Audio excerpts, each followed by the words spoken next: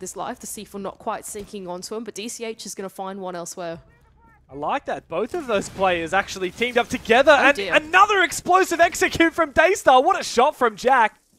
Unfortunately, his previous fight landed onto his teammate. So despite everything, despite the site being completely seceded by Jolita, Daystar are down a player. And also DCH is below with the Solus. He's got an impact as well. So when it comes to denying plant, Jolita have plenty of options.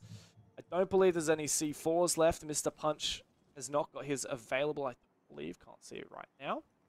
But of course, KZB and Jack need to try and decide how they're going to play this one. They've droned out down below, and Jack is still up here.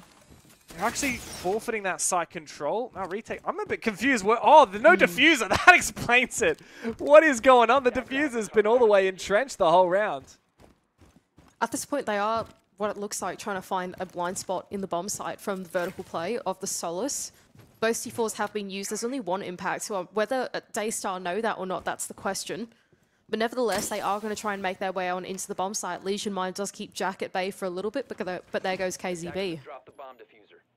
Surely there's an opportunity here to plant the desk. Oh, wow. Nice that shot. is the player you want to take down. Jack is very sharp. That's 3 very crisp headshots we've seen. And he will indeed plant. The Solus below has been taken out. IDFC looking for his way in, but Mr. Punch wins his one. Now he decides to go around. Yeah, the full wall is Rio, which makes it a bit more difficult to take down Jack. Jack knows about this position. He is taken down. Perfect crossfire from Jolita on the retake. Very confusing round once again. Man, yeah, look, they get it done. Yeah, absolutely. That was an odd one there. I really expected all 4 of those office walls to be closed for some reason there, and I thought, what is going on? And he turns around and there's a mirror window on the wall. It's, interesting there from Jolita, but it works out for them anyway. Daystar, with the numbers disadvantage, made what I thought was a pretty valiant effort to jump back into the bomb site. Jack was pretty explosive in that round, not only finding a kill, a team kill, and the kill through the vertical, but also getting the plant down. Wasn't quite able to close that one out. Great crossfire from the remaining 2 players with Jolita to close it out in that situation. I'm pretty impressed that Jolita were able to redeem that round, and even the first round as well, Mandy, because every single round so far, Daystar have succeeded in some form of an execute. Not saying it was successful in the end, but they have always succeeded in making that execute happen. And it does feel like these days, a lot of teams fail before they even get to that point. Like their execute relies on having 5 players alive, or it relies on certain map control, and they never complete those steps before they go for it. Daystar are just ready to explode on the site at a moment's notice. And by God, do they have the gun skill to back it up? Even Hijack, I'm sorry, even Jack, not Hijack. Oh my God, that's confusing. That's very confusing. The new player, the sub, the fill-in, actually hit some really gnarly shots last round. So this is a very fun team to watch, that's for sure.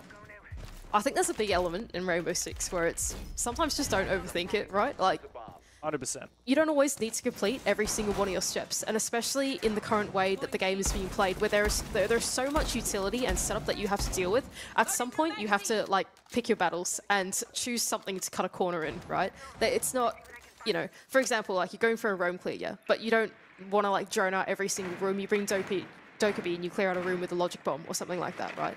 It's like finding small, like, 1%ers that I think that you can use to try and like expedite the process of something happening. And I think with Daystar, like the combination of operators that they're bringing that are so self-sufficient and playmaking operators, and the way that they're positioning themselves, just seeking opportunity, is one way to go about that, and I think they're doing it really well. So here goes Mark down from below, is able to take down the entry from down in the basement onto Kotley. Doubling down is DCH as well onto Jack. An attempt at an explosive mini execute onto the basement doesn't quite work out for Daystar this time around, and Jolita will hold on. You cannot discredit their gusto, Daystar. You really can't. But I think Jolita have the read. I tell you what, Mandy, if I was playing against Daystar, I would have lost every one of these rounds in a very dominant fashion. Like the way that they play their pace, it's so impressive. But clearly Jolita know this team very well. Of course, both teams from the Southeast Asia region would have played each other quite a few times. In fact, the last time they played, Jolita also got the better of Daystar back when they were API, I believe, at the time. And that was a 7-3, 7-4 in the BO3 in the qualifiers for this tournament, and it seems to be going the same direction now as well, as yet another one bites the dust for Daystar, a 2v5, and this is realistically the only round so far they have not been able to form some kind of execute. Nice big pick from KZB. That to be attempted to refrag, and indeed that refrag comes through, all up to Neon. And surely that's got to be the round done and dusted. Mark will finish him off. The most dominant we've seen so far for Gelida, as they starting to look really solid and developing a nice lead. Yeah, I think Gelida are starting to get the read on how Daystar play this out. They're seeking the entries early, making sure that every entry point close to the bomb sites, especially the ones adjacent to the bomb site, are being covered by a player of Gelida. That's why we saw so many players starting out down in the basement, players starting out in library, and then on the bomb site itself, anticipating that that early entry close in on the bomb site will happen. I liked the idea from Daystar to send all 5 of their players to try and collapse in on these players in the basement at first, but, you know, unfortunately losing these first 2 picks meant that they sort of had to go for a last-ditch effort. A couple of them trying to crouch walk into the building. Didn't quite work out. Gelida hold on.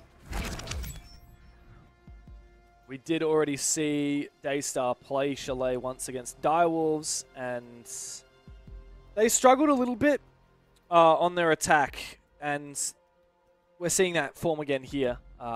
So, I don't know. I'm not incredibly optimistic about the rest of this half. However, if they flip over to defense, they did win 3 out of their 6 defenses against Direwolves, so that's something to go off of. But of course, with that in mind, if they continue that form on their defense, they do need to pick up their attack in order for a chance of winning any points here. Otherwise, the game will be over.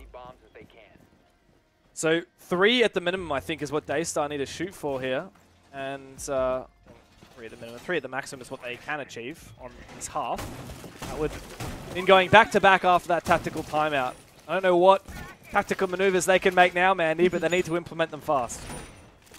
I'm wondering what is being said to them in that tactical timeout, because I don't mind the brand of Rainbow Six that Daystar are trying to play, trying to exploit a weakness early on, be explosive, that type of thing. But I think there is an element of if you're cutting corners and trying to do something really quickly, that's not that well thought out, it's not going to work out. I don't think we've seen them do that two or 3 times in a row now, right? So I think there's an opportunity here for them to slow things down, actually do things a little more methodically, commit themselves to a plan as a 5, and maybe if they can show us a bit more depth in their play style, the ability to slow things down and do a little bit more problem solving, that could be a pretty interesting development, I think, for this team, if they're able to achieve that, although I don't know what's being said in that tactical timeout, so I can't say for sure. It's a good drone. Yeah, what's going on here? Are they... Oh, they're faking it? Pretended to run away? Now he's coming back? Clearly, Daystar are intending to go for this, but it looks like Neon is going to prep the concussion, which should prevent this from working. They're changing their minds, though. I wonder why they're doing that, because surely a Capital Bolt would get far in enough for the Bandit trick to not work there. Even the Zephyr, right? Like the concussion. Yes, I was thinking that as well. Like cancel animation on that. Oh dear. Sapper! Oh dear. That's not what you want to see. Embarrassing. I think that was a double impact on himself. That is very unfortunate, mate. Well, at least Mr. Punch will revive him. Unfortunately, we caught that on camera, mate, but here we go. I think there is a Claymore out on that window and he was trying to impact it from within inside, but, you know, not quite able to land this. This is a little overthought, I think, from Daystar. They tried to go for the main wall, thought they couldn't do it, and now they're going to go for the back instead. But at an attempt of an entry, they've been shut down pretty early. That's very dangerous, again, from Neon. Big risk. One-way angle, very much short. Not one way, but defender-sided jump in for IDFC on the other side. It's looking a bit scary in this one, Dev. Not much hope. Yeah, it's funny because the first 4 rounds you were praising Daystar for not overthinking things, and they take their tactical timeout, gives them time to think, and they think a little bit too much. They forget that IDFC is waiting in the wings in Kitchen. He cooks up a storm, 3 big kills, leaving KZB all alone. 1 consolation frag, but at this point no diffuser and just about no hope of making this one work. I think Gelida have the formula figured out by now, to be honest, Dev. I think they've realized what they need to do is just play into the early game. You know, you don't want to be sitting AFK somewhere on cameras or on the other side of the map. You just want to be close to the bomb site. Oh dear. You want to be close to the bomb site, anticipating the entry to come through, leading into that early game engagement, and I think that, you know, they've just done it so well from here on out, looking at the breach early. IDFC is anticipating the ground floor entry coming in from Trophy, for example, holding on to West Main that he's doing right now. It just feels like Gelida have really got the read on what Daystar have tried to do. Got a lot of hope for the rest of this half for Daystar, and therefore for the rest of the game, as we're up 4-1 in Jolita's favor, and the tactical timeout from Daystar has been thwarted handily. One last chance, Mandy, but I'm going to be honest, it's not looking great. Those first few rounds, there were a lot of shining moments. I would say the first 3 rounds could have been 3-0 in favor of Daystar. But Jolita, they started with an inkling of how Daystar would play, and that has turned into a full-fledged PhD on exactly how to counter this playstyle from Daystar. We need to see change, and we need to see it fast, and even then, it's only going to mean one more round of attack for Daystar. I mean, yeah, if you Daystar one round at a time, right, and if it's one last round of attack, you may as well try and land this one. I think that last round showed inklings of Daystar trying to change things up and, you know, have a think about it, play a little bit more slow.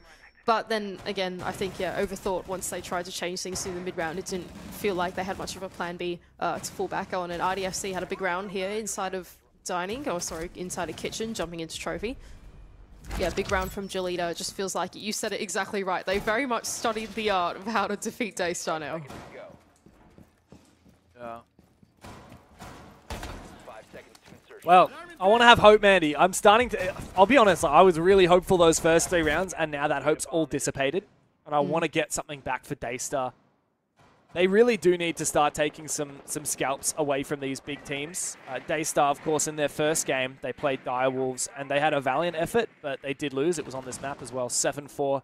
And I do think, my take, of the 5 big teams in this league right now, I think Direwolves is probably the one that you're most likely to be able to steal points off of. And Jolita the second most likely. So if they can't do either, I wouldn't back them in against Bleed or Elevate or Fury. And at that point, they're really just going to steal their points off the 2 bottom teams. They might be able to make playoffs, but they haven't played Hasib's Warriors yet, and that 6th place is not guaranteed. I don't mind this change of approach a little bit here for Daystar. They've decided instead of going in for a direct jump in near the bomb site, they're going to sweep across the map instead. So Neon has entered from very much the opposite side of where the bomb site is. He's gotten nice and early off the back of some pre-placed drones that his teammates were holding on to, and now they're just taking a step back, doing a bit more drone work, trying to creep their way in towards the map slowly. Hijack has found his way inside of lobby as well. A little bit of a dangerous spot to sit in as they think that maybe someone could be inside of the basement, but nevertheless, they are going to try and contest the wall from here on out. A lot of flank watching and not a lot of active roam clearing. Oh wow, Mr. Punch misdroned. They want him to move up. They want him to make a play. Daystar are being incredibly slow. Mr. Punch likely has information on the back of Valkyrie cameras. There's no IQ on the board. He's inching his way forward. They've been watching this angle for 2 whole minutes, and now nobody is. He misses his opportunity. Unfortunate timing. And the E1D locks him in place. Will they hunt for this kill? They will, but it's just one player. Mr. Punch may well win this. Deagle in hand. Neon doesn't want to overpeak. It's a standoff, a Mexican standoff, but coming from behind, Jack gets him. And finally, Daystar have the opening they've been looking for. That was a great pinch from Daystar. Now, the worry that I've got for them here is that, yes, they can get the wall open. There's nothing that's going to contest that unless there's a mute drum on that wall and they don't know how to get rid of it. But aside from that, once they actually get inside of the bomb site, there might be vertical play that could be in the hands of Jolita here because they haven't gone and cleared out the top floor and actually put some pressure down inside of office. 30 seconds left to go. A flashbang is going to be sailed in, but no one to follow up just yet. Numbers advantage amidst the executes. That does not guarantee a round win. Big C4 from Mark. KZB finds one, but Sapper holds down on site. That Goyo canister does make things difficult, and Mark is going to find another one as well.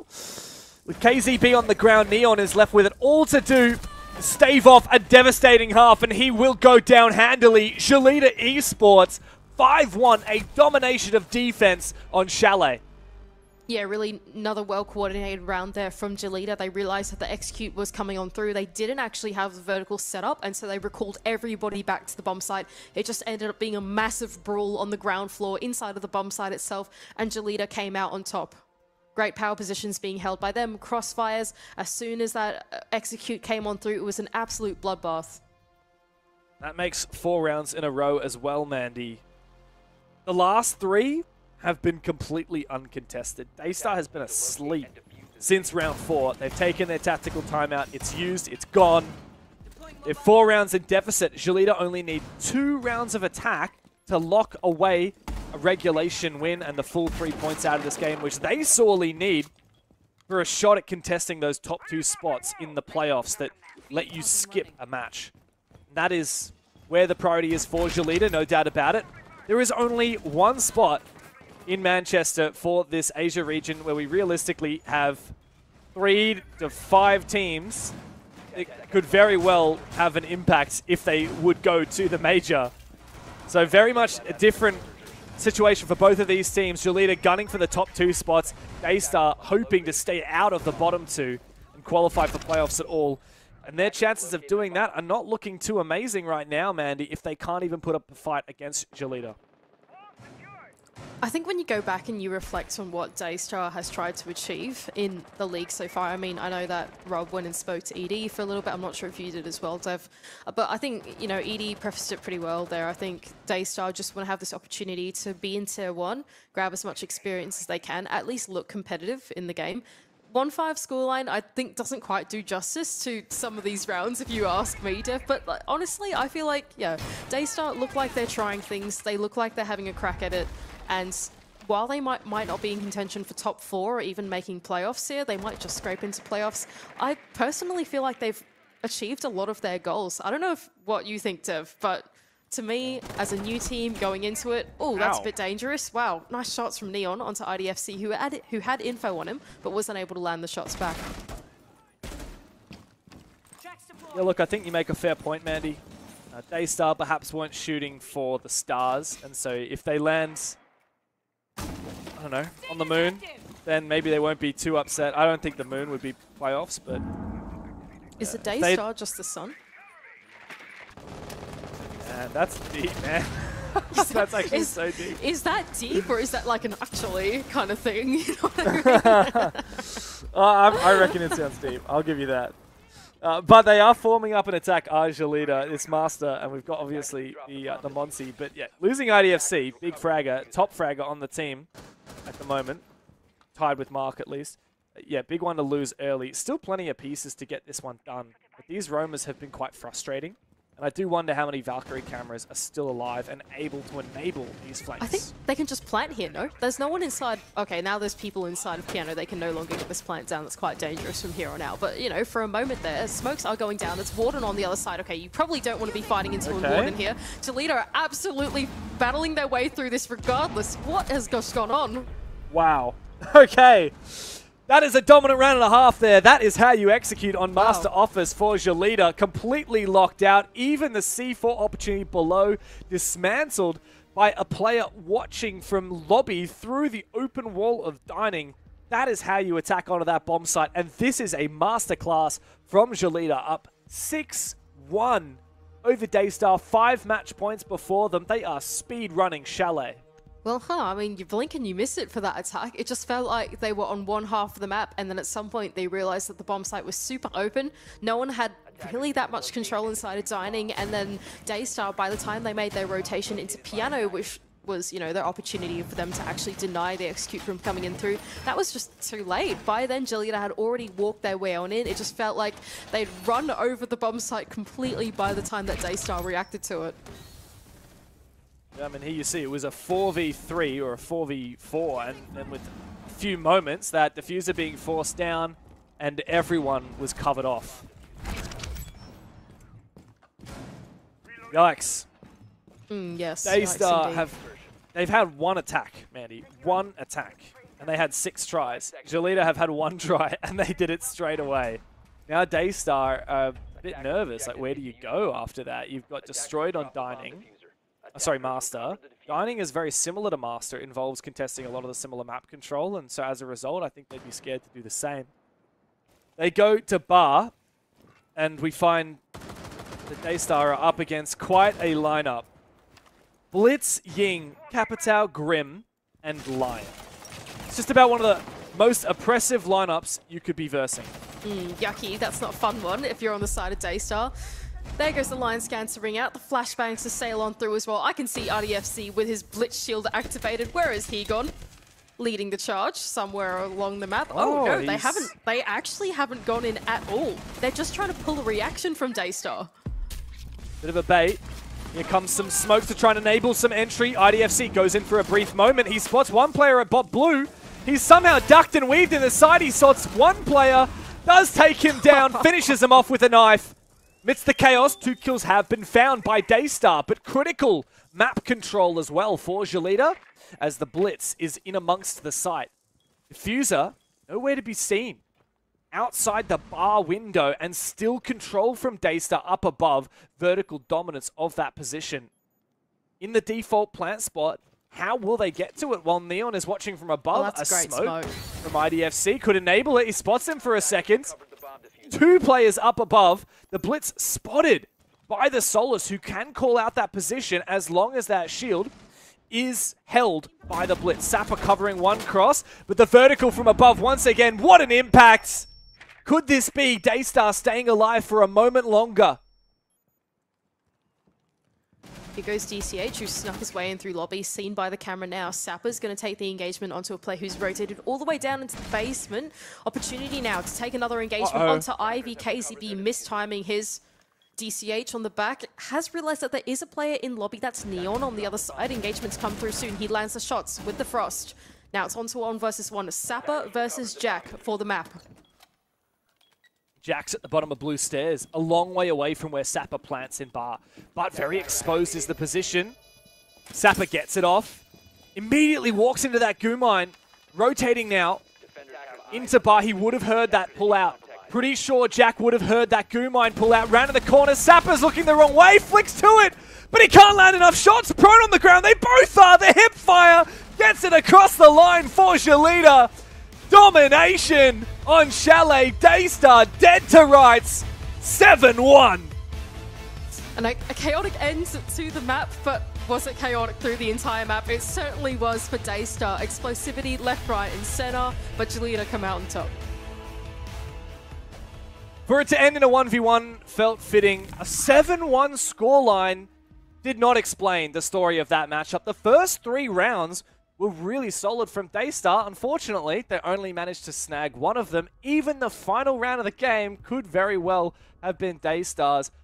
Could have been 4 rounds that they had in that match, and yet only 1 they managed to grab. What a game that was. A speed run. I hope the desk is ready, because you got to break it down.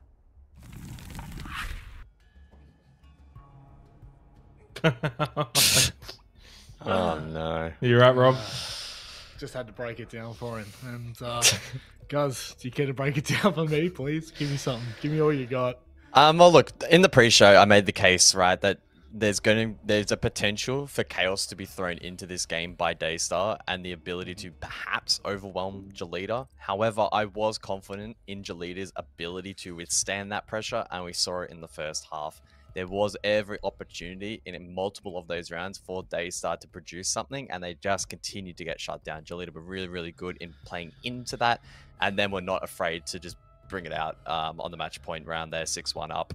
Explosivity on towards the site. It got stalled out, and even still, when it comes down to an unfavorable 1 versus 1, Sapper, his position was known. He still wins that out. So at every single point of that game where Daystar just needed that extra 1%, to get a round over the line, to get a result over the line, to push it to a closer result.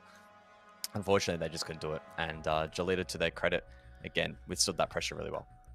And Xenox, that's probably the difference that we expected coming into this. Obviously not a 7-1 difference, but we did expect there to be a difference in those critical moments, in those opening engagements. And I mean, it's just been on display for all to see, unfortunately, for Daystar.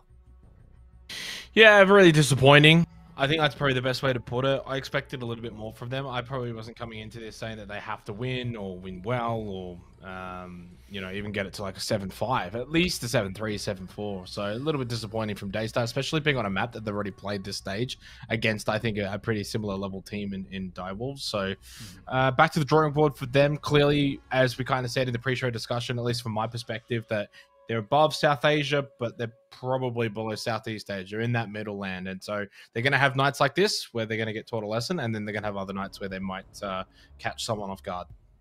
You learn most from your losses. You know, that's I think the key takeaway for Daystar here. They have to be able to take what they've learned from their loss against Direwolves, and obviously Direwolves at the moment is probably on the back end of the conversation of the top tier Southeast Asian rosters at the moment. It doesn't mean that won't change, but it's the same thing as well when it comes down to, you know, the conversation around Jolita. You know, they came into tonight, guys, as favourites, and we needed a confident performance from them, because look, their start has been a little bit wavering, but tonight this may be the statement that we need for them moving forward. This needs to be that momentum driver. Yeah, for sure. Again, I don't know how much momentum they'll be able to gather just from this isolated BO1 against a team that's arguably probably going to be, you know, slotting in 5th, 6th, but it is still a confidence builder at that. I think they'll take from it what they can. Chalet is certainly now being banked as a map that they're confident on, and again, I suppose the overarching storyline was that they were able to withstand the pressure and the mind games that Daystar had to try and introduce in this game to get it across the line. So the fact they were able to do that, and in a very, very confident and convincing fashion, bodes well for them. And again, it doesn't change my perspective on them probably not finishing top 2, but certainly keeps that possibility alive. It keeps the conversation interesting, and I guess, you know, it opens things up a little bit more for the performances of the future for Jolita. We've obviously got a little bit to go off, but we've actually got an interview to go off. So let's welcome in Sapper for another time. This time, no rock references. Sapper, how are you, my friend? I'm fine. How about you guys? Yeah, good, Sapper. Are you hear me? We're happy, mate. We just saw a 7-1 victory from Jolita, the expected favourites in this one. Of course we are. How did you feel like the team performed in today's match? Today we performed really well. Like, it's more than that I expect to be. Like 7-1 against their team. But GG, by the way. Yeah, Sapper, I think the result was not one that we expected in terms of the scoreboard. You know, winning in that fashion was quite dominant. How do you view Daystar? Where do you kind of rank them? In your eyes, are they below the other Southeast Asian teams, but above South Asia? In my opinion, I think that compared to the other team in the league, so they will be below than like Elevate, Devil, or Bleed, and Fully, something like that. So it's okay, but we try hard every single game. In that last round, Sapper, you and the team went for a really crazy rush, and then you won the 1 versus 1. How exciting was it to pull that off? I really excited, but I have to hold my breath, and then think a lot. Look, a good performance for you and the rest of the squad. Now, obviously, moving forward, it's the best of 1 system. You know, the round robin, that's all good. But come playoffs, we're into best of 3s. What are you doing to prepare for the finals? So best of 3, there are so many like important things to prepare. Your physical, everything, your band, your food before the game starts. So best of 3 is gonna be more tough. Yeah, it's gonna be more difficult. Well, for sure. Now, Sapper, you gave us a good sign off last time. Is there anything you'd like to say before we let you go? Today, nothing. I didn't prepare anything. Today, let's say thank you for all of you guys. Thank to the Jolita fans and everything. So that's all. Perfect. Thank you very much, Sapper. Best of luck, and we'll speak to you next week. Thank you. Thanks, Sapper. That's again. I mean, I don't really think that there's too much to it. I think that Jolita, as long as they continue to show this kind of dominance in the server, Xenox, we will get what we expect. But he did say something in the interview then that I've actually never thought of before, and that is your food preparation for a best of 3. I've never thought of that before. You're fueling up for it. Could be 3-4 hours long. You just don't know. How many best of 3s have you been playing in there, Rob? So I can't blame you. Look, back in my day, there's a casted one either for a while too. I have not cast the best. You know what? I don't think I've even cast the best of 1 recently, guys. It's probably been 2 or 3 years. Oh my god, it actually has been. That really is a throwback. But we're talking about me way too much now. Our next matchup, look, obviously we expect Bleed to be winning this game, guys, but they go toe-to-toe with Direwolves. Do Direwolves have enough skin in the game to make this interesting? I mean, two big orgs, two big names. If you follow Asia, you know these two teams. So it does, you know, set the stage for an exciting matchup. Unfortunately, Bleed are just so damn good, it's difficult to envision a world in which Direwolves are able to get it across the line.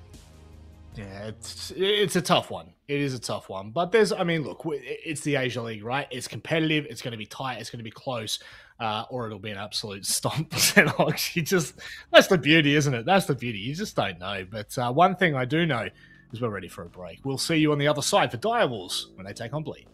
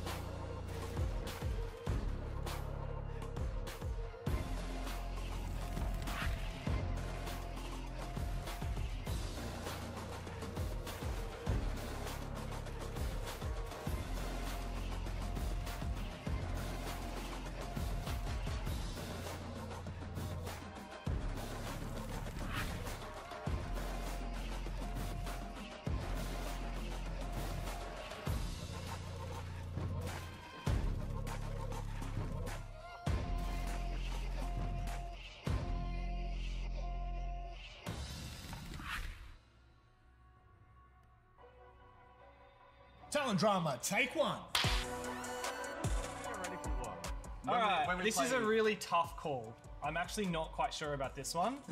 I'm gonna have to think for a really long time. I know my answer. Wow, so shocked. Oi!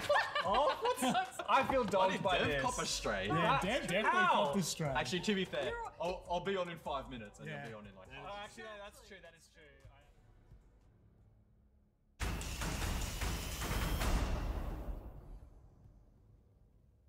Well, a pretty devastating loss for Daystar, all things considered. Hello, Michael. Hello. How are you? I'm Are good. you waving to me or the viewers? I was waving to everybody. I hope everyone's having a beautiful night here. Play day 3 of Asia. He really doesn't. You should have heard the stuff he was saying about Twitch chat behind the closed doors. Unbelievable. Hey, I said, Unbelievable. copy my predictions, chat. 3 channel points. What happens? Game 1, I'm ready. 3 more to go. Game 1. We're getting it done. Mate, only Giga Chads go ahead and predict Daystar in that game. I'll tell you what. But moving forward, it's the match that I think could potentially end in a very similar fashion if Bleed turn up in the server the way they always have. They go up against Direwolves, a roster that for us coming into Asia for stage 1, we're still sitting on the fence about. We feel like they could be a competitive team, but currently from what we've seen, they're still lacking a little bit, Xenox. Do we think that Direwolves will be able to change that tune by the end of tonight? Yeah, potentially. I mean, it's the Asia League in a nutshell. We said it in the pre-show discussion, right? That kind of 1 to 6 bracket is very difficult to predict. I argue maybe 1 to 5 now, no offense to Daystar, but that performance has changed my tune on them. But Direwolves, though, I mean, they did actually beat Daystar, and it was actually 7-4. So maybe that result doesn't look as good in hindsight. They also dropped 3 rounds to Hisib Warriors, both those coming on Chalet. So there is a tendency to maybe head to that again, something to keep an eye on. Maybe an easy ban if that's something that Bleed don't want to even sort of entertain. I think this is a decent team without being a team that can go all the way. Is that the right way to say it? I think they're a good team, Rob, but I don't know that they're ever going to Manchester. Speak to me in O's terms. In O's terms, I don't even know what Yeah. they wouldn't beat Bliss. They certainly would not beat Bliss. I was hoping you'd go ahead and tell But me they're they an were okay antic, team. You know, that could have been fun. That could have been fun. There's a lot of eyes on Joko right now as well when you look at that EPS. 174. The man has come in and fragged out, so they're going to need him again tonight if they're going to have any chance against Bleed. Yeah, look, breakout debut performances. We've seen them few and far between. Sometimes they happen. Guys, this roster really does, like, it's got the makings of a team that could do the damage. Do you feel like there's a key element missing at the moment? Well, I think experience for one thing, and that's obviously the time in which the team has had together, but also in terms of official exposure against high quality opponents. Daystar have unfortunately probably cemented themselves mid to lower tables, so game 1 for Direwolves, can't take too much away from that. And very much the same case with Hisib Warriors as well, currently in 7th place. So their opening week was relatively easy and straightforward. You know, they got the job done and reflected that 7-4, 7-3 scorelines. However, against Bleed, we're going to get a much better reflection as to where they're at. And for these guys, a good opportunity to get that exposure and experience against what the best in the region has to offer. Well, speaking about their opponents, Bleed have started this stage, and look, they have outright admitted that the teams returning from SI globally have had somewhat of a moment of fatigue in most of their opening playdays, and they're no exception to the rule. But the big thing is, Xenox, they've still pulled 2 wins out, 7-4, 7-4, maybe a little bit closer than they would have liked, but they're still getting these games across the line, and they're still showing us that they are the contender. Yeah, I mean, that first opening playday, for those that missed it, they dropped the opening 4 rounds to Hisib Warriors, and they just looked shocked. I mean, Bleed themselves were just losing those rounds. Like, Hisib were great, but you're just sitting there like, what are Bleed doing? And then they turned it around and won 7 in a row, closed it out. And then to beat Fury, which typically in the Asia region, Fury have actually had the number over Bleed a lot of the times recently over the 2023.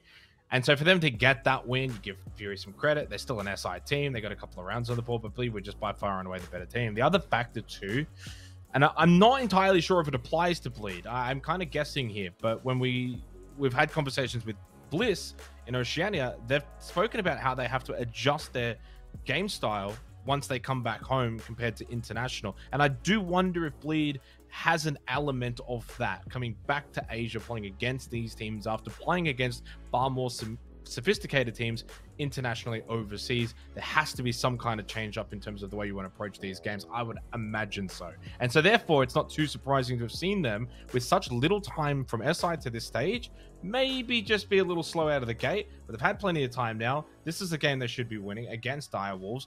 I need to see them be a little bit cleaner inside of the server, though. Self-awareness is sometimes scary, Michael, and it's no it's no exception when you talk about Bleed. You know, Mentalist, the leader of their team, really does have an incredible he's got an incredible resume, first off, but just the extent to which he has been playing this game for and leading teams at the top is just absolutely incredible. One player that doesn't have as much experience, if you will, Reaps, who kind of broke out onto the stage in late 2022, has continued to just be an absolute animal. Guys, what do you make of this matchup? Yeah, it's an intriguing one, right?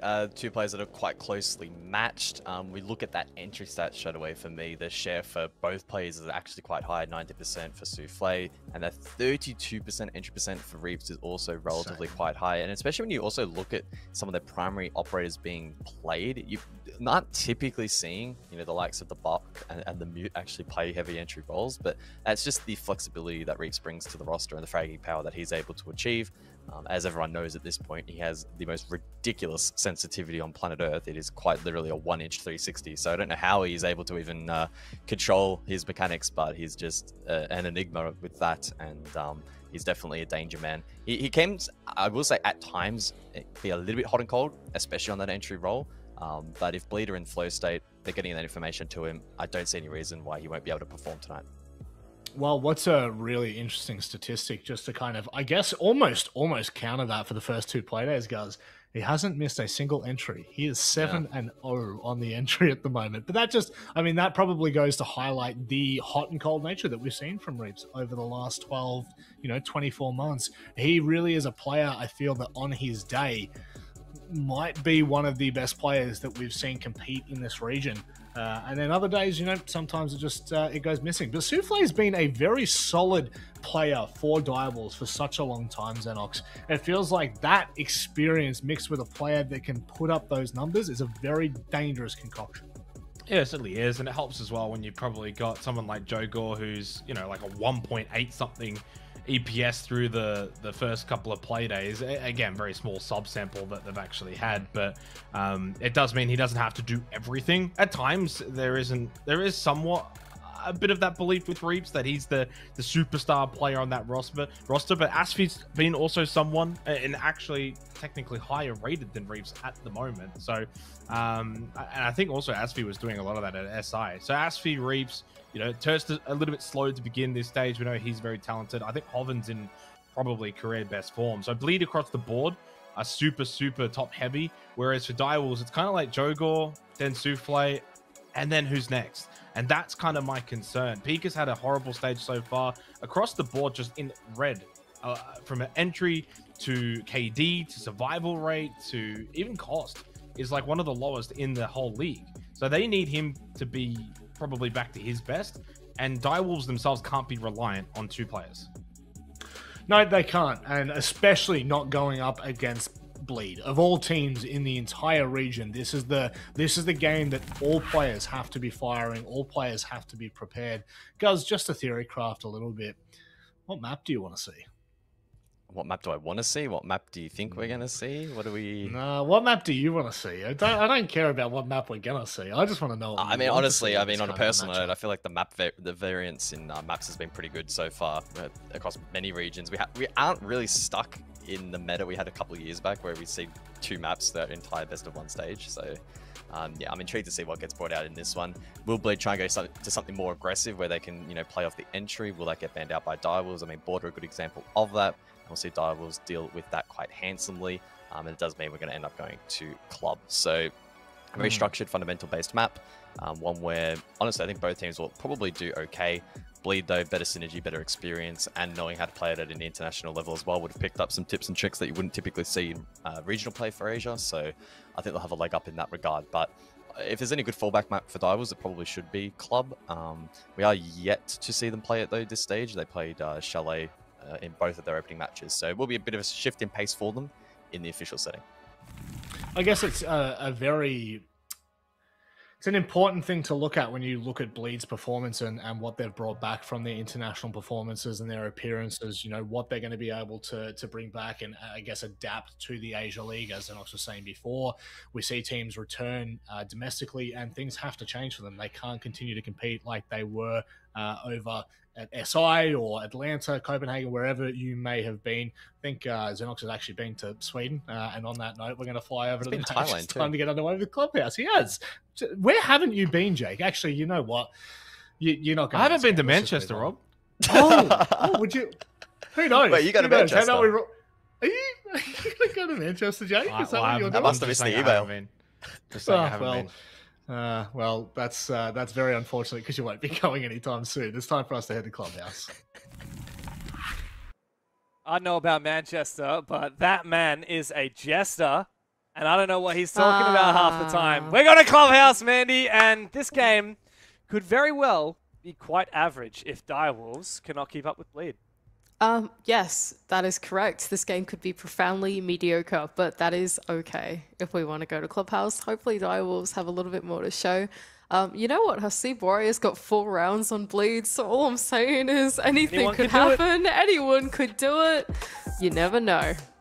But remember that you got to do it right at the start, because as soon as Bleed realize they're losing, they wake up and they win 7 rounds in a row. Yeah.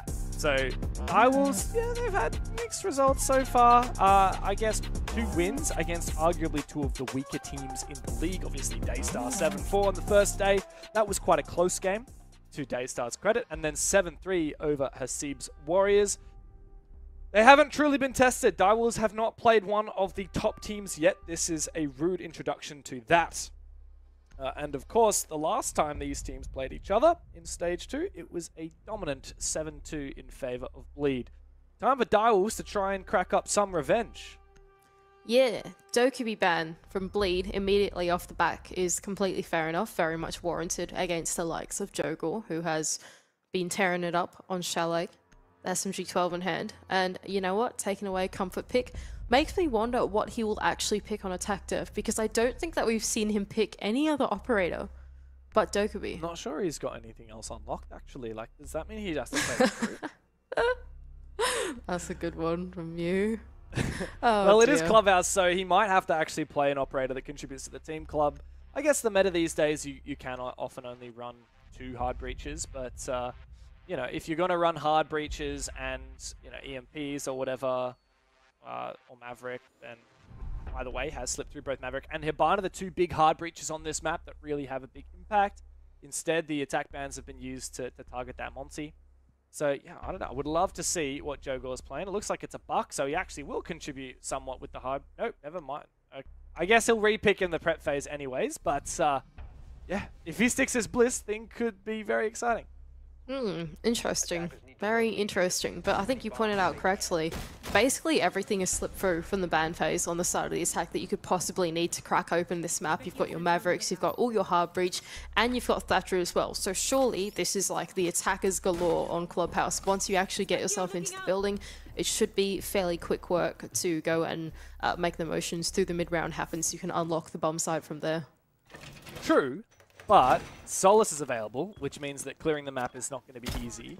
Payid is up, so you got a lot of wall denial, and of course Fenrir is up as well.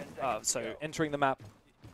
Once you've done your roam clear, once you've dealt with the Solus, once you've dealt with all these mute jammers on the roam, and you're finally ready for an execute, you're walking into Fenrir gadgets and Azami setup. So I wouldn't have limitless confidence in the attacking side here, despite hard breach being available, because there's a lot more up for grabs than just hard breach. Yeah, absolutely, and I think this roam game from Bleed is completely warranted as well. In the state of the attack, you don't want to be giving up the entire map, and actually your strength, like you pointed out quite astutely, is in that roam game and is in holding onto the map instead, which is why they've extended their way up all the way through the top floor. They've even reinforced out the CCTV wall as well, so that's going to have to be opened, an EMP wasted, and an exothermic charge wasted immediately within the first 30 seconds of the round. I think the intention here for Bleed is just to feign some kind of roam presence, maybe shoot a few drones, and then fall back to site. Does seem to be what they're doing. I believe Turdster is still on the roam, but if we can have a look, I think that, yeah, so just Turd at the moment. I think everyone else is back on site or in secret where they're essentially just looking to relocate away from site. Turd's been droned, and now he will essentially have to play his life. It's pretty much impossible for him to get out of here without dying, so he's going to have to take some fights and hope that he can find a player or two. That's Seal. Yeah, very brave, but very effective. Looking for another one now. He's in a fantastic position. The flashbang is a significant miss. I always have to be ultra careful. Turdster could deal a hell of a lot more damage, but guess what? It's Joe Gore, the man himself. He's got the DMR on Buck. He doesn't need Dokkaebi after all. He enters and he takes down Turd. That was a curious one there for Turd from me. I thought that first impact to get his way out of Bathroom was pretty good, but then after that he used the second impact, which did net him a kill, but it meant that he couldn't then open up the hatch and then make an escape plan, right? So essentially being stuck on the top floor. His Aspie still holding on to Secret, is able to collect... actually, no, he wasn't actually able to find anyone, just trying to look to refrag his teammate Reaps, who had gone down as well early on in the rounds. Man advantage now for Direwolves as they make their way into the basement, but the time is ticking away. Yeah, I think that this was an overcommitment on that roam in secret. That really should have just been to shoot drones and fall back, but instead Reaps overpeaked and lost his life. No refrag was available. Nice impacts being used just to try and deal damage to these roamers. Or not roamers, rather, vertical players. Hoven does have a lot of Kiba barriers in pocket 3, in fact. So in the very late round, you could actually completely lock up the site. Right, 30 seconds left to go, and I think you've put it quite well here. Bleed should have the upper hand as the flashbangs do sail on through. The power positions are still aplenty for Mentalist. Oh no! Yeah, and Mentalist goes down. Felarx has found one. Aspie retaking blue. He's found a big pick. Can he deny the plan? Massive from Aspie. 1v2 for poor Souffle. Might be able to find the angle. Sees him for a brief moment. A bit of an overpeak there from Hoven, but it doesn't matter because he finds the kill regardless. Good start from Bleed. A player down and still managed to fend off that execute. Yeah, well played there from the remaining two players, especially taking down the plans of Direwolves. I think not making quite a deep enough run into the bomb site, even though they had the man advantage going in through that execute and planning somewhere that they thought was safe, but in fact there was a sneaky little lurker inside of blue that they hadn't taken down just yet.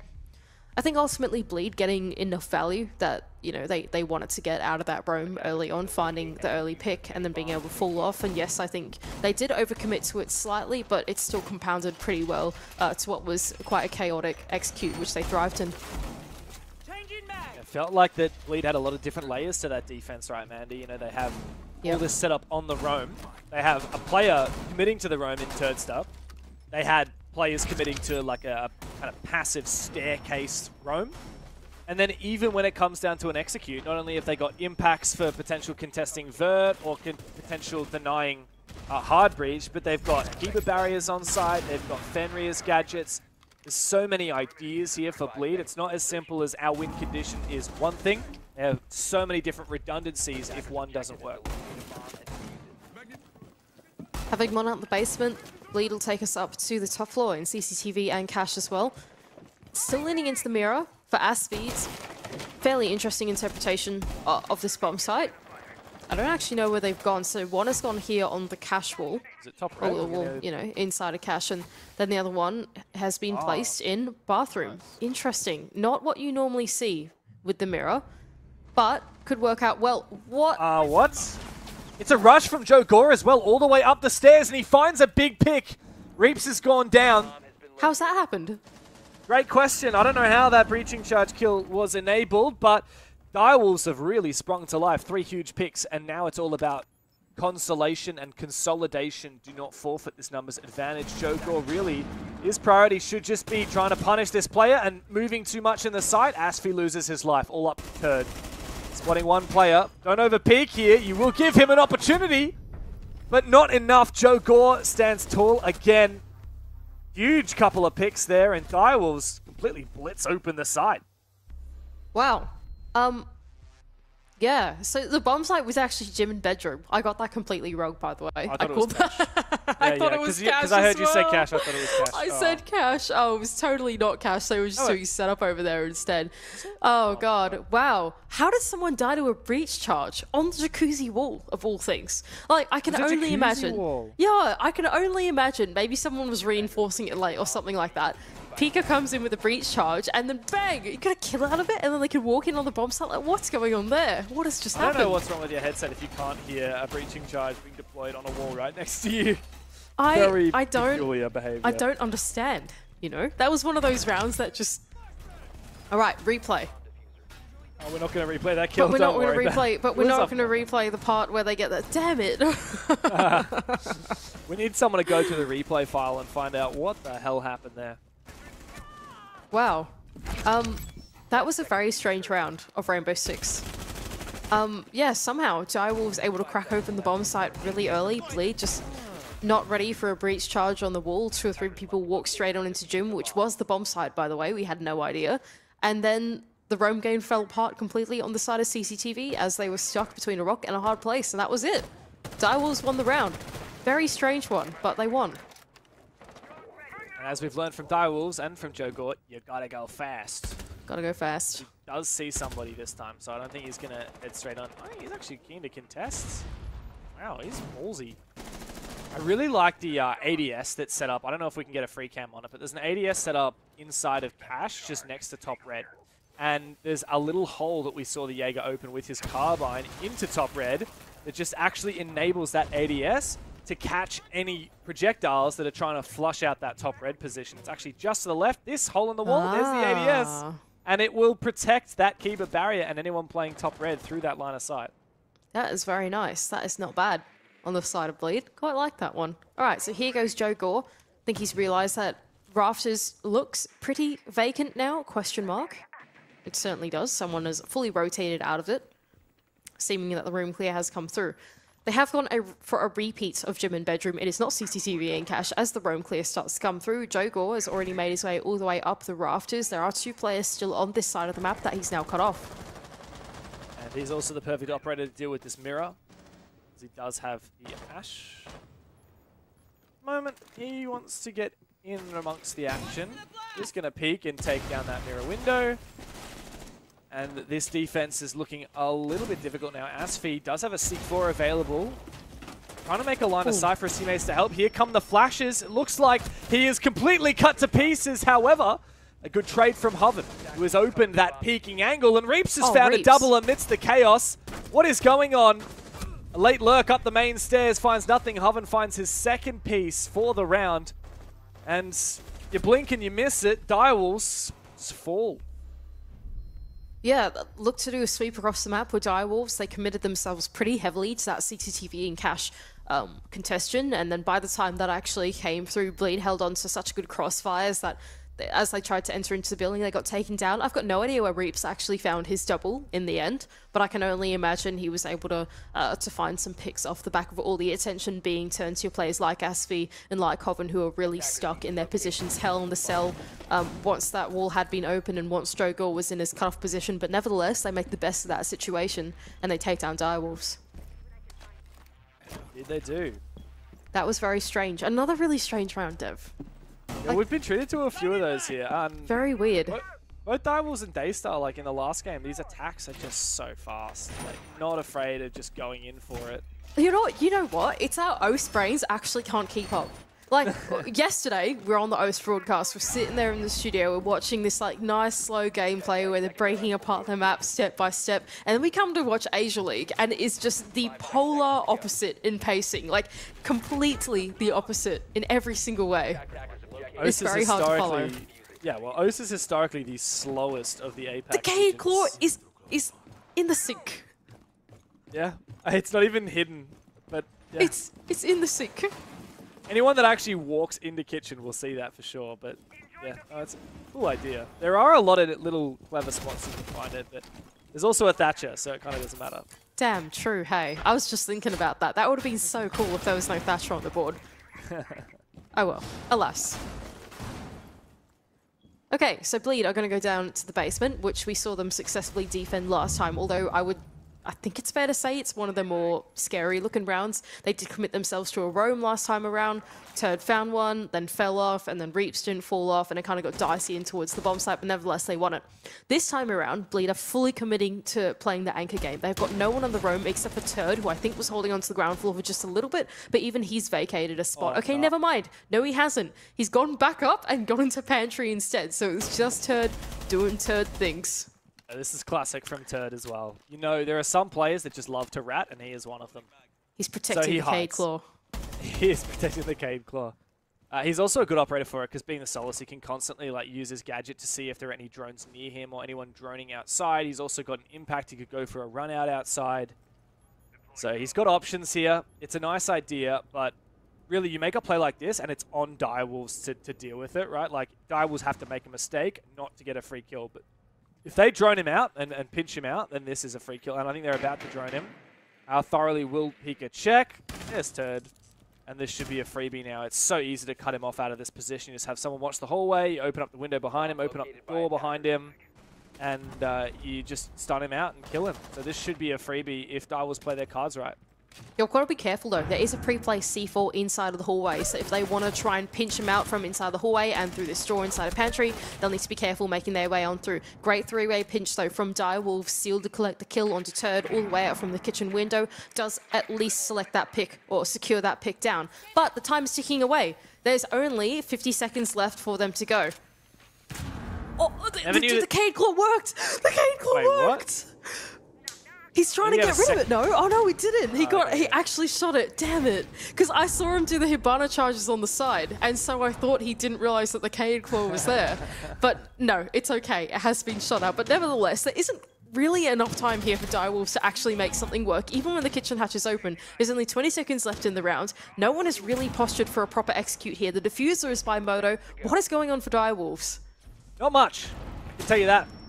Direwolves have to have an explosive execute. Asfi taking a lot of damage, but he does find one kill traded on back again. Numbers are even, but Direwolves have to keep up the pace. Diffuser not down. Mental is caught in the corner, but it doesn't matter because time is their best friend, and the diffuser was cold on the ground. A solid attempt from Direwolves there, but just far too slow. Another 10 seconds, and they could have won that round, but Bleed simply bled the clock. Yeah, honestly, I know that Turd died on early, but I feel like he sunk quite a little bit of time there. True. I had a nice line for it that you would get excited about the Cade Claw, so I didn't get to say, but I was going to say I had no idea that Direwolves were such good rat hunters. Ah, that's good from you. That's not bad. I mean, yes. I mean, actually, more cats kind of get used for hunting some rats more than dogs, but oh well. I was going for something there. Alas, I liked what you were going for. It works. I don't know. I thought Direwolves did alright though. I think, in consideration of how much of the map that they'd been given up, they took a lot of time. Actually, sorry, I said they did well, though. They didn't do very well, though. In consideration of how much the map had been given up, there was a lot of free real estate. And even though there was so much that top floor given up to them, all the ground floor except for Pantry, they still took the full over 2 minutes to actually clear out the top 2 floors. Last time around, even when there was a roam presence, they looked a bit more active on it, right? So that time, I think, maybe taking too much caution into it afforded Bleed a lot of comfortability on the bomb side with very little time for the execute to come through. Even though the kitchen hatch did get opened, they then looked like they were postured for a Moto and triple wall, but there was a mirror on that, and it all kind of just fell apart. They didn't look like they were on the same page in the late round. Yep, I would agree with you. Direwolves have some strengths, but yeah, time management was not one there in that round. Now, a mirror has been placed on the CCTV wall. As believe it or not, Mandy, we actually are seeing CCTV. That I can confirm this is not gym and bedroom. It's locked. Excellent for another news. This is CCTV. Interesting. Wow, a smoke grenade actually used to block the mirror window. And in fact, that's thermite charge is able to detonate. It is a really finicky breach, though. That open mirror still protected somehow, like underneath that. Yeah. Velox is trying to destroy this keeper barrier. It's going to take quite a bit of bullets. But I'd say Direwolves are actually making pretty solid progress here. They've managed their time pretty well. Yeah, they've done all right here. I would have to agree with that as well. Velox, having done the exothermic charge upside down, does mean that it doesn't quite get the destruction on the lower half, so that the lower half of the exothermic charge is more has more destruction than the top half. And so if Felix had done it the other way around, I think it would have destroyed more of the mirror, as I understand the way that the physics works. But nevertheless, that wall has been opened, and the main thing is the pressure is now there. So if there's a player out in the balcony later on the round, they can then go and use that long line of sight to then cut the bomb site in half, right? So here goes Jaw on his Jogor and his peek through Con, although there is a mirror on the other side of that as well. They don't really have a lot to actually drill into this mirror unless Joe can actually land his final Ash Breach charge, but that's like a pretty dangerous angle to be peeking from his position.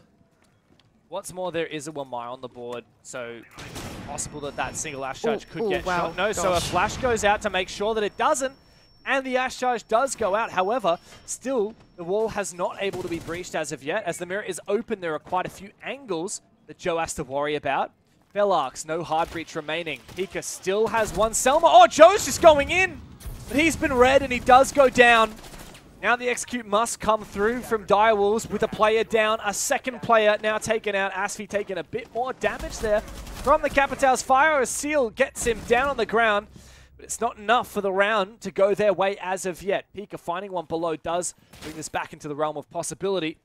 However, player at the top of his stairs is going to be difficult to take down, and Mentalist finds him a 3K for the mirror at the top of red, leaving just Souffle all alone on this very scuffed breach, and Mentalist secures the quad kill in the round. Bleed starting to build up this momentum on defense. 4 rounds to Direwolves as 1. Yeah, very great round there from Bleed. They played the discipline, even though there was so much of that zoning utility that was coming out towards the execute phase. The Capital Fire going down, for example, the flashbangs being sailed on in. They held their ground. They played the crossfires. They knew that the breach on the CCTV was a bit, hey, how you going? It was a bit dangerous, and so they just, held on to the positions in blind spots from those cutoff angles and made sure that the push couldn't come in through Con. And by the time that Direwolves tried to make that entry work, they were walking into about 3 or 4 guns staring straight down the barrel at them. So well played there from Bleed, not getting over aggressive, playing the discipline game and holding on to the power positions to win it out. A lot of solid defenses from Bleed here, Mandy. I think that basement defense that they won on time is probably the one that stands out to me as being particularly decisive and impactful. It wouldn't have taken much for Direwolves to win that round and be one step closer to being even here. And of course, even is no longer achievable for Direwolves on their attack half, and so they really must push for this next round. You don't want to be looking at a 5-1 going into the second half. We saw how that worked out for Daystar in our first match of the day, and Direwolves really need to do a little bit better than that. Bleed are a very strong force, and on their attack, it is very much the same story. So when they flip into that second half, Direwolves need every round of their own attack they can get. Here's Turd looking for a potential either spawn peek out onto the exterior of the building, run out, potentially. Maybe he's anticipating someone to try and enter in through kitchen or something like that to try and get this run out on. But how is he going to know? He's got to be waiting for a call from someone on site that like the thermite is going for a breach on the jacuzzi wall. I can see someone repelling at the moment on the jacuzzi wall through the outlines. And yeah, so someone's repelling and another one's repelling. Turd could be good for 2 here. Is Pika able to get an angle? Like, Pika is looking towards him, but I don't know if you can actually get a deep enough angle from that position with the ace. I don't know if they know. Belarx is watching it. Okay, Turd is going for it in just a moment. He hears the EMP. Calls come out from his teammate. Pika, oh, he survives! Turd can't land enough bullets. He can't land the critical headshot. And so the jig is up. His position is revealed. And now Jogor looks to try and hunt him down. I don't know if that's been relayed yet, Dev. Joe is actually going to head straight up the red stairs, but he could get flanked from Secret here if he's not paying enough attention. Turd is down in the basement, and yes, he is able to get the one onto Reaps, but okay, no, the flank hasn't come through just yet. Joe now still safe in his position on top of red, and Dai will somehow get away from all of that unscathed. Oh, as you say that, you curse it, and Irvin gets his 6th kill, by the way. 6-1. I don't know where he's got down from. Was that the outside window, perhaps? Asfi's taken down Souffle amidst the chaos, and the 3 remaining Direwolves players look to pick up the pieces as 2 file in from Con here. Jogor is a very dangerous player, and he's still alive, got that R4C. Asfi as well in a position where he could be vulnerable once this keeper barrier has been destroyed. Oh, this is the angle from Pika. Well away on the rappel with the bathroom wall and the jacuzzi wall open. Hang on a second, Jogor's in the site! He's found one! What is going on? Asfi has replied, and that does make this difficult now for Jogor. Stuck in the middle of side. Big round for Asfi here. Pika against 3, and it looks like the half is all but over for Direwolves. Bleed had a really solid half. 5 rounds, 4 of which were in a row.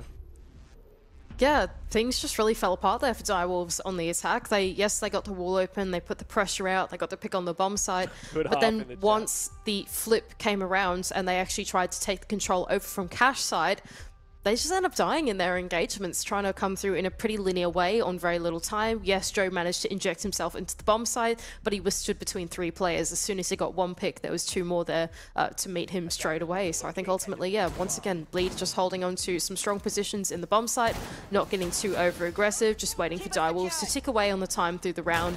And I think ultimately every single attack kind of went that way, Dev. Direwolves just spending a really long time through the mid-round meant that by the time it actually hit the execute, they never really had anything solid. Yeah, very true. Jogor had a big round though. Actually 8-5 at the moment. Really impressive scoreline. Though he is rivaled by Asfi on 8-4. Tell you what, Turdster got a little bit lippy in chat there. I'm not sure you saw it. He said good half at the end of it, which of course it is a thing that people say in good sport, but I'm telling you right now, Turd was not saying it in good sport. No, definitely not, mate. He was very happy about the Absolutely 5-1. He wanted to wag his finger in their face. And there's a little bit of drama between Turd and some of the Direwolves players. I won't go into it, but if you want to follow Turd on Twitter or have a look at it, and you can enjoy a little bit of I guess, discover your own adventure story. I won't spoil the surprise. Hello, goodbye. Oh, my. Reaps has been struggling today. The High Sense God himself, head taken clean off by the young gunner of Joe. I think Gus said it pretty well on desk. Reaps can be a bit hot and cold with the way that he plays, and this game is a bit more of a cold game, I suppose, if you want to say it that way for him. Not doing nearly as well as his teammates, but it's pretty hard to do when you've got Asfi, who's like 8-4, you've got Hobbin that's 6-1. Where are all the kills going? It's only been 6 rounds, you can only get so many. Here's Turd on the top floor, looking for a pick all the way down into the main stairs. Now that's Souffle inside a bar, who will potentially use that as his fall-off route a few moments later. The drone's going to sail out just to confirm whether there's anyone actually in the ground floor. Don't think Souffle's been droned out yet. Like, quite an ambitious round for him, to be honest. I think he just heard. Who was that? Around the corner. What is going on? Okay, Souffle is taken down, but not before he was able to kill, I believe that was Hoven, who was placing that hard breach charge down on the hatch. Fortunately, the hard breach charge was able to detonate anyway, so Souffle's impact is somewhat lessened. However, a 1-for-1 trade when you're up in the numbers is always going to favor you. So Direwolves still very much in the advantage, despite Turd trading him out. The rat roaming as his army now. I see. This is how it's going to go. Anyway, here goes Mentalist with the Ossa at hand, who is going to use the shield to claim control at bottom main stairs. Now, he is wary that some bad things might be headed his way if there's someone with a C4 ripped on the other side, so he's going to be super cautious in this position, make sure that he doesn't get taken out early on. EMPs on the wall to try and enable this breach to come through actually gets completely nullified. I think the impact trick on the other side on the defense was able to take all of those ex-Kairos down. Now there's only none left actually in Asfi's belt, and it's just up to Mentalist to try and use what he's got on the wall as this line of sight. But this isn't looking like the best setup for the execute. Yeah, it's quite awkward, especially as the defender can play behind the bar. Mentalist does need to really try and push for one of these kills, but it's not going to work so well, and if he does move into shore, then his feet will be vulnerable.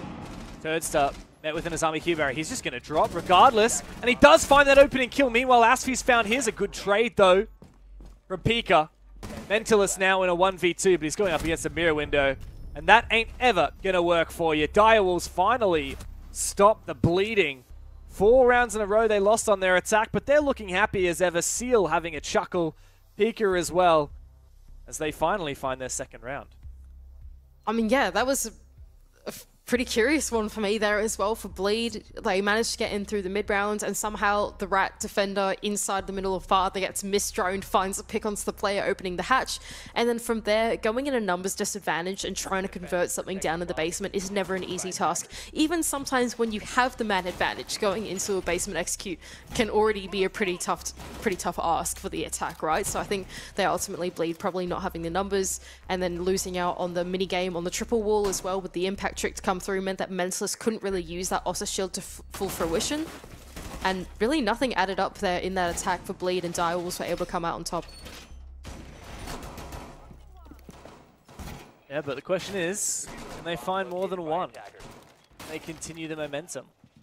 Defense is going to be a lot more comfortable on Clubhouse, especially when we see early numbers advantages. And both teams have realistically been pushing for those. We saw a lot of aggression from Turdster on Bleed's defense. We saw that early pick onto Reaps from Joe Gore last round in secret.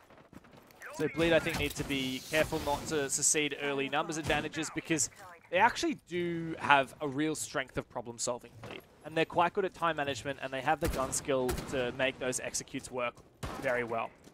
So I want them to get to those late rounds in a 5v5 or a 4v4.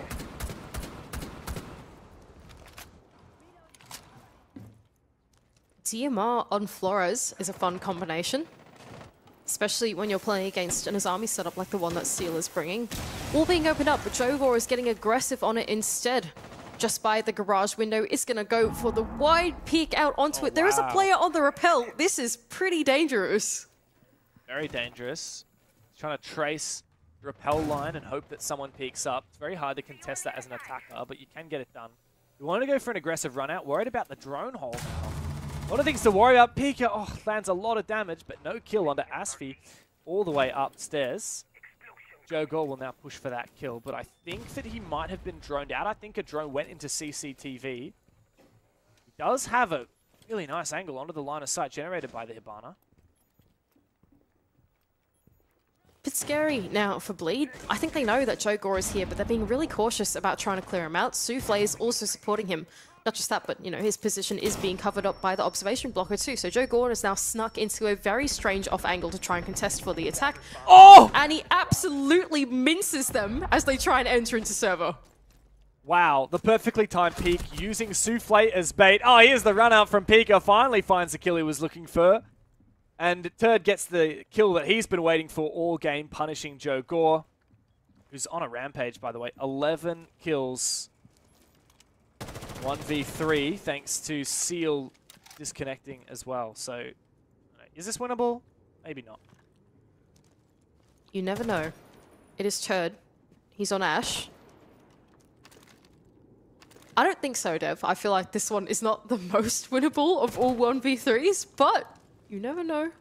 Could be cooking some magic here. He jumps in, and there is absolutely nothing to it. Souffle takes him down, and what a crazy round it was from Souffle and Joe Gore over on the other side of the map, right? Playing in tandem with each other to take everyone down as they went in through the map sweep from inside a server. They got absolutely minced in the crossfire.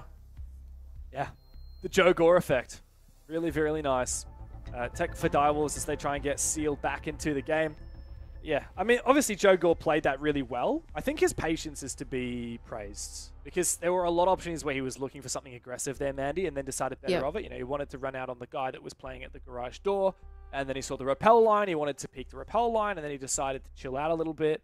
He rotated back in, and then he actually used Souffle as bait. And once Souffle had his kill, the rest of Bleed looked to try and refrag it, and that was Joe Gore's time to shine. I like the way he was playing it as well. I think, just to double back on your point, I think the off positioning, the way that he was able to sort of just like wiggle around the attack, right? Like, yes, the drone came through and then he would reposition, and he'd reposition to just the most random spot inside of server or inside of cache or something like that. And yeah, it was this spot in particular, just this like tiny blind spot where the flashbang didn't sink into him because they actually sent it into cache when he was inside of server, that I really felt like put the nail in the coffin for that attack. Seal is back. Be back. CCTV cash room. Mentalist is ready to rock. Here's Direwolves. They've just found 2 in a row on their defense, and they do look quite chipper, Mandy. I am wondering whether it's possible for them to actually mount a realistic comeback here. I feel like it is. I think if Bleed don't give them enough respect in the way that they're playing these defenses, then they absolutely can. I think that last round was a perfect example of that, if you ask me, Dev. They are not doing their due diligence with their droning, not being careful enough. When you've got such an elusive player like Joe Gore, you are going to get punished for it, and that's where the rounds will start to slip away. Reaps, man, you know they've been running Solus. Don't forfeit your drone like that, man. Oh. So frustrating. I mean, Reaps has been pretty quiet in the server, and it would be nice for him to have drones. And the only bit of info that he gleaned there is that, oh, they actually do definitely have a Solus. Yep, okay. Oh, like they've been running it every round anyway. Oh dear. Well, here we go. The bomb site is CCTV and Cash for Direwolves as they look to mount yet another defense on the board to try and, well, at least get a little bit closer on their scoreline. Bleed make their way in. I really like the pick from the Capital from Hoven. I feel like it can do some pretty magical things on this bomb site, whether it's to assist with getting the wall open, prevent that bandit trick from coming through, or whether it's to enable the execute later on. I feel like it's one of those opportunity-making operators that are really great on this bomb site. Here goes Joe Gore on his usual MO, going for an early peek out of one of these barricades, but decides to think the better of it and will fall off.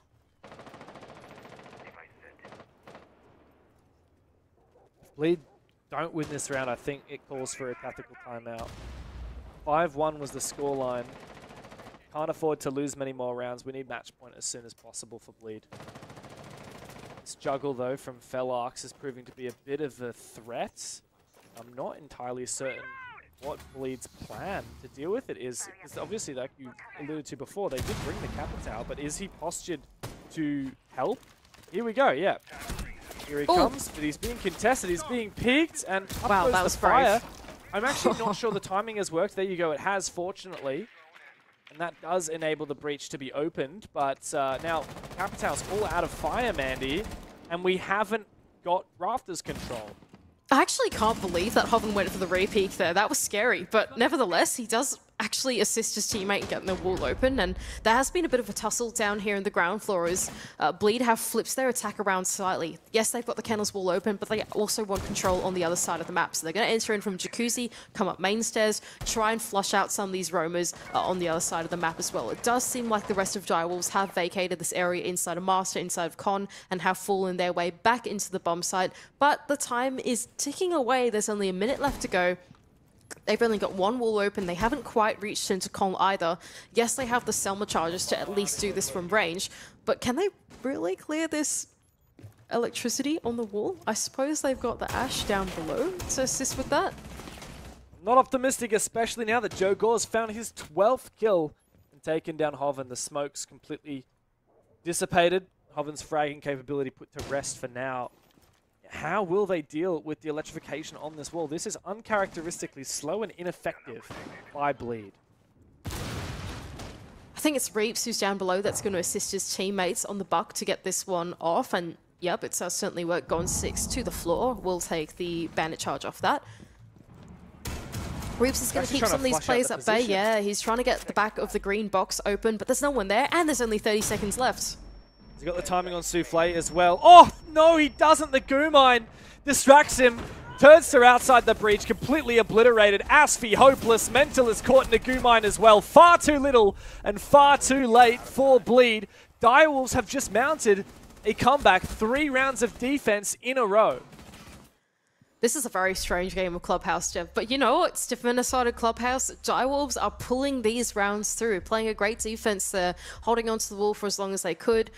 Bleed spent a long time loitering their way around the map and not really getting that much done, but on the other side, if you look at it from Direwolves' perspective, they're just playing the disciplined game, waiting for Bleed to go through the motions of the mid-rounds, take their time to do it, and then right at the end, they're holding onto the bomb site, which is pretty well fortified when you've got your combinations of like your mirrors, your Azamis, stuff to prevent them from getting their way on in.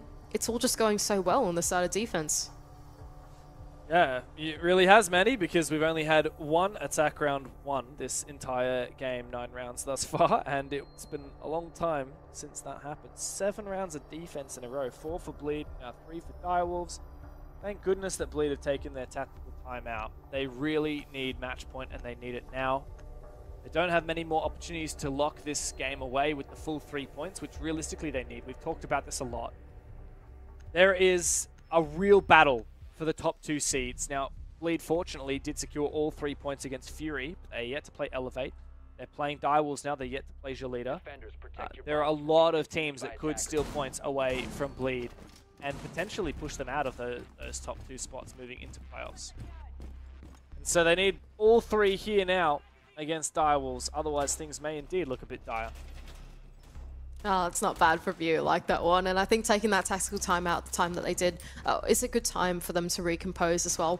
In my view, Dev, I don't know how much you agree with this, but I don't really feel like Direwolves have done anything that special to be winning out these rounds. They're just playing some solid defense. It's good fundamental siege. Maybe with the exception of some like weird rat roams and like stuff like that, right? But outside of that, it's been pretty normal here in this server. I think Bleed just don't look like they're being as efficient as we would normally see them be. And I think taking that tactical timeout to go and recompose, make sure that they can get themselves back together, get back on the same page as a team is really important. I would 100% agree with you, Mandy. Direwolves have had a bit of aggro from Joe Gore, and he's been hitting his shots tonight. As we say that, he's prepping for a spawn peek here as well. He's actually going to go for the full jump out. Surely not. Surely this doesn't work. Does he have the timing down pat? Does he have info? Osa still in spawn. Mentalist. They clearly know where he is. He contests for a brief moment, but then backs off and then recontests again.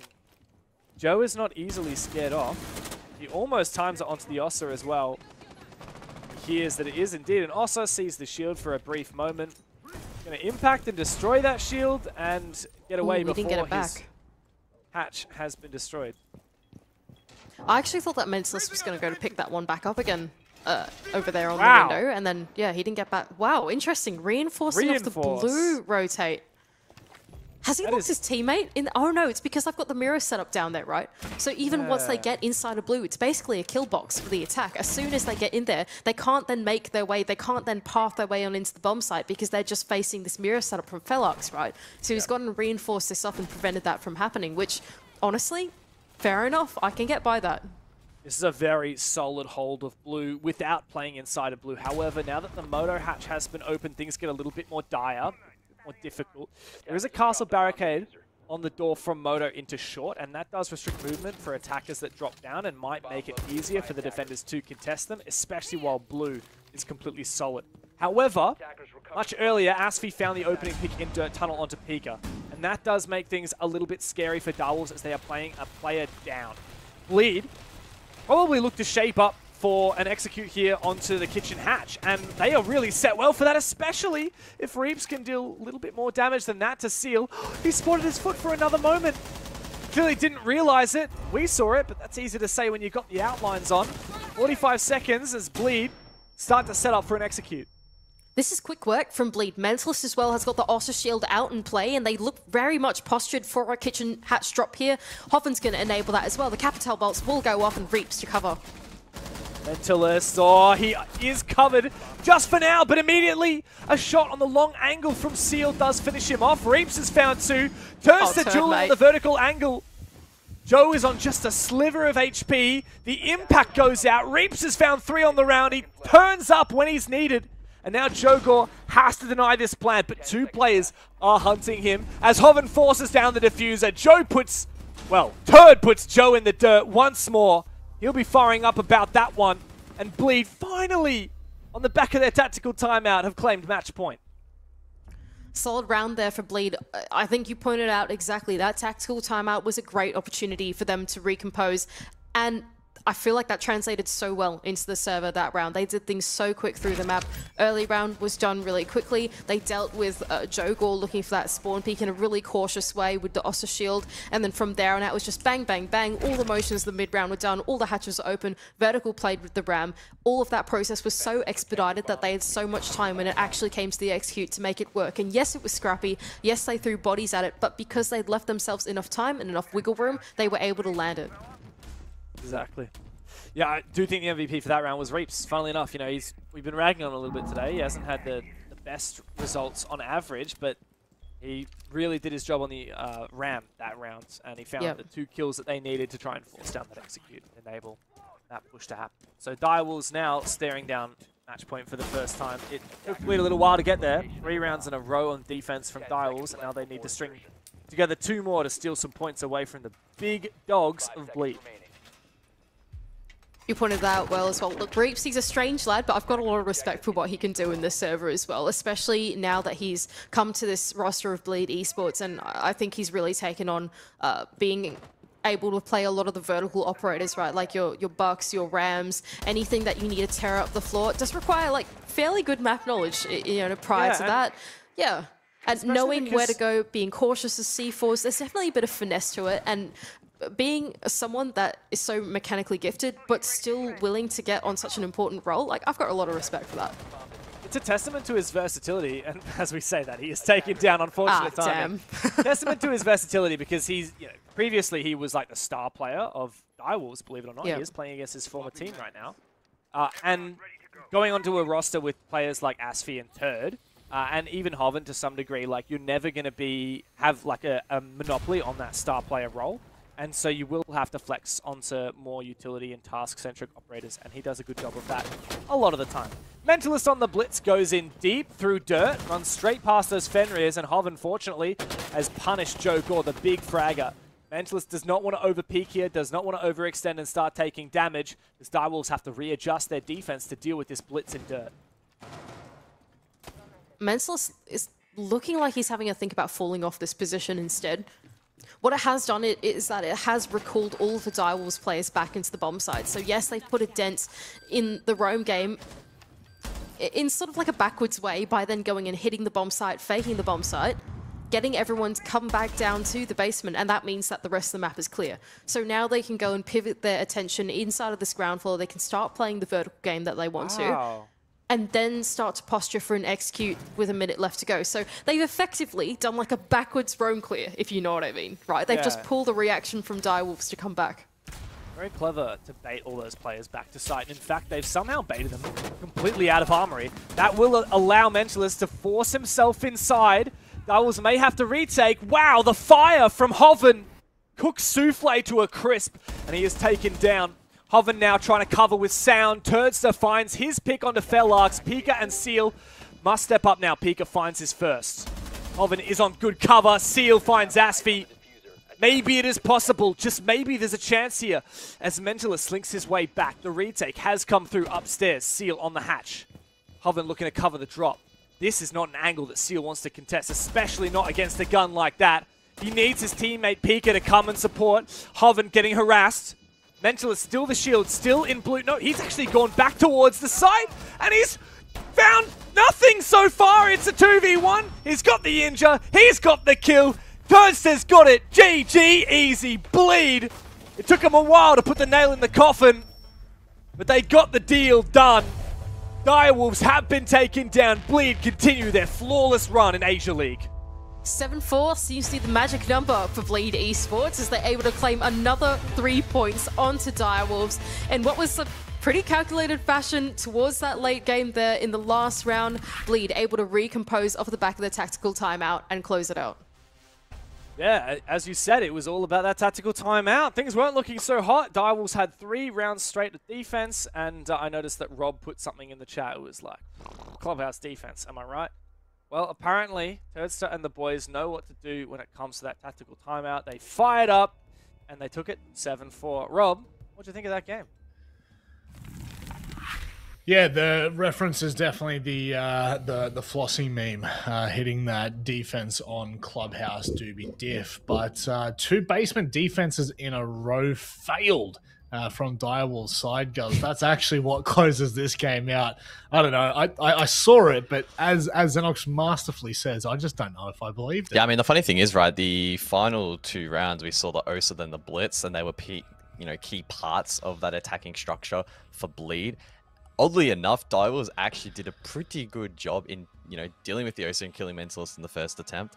And it was then other players, making plays and unraveling the defense. Similar story in the second round where they avoided the blitz, but unfortunately others then stepped up. So Direwolves were just that couple of percentage points short in this matchup. I think defensively, they were the sound for the most part. Unfortunately, Basement let them down. They tried to double down, didn't work out, and Bleed were pretty on point tonight. Even with Reaps having a colder game, on a map where Clubhouse is harder to find entries. He wasn't able to be just as proficient as we would otherwise expect. The rest of the team still played quite well, and ultimately Bleed with the better team. Yeah, Xenox, someone you highlighted in the pre-show was Asfi, and his performances thus far in the stage. He's gone on to, I guess, lead the team in that department yet again. Yeah, I guess so. I mean, an interesting game. Probably the kind of game I wasn't really anticipating. First half went. Have I done a James Dev minus Stewart? I have done a James Dev minus Stewart. As I was saying, first half was probably as expected to some degree. Clubhouse defense, I thought Bleed looked pretty default in their approach, didn't really make any mistakes, and looked very clinical. And the second half just surprised me a little bit, but it was obviously Clubhouse defense, and so therefore you have to anticipate there's going to be some level of comeback. But yeah, it got a little too close for comfort, and as it was continuing, I was starting to get a little bit worried for Bleed, and it actually has kind of gone against the grain that we've seen from them, where they start slow so far this stage, and then they kind of come back and look really good. So it was a bit of a flipped effect today, where they started really well, albeit the map and the side, and then kind of slowed, but in the end got the job done. I gotta say, like, I wasn't a fan, by the way, of the shit talking at the end of that game as well. I mean, I don't need to flag this, but come on, guys, bit of professionalism. That's all I'm going to say about it, and leave it at that. So those guys are good guys. I'm talking about Bleed, but just be a bit more professional. Yep, I think that's more than warranted. Guys, as we look forward for both of these teams now, does much really change in the department for the Diables conversation? Coming into this, they were obviously the lesser, they were on the out of that conversation. Does anything change? Were you seeing things in that game that makes you believe that Diables might have a better push than originally anticipated? I don't think it changes the discussion all that much. It sort of knocks them down a peg, I think, to reality. Diables, again, they had a relatively straightforward fixture to kick things off with Daystar and then Hasib Warriors. They should have been winning those games. Ultimately, they did. Losing to Bleed then mars their record a little bit. More so because we only have the one major slot in the league. So at some point in time, you are more than likely going to probably have to beat Bleed. Now, in a best-of-3 format, perhaps they'll be a little bit better suited for that. However, their adaptability throughout this match probably puts that into question a little bit. Things like doubling down on basement and struggling to deal with those big win conditions that Bleed presented. So I think for Diables, it's an okay game, but nothing more than that. And they'll have to be far better, especially in that playoff bracket, if they're to re-enter a discussion for Manchester. For sure. Well, it is time to talk to Julio, I believe, actually, from Bleed, the lead, the head coach, or so we hope. And I do have a particular question to kickstart things. Julio, welcome to the Asia League show, if you will. Have you been on stream for? Yeah, we can hear you loud and clear. Have you been on the stream yet? No, not yet. Only on you for, with Eminem interview, but here first time. Wow, geez, I can't believe it's taken us so long to get you in here. Look, I've got to ask you, how do you feel like the team's doing after SI? Obviously, we spoke to Mentalist last week, and he'd mentioned that there was an element of fatigue that was kind of holding the team back from, I guess, demolishing teams so far. How do you feel like that's progressed throughout into day 3 now? I think we are still setting up the pace. The only bad thing is, I think our region is the best in whole APAC, but there's only one slot, so we can't actually scrim them. So we don't have like the best scrim possible, but yeah, we're gonna just improving day by day and catching up with this group stage.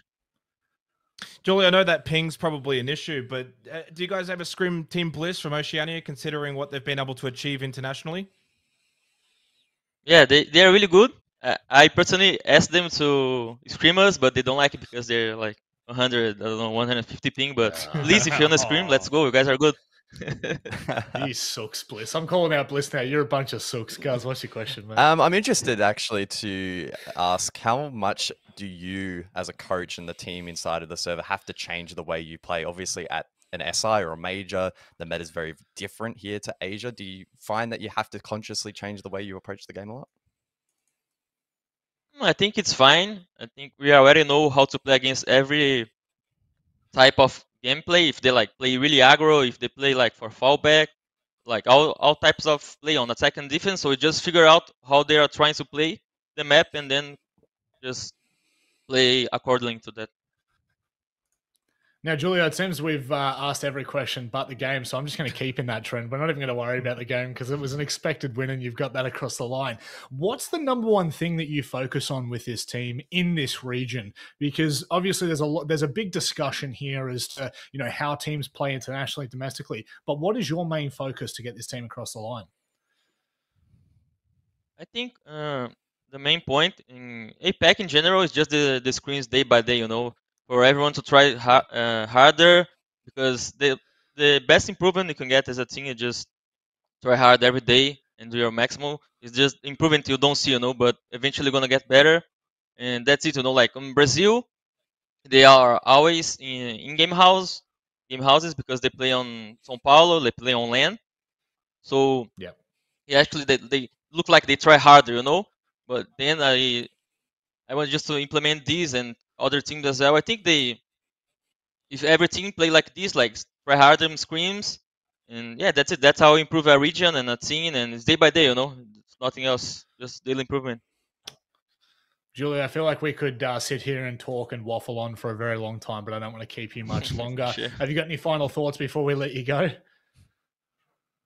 Yeah, thank you everyone cheering for us, and yeah, I hope we go to playoffs, and then you go to Manchester, but it's still a long way. We have really good teams, especially Elevate, Gelida, Fury is going to be like a war, you know, but whoever goes to Manchester, I hope represents our region well, so we get the second spot back. Let's go. Well, Xenox was just saying in my ear, he can't wait to see you at Manchester, so best of luck for the rest of the stage, mate. Thank you. Hope to see you there. That's a good. That's right. Jake won't be there. You guys might be there. Was he saying that to you, Rob? I think he was saying that to you. No, I think he was saying it to both of you. He's more worried about you boys. I generally only come in for the big slots. Right, they only get me in for the big ones, mate. That's all it is. It is infuriating though that this region only has the one slot, and you know, it's boggles my mind absolutely. My hope is though that with the fact that we are down to just one slot for Asia, that it very much increases that competition. You would think the response to that would be these teams wanting to scrim more and more and more and wanting to get better and better as quickly as possible to gain that slot. So right now, though, so far, Bleed getting the job done. Clearly, I think that they are treating this stage very seriously. You could go back to say like last year's format system. They didn't really have to give like 110% every single night, every single playday. The way the format worked, it was like, didn't really matter. There was 2 slots, et cetera, et cetera. And really, if you go all the way back to stage 1 and that kick in the bum that they got after losing to Fury, then stage 2, I thought they played really professional, and they always looked like they were guaranteed to get a slot. This year, they can play as professional as they like. They ain't guaranteed anything. There's only one slot, one chance. You have to be perfect the whole way through. I think they can do that. For me, they're the absolute outright favorite. Across the board, top to bottom, they're a team that's completely stacked. So it's just about maintaining that mentality throughout the entire stage, which is not easy. And best of luck to them. Yeah, 100%. I think that this is the time where, you know, the margin for error has decreased so much in this region that it's made it even more competitive. And it makes it great for us because we get to watch great games every single week. But you know, it really is. It's going to be a really, really harsh playoffs. That's all I can say. But we are going to go to a break now. I'm going to preface this. Usually, I like to try and get my throws out of the way nice and quickly. We are currently in the middle of a maintenance. That is correct. So we will be going for quite an extended break. Now, when we come back, we will actually be watching the third match of the day. We will not be watching on the stream. I need to make sure I preface this as loud as I can. We're watching Fury and Elevate when we come back, but Hasib and Knock Knock will be playing off stream. So we'll try to keep you updated on what's going on there as best we can. But this is going to be a long one. So I guess grab yourself a cup of tea, kick back on the couch, watch the timer tick down. We'll be back.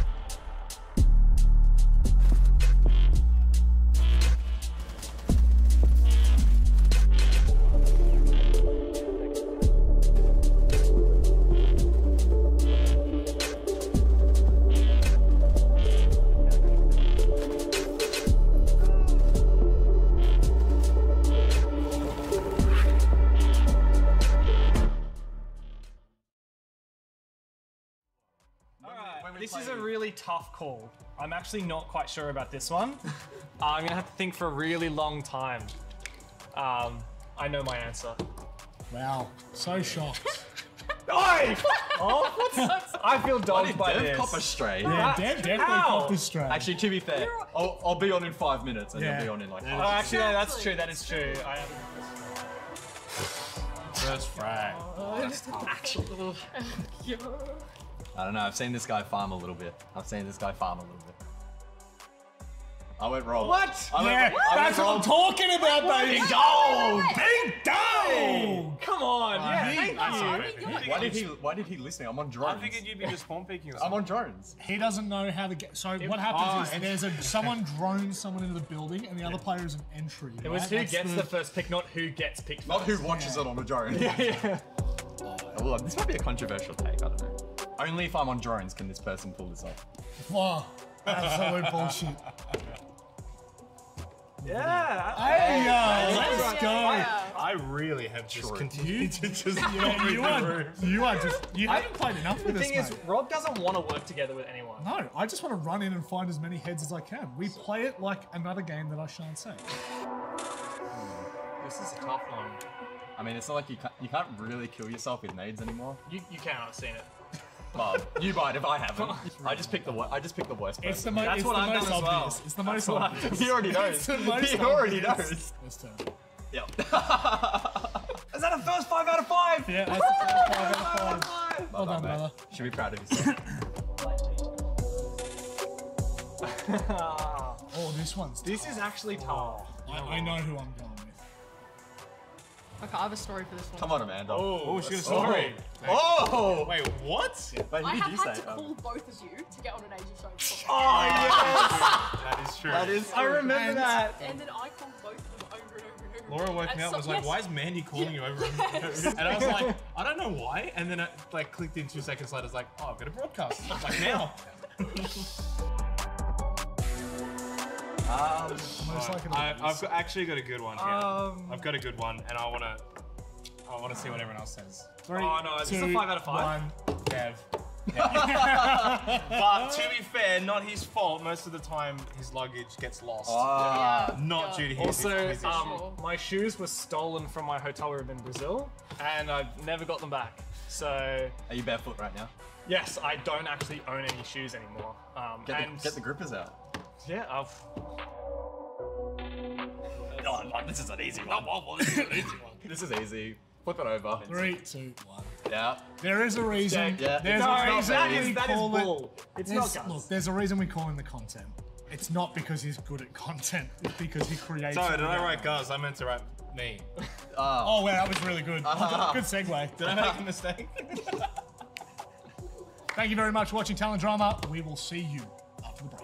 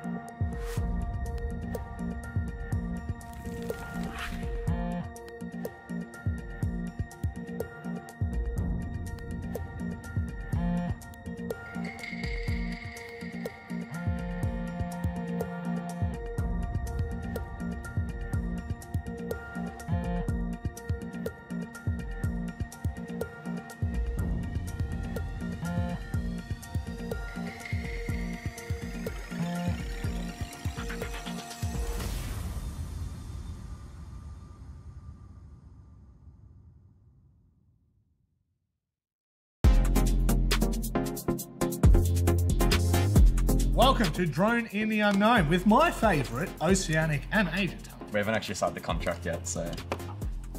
If anyone can guess this right... That's T2 in... It's a wall! No, that is Oregon. That's Oregon. It looks a bit like T1. I don't think it's T2. It's definitely backstairs though, right? Alright. If I get this right, I'm telling you because right now. Could also be laundry stairs. I think it could be laundry stairs. That's a good guess. 3, 2, 1, flip him. Yeah! very Thank nice. you guys for hard carrying the team. Love the way we're all like, oh, geez, he came up with a good. But I was like, instantly, it's Oregon. Oregon, mate. That was never the question. Yes, it was. He was like, geez, what map's that? Well, that's Jake. Jake doesn't know what day it is. Oh, really? Why did I agree to do this again? Ooh. Villa? I'm definitely getting Villa vibes, No, but it's also not. cafe. So Has I to be reckon that cafe. carpet's red. I reckon has to that's be like. cafe. I'm gonna just lock it in. I don't even know. Has to be. I'm I'm gonna actually. change it. I'm gonna change it. Yeah. If I had this right the first time, I'm gonna cry. You ready? 3, 3, 2, 2, 1. Cafe reading. Cafe reading. Yeah! That looks like border. Like the back of it looks like workshop. I think it's on a rubbish bin. Yeah. So a little rubbish bin. I'm Oh, looking. do you know what it means? I feel like it's Harry There's Potter. computers in the top right. I feel like this is workshop. Custom, Oh, not workshop. Customs Where's or Harry Potter? Where's next to workshop? I don't know. You tell me, big boy. Shut up, you Vents. Bobby. Oh! Wow. Would Damn. never have got that. No one did That- coast, wow, right? Nah. Maybe I threw everyone when I said border instantly. That's border. That's border bathrooms. Is there a bathroom in cafe at all? I think I've got this wrong. Ah! Water bathroom? Yeah. Oh, Yeah. wormhole. Jeez, what is that? What is that light? Like, is that a fire or is that? No. I'm that's ready, let's go. That's a light Shut bulb. up. What's your guess, James? Is it good? No. Steam. About as good as mine. I said Theme Park Armory. Oh, the furnace. I've been prone in that corner too many times. Is it classroom? That's what I was thinking as well. Yeah, it's like mattress up against the wall. It's Oregon. Oregon. You can do it. Punk. I very often pre-place drones here, so I should Oh, be on the really? right track. Turn. Is it blue bunker? Yes! I pre-place here all the time! Damn it, yeah. When you said I pre-placed, I Zoomed was in like like that. dining because that's where is it false scent, mate? False scent. this one. I'm not sure This what one it looks is. easy, but I actually am a bit confused. I reckon it looks a lot like Oregon to me. Don't you think it's kind of like Big Tower of Oregon? Bank lockers? Yes! it was I bank knew you lockers. would get it. I knew you would get it. I was legit confused. Do we really need me and Rob on this show? This one's pretty easy. This one's pretty easy. I mean, the map is easy. I actually don't know where. One. How wrong am I? Is it? It is off. I did break room. No way! Is that your first one? One that everyone else got wrong. Well, it's Oregon. Yeah, but where? Oh, that looks like classroom. 3, 2, 1. I'm so right. It's not even funny. I'm so confident. I'm so confident! I did finish writing before you revealed it. I got Oregon. I got one. That was Drone to the Unknown. Thank you for watching. We hope that you enjoyed it. But we do have more countdown to come. Let's hope it doesn't Rob. Hope everyone enjoyed the content that we brought to you here today. Thanks for watching, guys. We'll see you in the next one. That was Drone to the Unknown. Thank you very much for watching. Enjoy the rest of the content. We got there! We got there.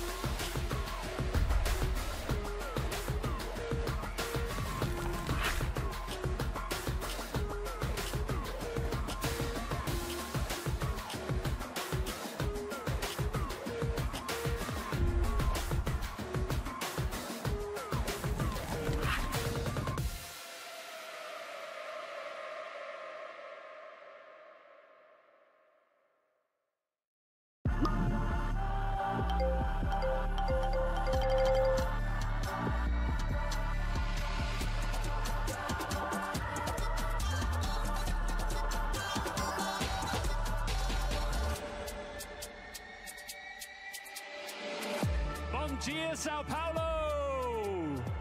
You have waited 5 long years for Siege to come back to Brazil. Now,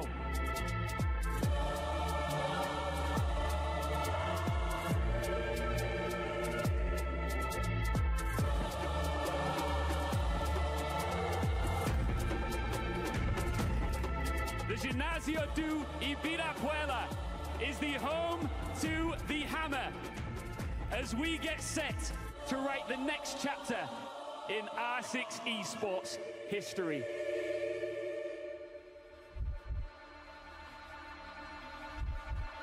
This is the 6th Invitational 2024. Vamos para Sem Barulho!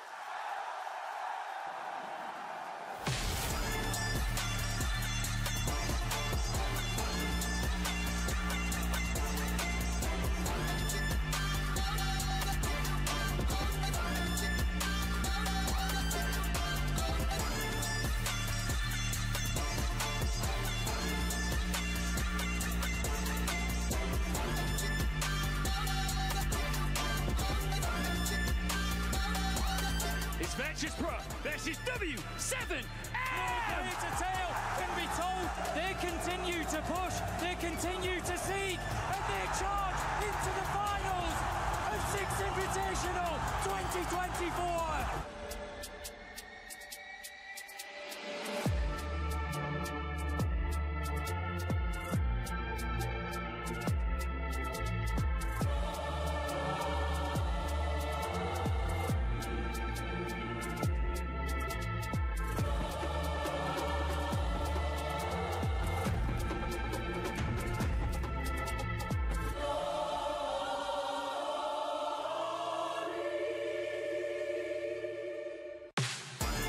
The grand final of the 6th Invitational 2024 starts right now.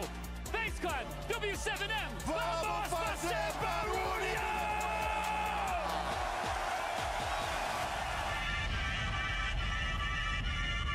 And it's all falling apart for W7M once again, but it is happening for FaZe! One round away from cementing themselves as world champions.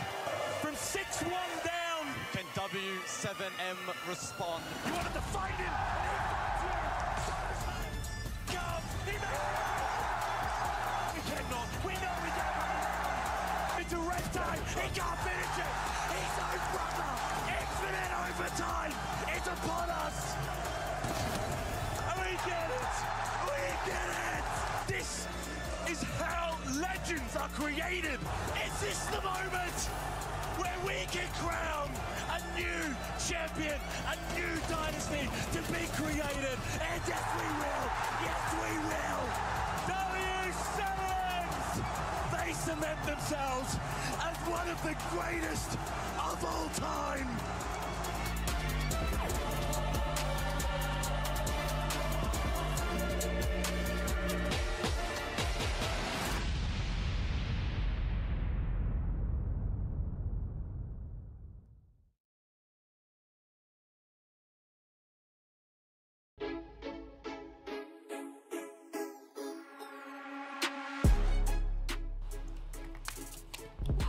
Well, it's a 1 in 3 chance. Thanks. Is that how this works? Is it? I thought there was. Yeah, one of us should at least get it right. I have no idea. This is just a guess because I actually don't know. I did not play any of the Rainbow Six games outside of. All right, Ready? Siege. someone's got it right. 3, 2, 1. Who got it right? Yay! It's not a question I'm answering. Shit. I played a bit of Maestro recently, but I feel like I'm getting this wrong. How could you get this wrong? I have no idea. This is such an easy question. Ready? 3, 2, 1. Oh, I did Did you 85. say 85? Did you say it's 80? Perfect. Well, actually, there's 80 in the magazine It's and 81. 1 in the chamber. Yeah. That's what threw me off. Yeah, 1 in the chamber. Can't forget about the Is one that in why the you typed chamber. in 81? I did 85. 85. Yeah, interesting. But not 86. Which was not actually 81. also wrong. Could you imagine 180? You don't even need to give me the multiple choice, man. I know this one. Yeah. How do you not know this? You guys should be Do you doing not know this straight one? away. How do Do you not know this one? Three, Some of two, us respect one. the law. Really? Could you explain why he's the youngest? Because he was born after the rest.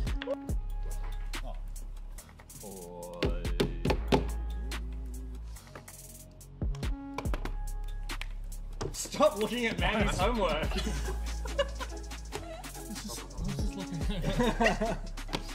Ready? 3, 3, 2, 1. Electrical. Or E, as we call it. Because there is technically a bomb site immediately adjacent. Oh, I know this one. Done! Of course it's about this. Easy. I saw Rob's answer. I can't don't. wait to see how he reacts when he finds out that he's wrong. Easy. 3, 2, Easy. 1. Don't overthink it, guys. It's 30. 30 plus 1. Ah! That is not true. It is 30 because there is 30 in the bag and 1 in the chamber. Ladies and gentlemen, you see this That's right wrong. It here. is wrong. 30 plus 1. What's 30 plus 1? We are being trolled by Mr. I'm going to dox him right now in the content. See, you guys are rookie if you don't know this. I actually have no idea. Ready? Wait. You want to cheat my homework? There you go. Ready? 3, 2, 1. 5. It's 4. 5. Yeah! Don't ever cheat off roll. Yeah, okay. If you get this wrong, I'm just going with logic here. I don't Yes. know. I don't actually. No. Logic, he's not an operator, he's a player. there is one operator that has something really long and shiny. What? Oh, jeez. Ready? 3, 2, 1. Kai.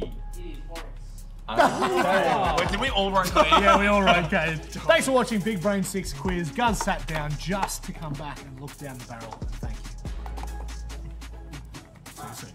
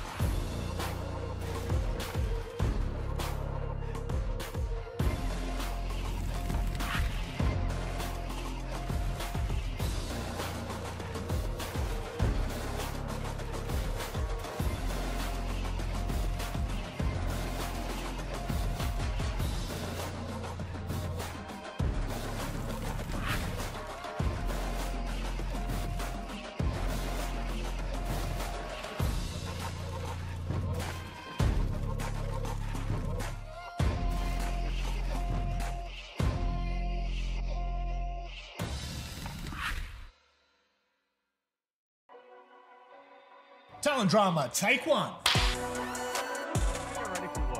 Alright, this is a really tough call. I'm actually not quite sure about this one. I'm gonna have to think for a really long time. I know my answer. Wow, so shocked. Oi! Oh, what's that? I feel dogged by Dev this. cop a stray? Yeah, Dev definitely copped a stray. Actually, to be fair, I'll be on in 5 minutes and you'll be on in like 5 Oh, actually, no, that's true. That is true. I am. First frag. I don't know, I've seen this guy farm a little bit. I went wrong. What?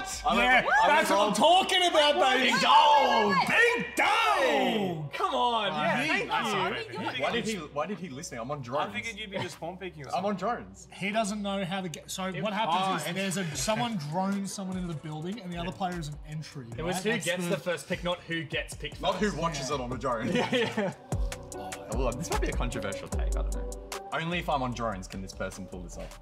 Wow, absolute bullshit. Yeah. Hey, let's go. I really have just continued to just You haven't played enough with The us, thing is, mate. Rob doesn't want to work together with anyone. No, I just want to run in and find as many heads as I can. We play it like another game that I shan't say. This is a tough one. I mean, it's not like you can't really kill yourself with nades anymore. You can, I've seen it. But you might if I haven't. I just picked the worst person. It's the most obvious. well. It's the most obvious. He already knows. It's the most He already obvious. knows. This turn. Yep. Is that a first 5 out of 5? Yeah, that's the first 5 out of 5. Well done, mate. brother. Should be proud of yourself. Oh, this one's This is actually tough. I know who I'm going with. Okay, I have a story for this one. Come on, Amanda. Oh, she's got a story. Oh! Wait, what? Wait, I who did have you had say? to call both of you to get on an Asia show before. Oh, yes! That is true. That is. I remember that. And then I called both of them over and over and over. Laura woke me up and was like, why is Mandy calling you over? And I was like, I don't know why. And then I clicked in 2 seconds later, I was like, oh, I've got a broadcast. I was like, now. I've actually got a good one here. I've got a good one, and I want to see what everyone else says. 3, Oh no, this is a 5 out of 5. 1, Dev. But to be fair, not his fault. Most of the time, his luggage gets lost. Not due to his Also, issue. my shoes were stolen from my hotel room in Brazil, and I've never got them back. So, Are you barefoot right now? yes, I don't actually own any shoes anymore. Get the grippers out. Yeah,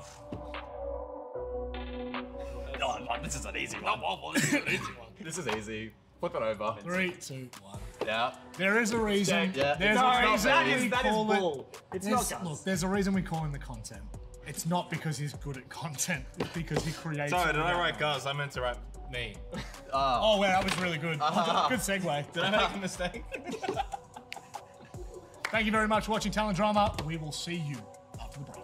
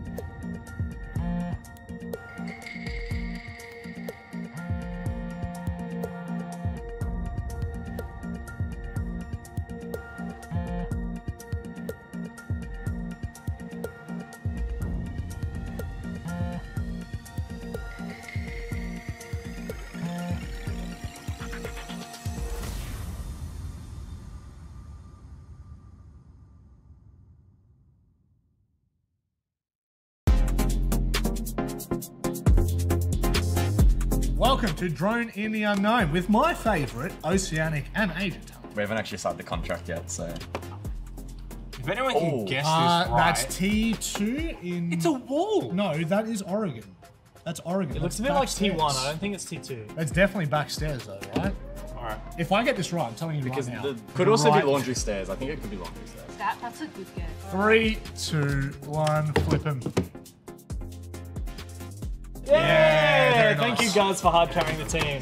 Love the way we're all like, oh, geez, he came up with a good. But I was like, instantly, it's Oregon. Oregon, mate. That was never the question. Yes, it was. He was like, geez, what map's that? Well, that's I got Jake. it wrong. Jake doesn't know what day it is. Oh, really? Why did I agree to do this again? Villa? I'm definitely getting Villa vibes, no, but it's also not. cafe. So Has I to be reckon that cafe. carpet's red. I Yeah, it reckon has to that's be like. cafe. I'm gonna just lock it in. I don't even know. Has to be. I'm I'm gonna actually. change it. I'm gonna change it. Yeah. If I had this right the first time, I'm gonna cry. You ready? 3, 3, 2, 2, 1. Cafe reading. Oh. Yeah. That looks like border.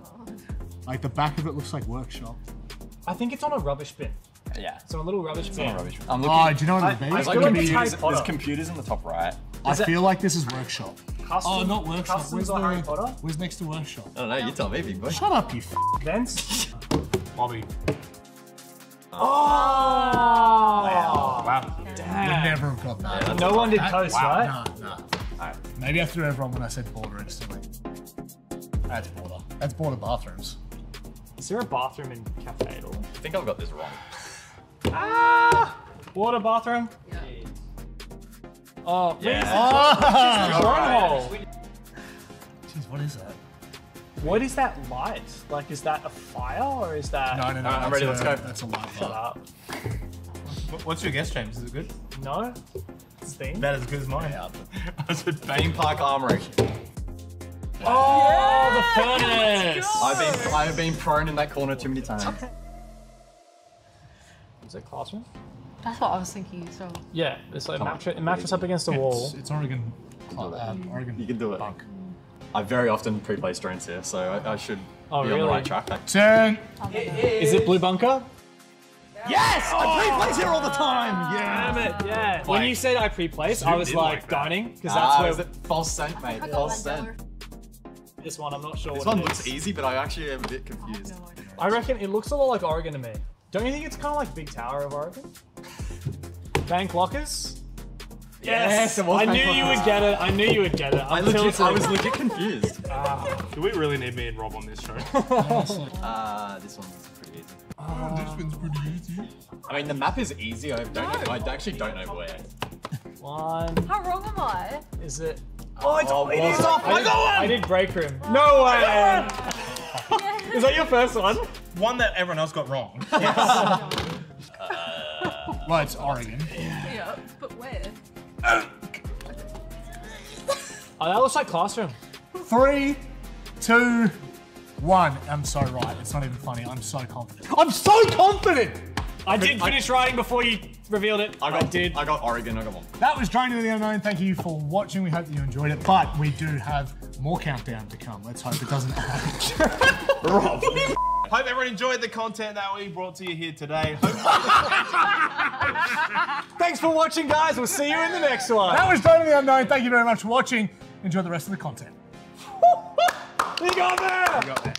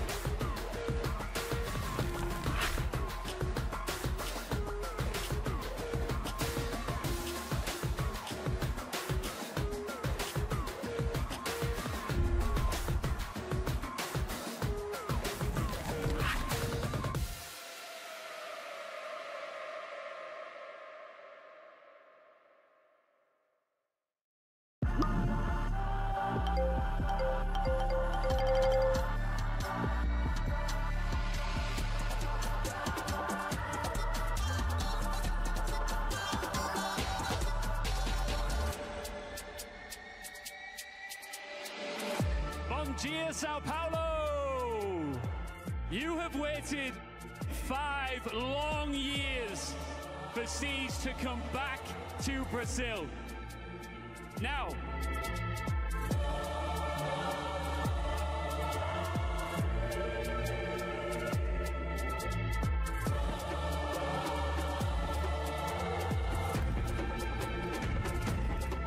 the Ginásio do Ibirapuera is the home to the Hammer as we get set to write the next chapter in R6 Esports history.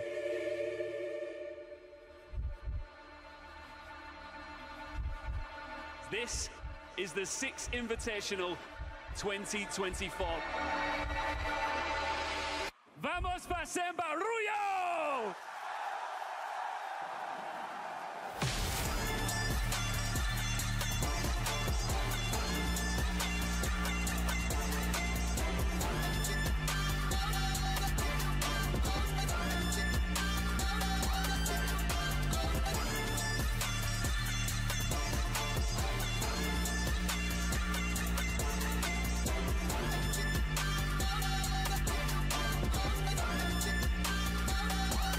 It's Ventures Pro versus W7M! It's a tale can be told. They continue to push, they continue to seek, and they charge into the finals of 6th Invitational 2024.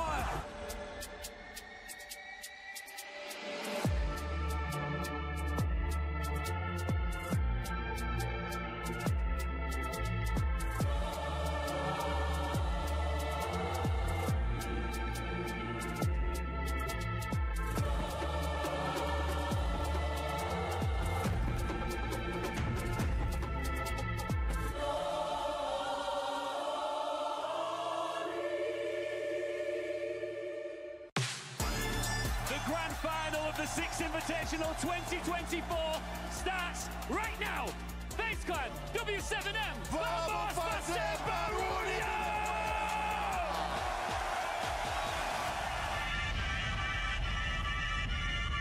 And it's all falling apart for W7M once again, but it is happening for FaZe. 1 round away from cementing themselves as world champions. From 6-1 down. Can W7M respond? You wanted to find him, and he finds you. Come, he cannot. We know he can't. Into red time. He can't finish it. His own brother. Infinite overtime. It's upon us. We get it. We get it. This is how legends are created. Is this the moment where we can crown a new champion, a new dynasty to be created? And yes, we will. Yes, we will. W7s, they cement themselves as one of the greatest of all time.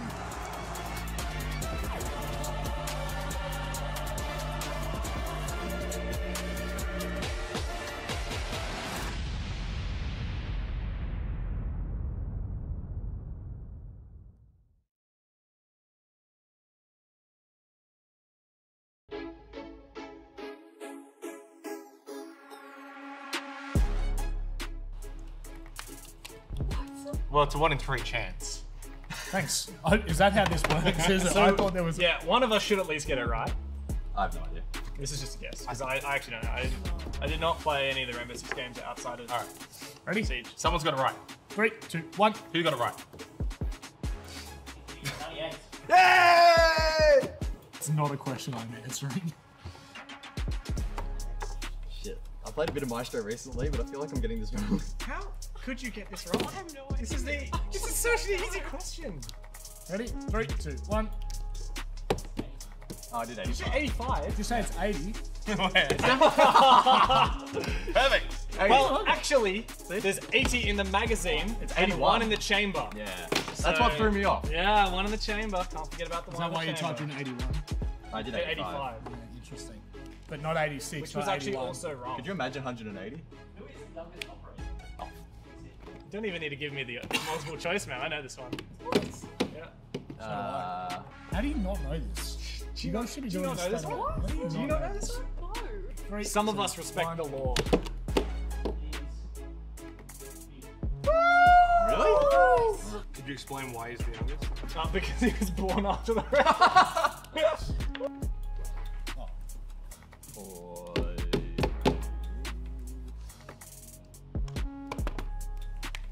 Stop looking at Manny's homework.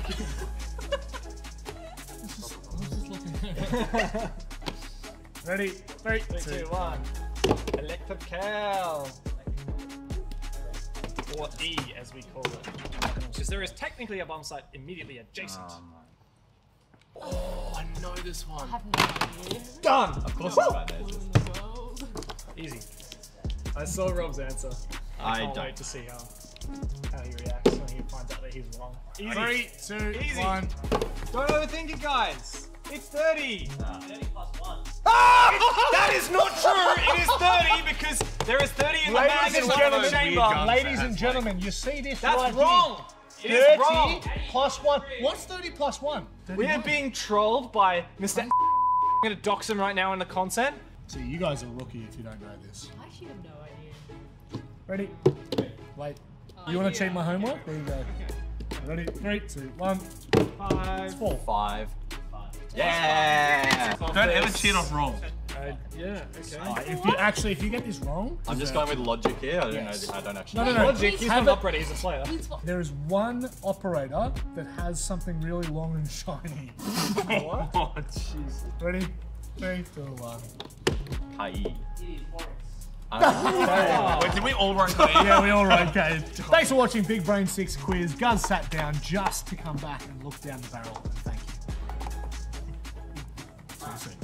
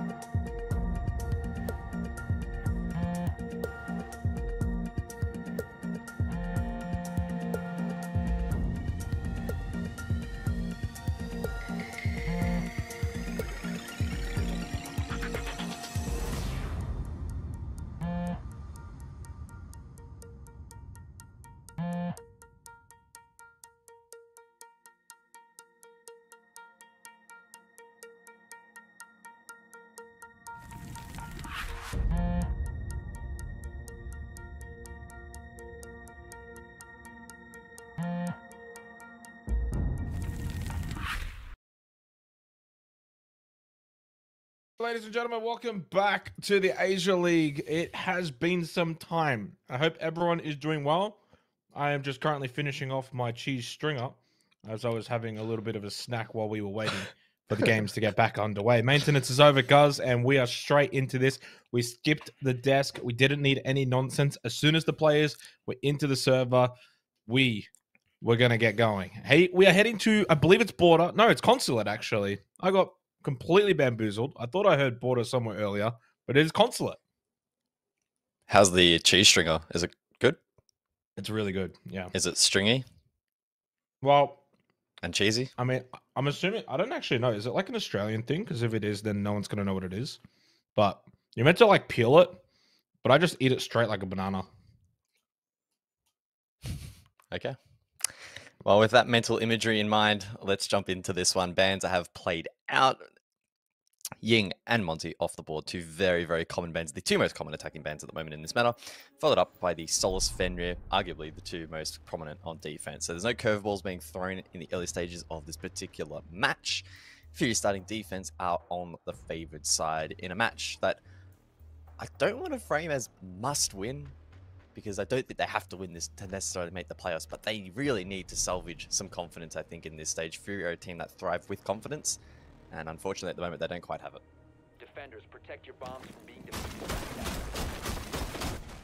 Yeah, fair to say, I think coming into this particular game, I mean, considering we didn't really get the desks, thoughts coming into this, Elevate, I would imagine, would have been considered the team slightly ahead. Not massively. I mean, the general consensus we kind of outlaid was that this proverbial kind of top 5 are all pretty close. You could kind of mix them around. Furious lost to Jalita on the opening day was a bit of a concern, but even that, looking back in hindsight, was only, you know, lost in overtime. Probably the more concerning thing was the way in which they lost to Bleed. So, bounce back time. A team of Fury's caliber 0-2 to begin the Asia League. It is all about seeding. Truthfully, at this point, I don't think Fury are going to be too concerned with the start to the stage. As long as they can make playoffs, they will be in a good position. As for Elevate, it's been a perfect start. 7-1 over Knock Knock, and then 7-5 over Shalita. A bit more of a test last week on that second play day, and even more of a test here today. As we head to Consulate, they are on the attack first, which, as we know, Consulate can certainly lean itself into being a decent place for attacking teams. So curious to see how this is going to play out. It was Cafe last week for Elevate, so struggled on the attack on that map. We know Cafe can be kind of like Console a little bit better for it, so hoping for Elevate's sake they can be a little bit better on the attack. So Tubro and Kaid combo here in terms of wall denial available for Fury. That's going to make the hatches more challenging to open up. Main wall as well. So we see the Mav then in response. 2 minutes on the clock, some ground taken, and Speakeasy has a read over towards Dungeon. Bit of awkward timing. I9 had an opportunity to swing, but not the information to do so. And so he'll hold the line. Call to come out, Logic Bomb. Crit J's position known, but he wins both fights. Denies the trade. I9 gives away his life for free, though, and an opportunity back into the round for Elevate. Ooh. It just suddenly picks up the pace. I mean, Constellate certainly can do that. EE1D, the final one from Anhai Cal. Very low Crit J over towards Yellow. And very low. Has a couple of impacts. Still the Nitrosulf for BG, man. I think this probably favors Elevate right now, considering they're able to get some good map control. They get rid of the Azami, who can generate those keeper barriers throughout the rounds. They do lose the Dokkaebi, but one Logic Bomb was already used. And, well, no, EE1D's Dustbing, in terms of finding these defenders now, will be reliant entirely on these drones. Crit J is going to get spotted over towards Yellow Stairs. So he has been droned out. Alex to push forward into the corridor. Watching the angles down, Elevate, very much aware of his position.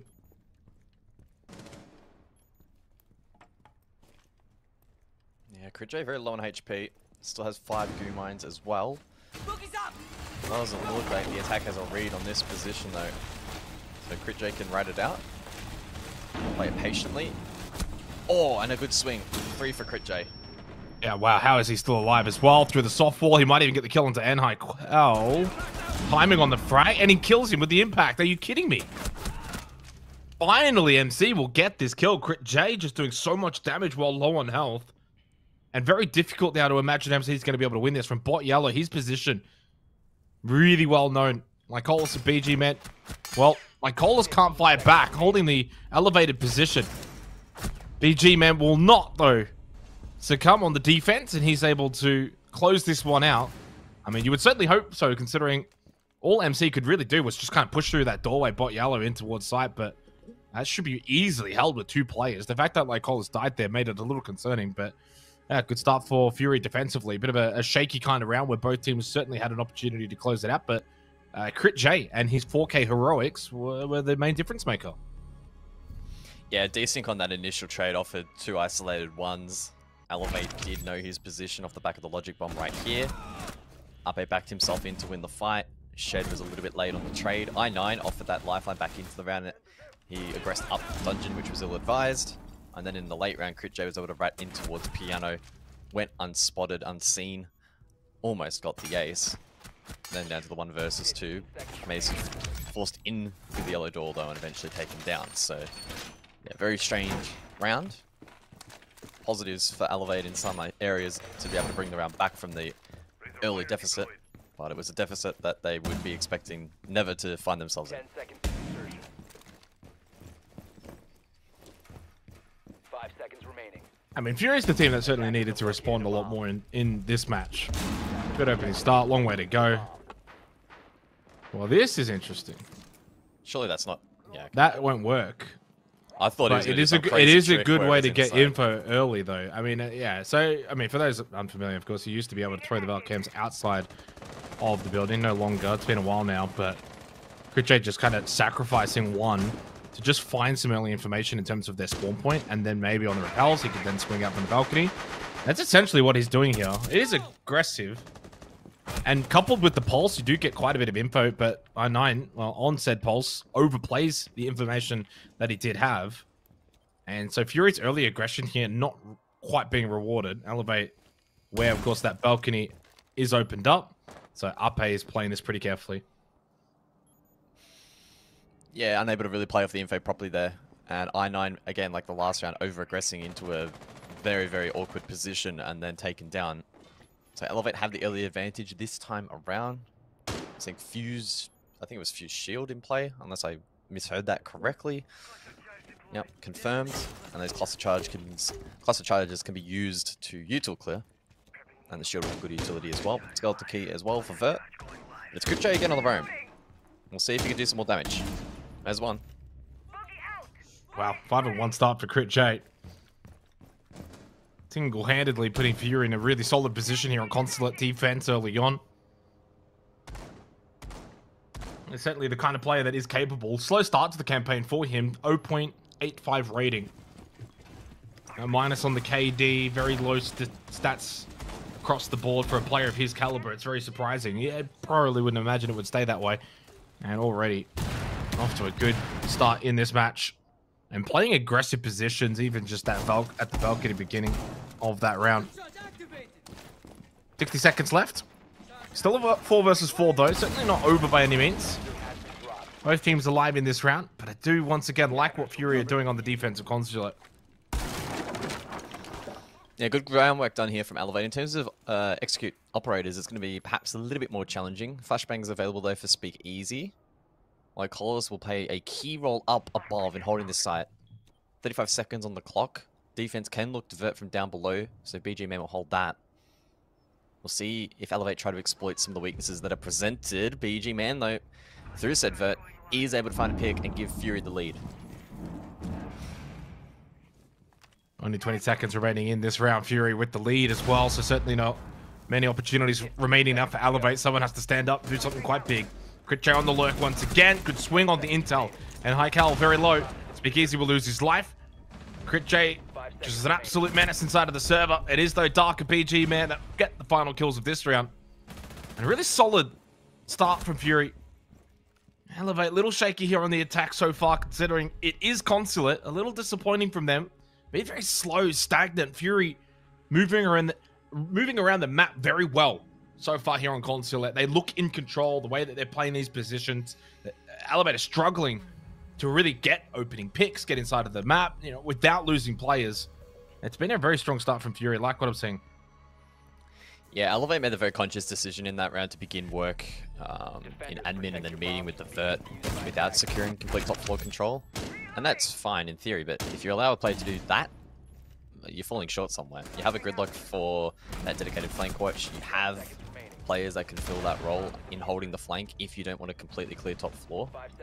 If you're not going to do that and take shortcuts, CritJ's already proven in the first round that he is going to take advantage of that. So Elevate need to tighten up through that mid round. Even the late round as well looked a little bit misdirected. And yeah, unfortunately Fury with good Vert control, especially from below. down his lines of sight.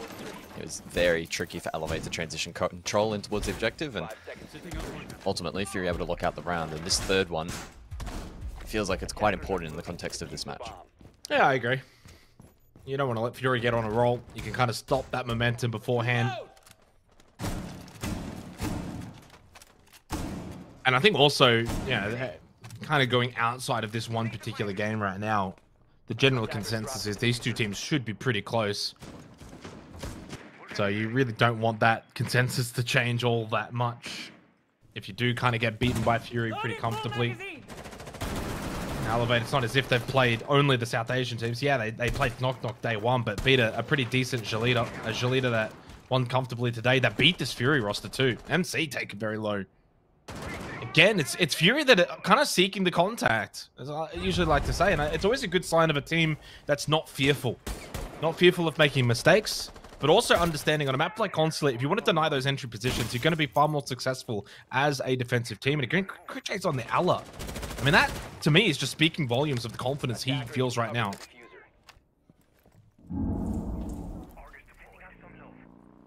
So the buck again in play here from Elevate, and it looks like it will be some lurk potential here for the attack. Horizontal pressure as well can be applied through the soft wall in the lobby.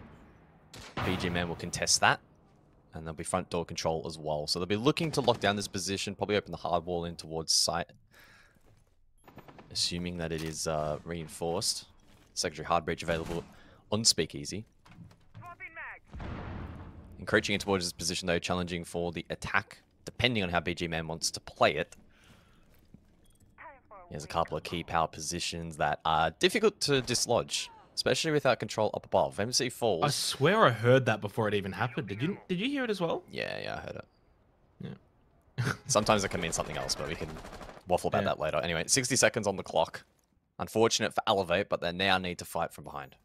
Yeah, and very quickly, just to make sure it's pretty clean. No rehost, no pause on this round due to the time remaining in the round.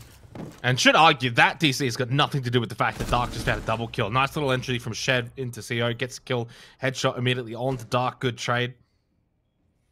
What the DC does not help, though, is the fact that it's a 2-on-4 rather than a 3-on-4. Yellow ping intel for CritJ. 30 seconds. Kit towards top yellow. 99 has control of that. 99 then gets the kill onto Shed, knowing full well that he has to make his way over towards top yellow. And Nhaikal's all the way over towards Spiral without Kit. Arguably without much of a chance. Does get a nice kill on to BG Man. What all Fury have to do is wait the clock out, because Nhaikal does not have the kit. It's top yellow. He makes his way in, and Lycoles will get a free kill, and I imagine we'll get a technical pause. Yeah, unfortunate though for Elevate. Hard to measure just how much of an impact it had. I can't help but feel the double kill would have been pretty disastrous anyway. Yeah, when I first heard the sound, I thought it may have just been... Sometimes like the squad can disconnect, but you stay in. Yeah, I don't know, it's a bit strange. But yeah, quite obvious that a player disconnected, as you mentioned. Far too deep into the round for a rehost to be called. And so that result, barring any other external circumstances, will stand. And it's a perfect defensive rotation from Fury. And even taking out of the equation round number 3, where they had a compromise player. Round 1, a little bit unconvincing in their ability to clear CritJ. Second round, CritJ again allowed to flank, and then the transition from above site in towards the objective was poor. Fury definitely have Elevate's number at this point in the match. Yeah, they certainly do. And it hasn't really been particularly close rounds either, which is concerning for Elevate on a map like Consulate too. Like, this is a little bit concerning. Should mention, this is the first time we're seeing Consulate this particular stage of the Asia League, but it's quite frightening if this is going to... I mean, for all we know, this ends up being just super defender-sided. Hard to say. Consulate's not always one of the easiest to attack if you don't have good formulated plans. Like, if you don't have a formulated plan of attack on Consulate, you could get a little bit lost around the map at times. We've seen certain teams, I think, when Consulate kind of came back into the map pool, struggle with that. Even if the map itself can be quite open, you can play it quite well as an attacking team. Defense does do well on it, but I mean, so far these rounds have just been really disappointing from Elevate, because they're just not even winning exterior fights into the entry fights and not really getting good match control. Look a little lost. Definitely still time to turn this around. I mean, arguably also not the kind of map you need to go and have like 3 to 4 attacking rounds. If they can get 2 attacking rounds by the end of this half, I think it puts them back in good stead. Massive attacker change-up as they bring the Grim and the Finger along with the Sophia. And again, Crit J here on the balcony. This time, though, on the Legion rather than the Valkyrie. I assume just anticipated to see if anyone repels up, and then... Well, I mean, he's already done this. Elevate should know that this is a possibility. Perhaps maybe not on top floor, given that the wall is almost always reinforced. They should be at least somewhat cautious of this possibility. I will say, I mean, I've had a quick look at some of the other regions. One that strikes my very eye is the Euro. Oh, here we go. Free kill. Yeah, on the repel. Easily done for Crit J. They weren't aware. Shed had no idea. And Lycolis gets a kill elsewhere as well off the back of this Logic Bomb that was ringing out. It's Fury that is doing the dominating damage. Speakeasy wanted to tap that kit. Will fall off it. There was a smoke that was thrown by Lycolis, but he has died, so no more. Hive launch is still available in terms of the canisters, and 2 Adrenal Surges will help Speakeasy, never mind. Dead. Good angle found by PG, man, and suddenly now Nhaikal's all alone and spotted immediately on the cardiac sensor by I9. So even as a solo now and getting yellow pinged out, they have his information. And that should be the end of this round. You would imagine it's a 4-0 start here for Fury. Nitrocell from I9. Ripped, thrown, and dead. No. A little delayed there on the trigger, and it does get shot out by Nhaikal. Very observant. I imagine he should have been able to hear the rip. Yellow ping, close angle, easy kill onto Crit J. Still a minute and a half, by the way. And with that, Adrenal Surge gets himself back up to full health. Has 1 more available, plus a frag grenade. So a little bit of utility. No kit, but he does have time. Yeah, just needs to isolate these picks. I9's gone prone, so he's vulnerable. Not in a position to feed information on the cardiac sensor. BG also doesn't have any keepers in pocket to react to this push. 60 seconds. Start a little slow. Eventually that pace does need to pick up, making noise. Right, grenade gets thrown out. Close left angle. Does get nicely tracked behind the desk, and he didn't spot the foot. And I9 will get the kill. Oh, you can't blame him too much there, Guz. He did everything he possibly could. Nhaikal. I mean, we could see the little foot because we could see the outline, the x-ray. We knew where he was. But when you're looking in a different direction, it's very easy to miss something like that. 4-0 start for Fury. And the point I wanted to quickly make was over in Europe, it's a 73% defensive win rate on Consulate. Now, again, it's only 3 plays of the map, which isn't the worst subsample. It's actually the 2nd most played map in EUL. But yeah, something to just keep in the back of the mind. APAC's a little different, though. I would have thought this would be slightly better for attacking teams than 73%. But so far, the way Fury have played it, they've been so aggressive. They've made life very difficult for Elevate. Yeah, Crit J goes once again for the play on the exterior breach. I thought that maybe he'd restrain himself after revealing it prior. Had the confidence to back it in. Valiant attempt there from Nhaikal in the 1v3.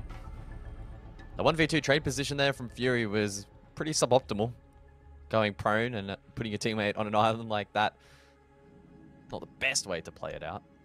No immediate trade meant that there was an opportunity for Nhaikal to win that out. If you had spotted the knee of the player prone, probably would have won the fight. But not meant to be. Elevate take their tactical time out at the most appropriate time in this match. They sense that the next 2 rounds are critically important. If it is to be a very defender-sided map, they still need a safety net. So, rounds 5, round 6, quite important. They need to find a way to tame this aggression.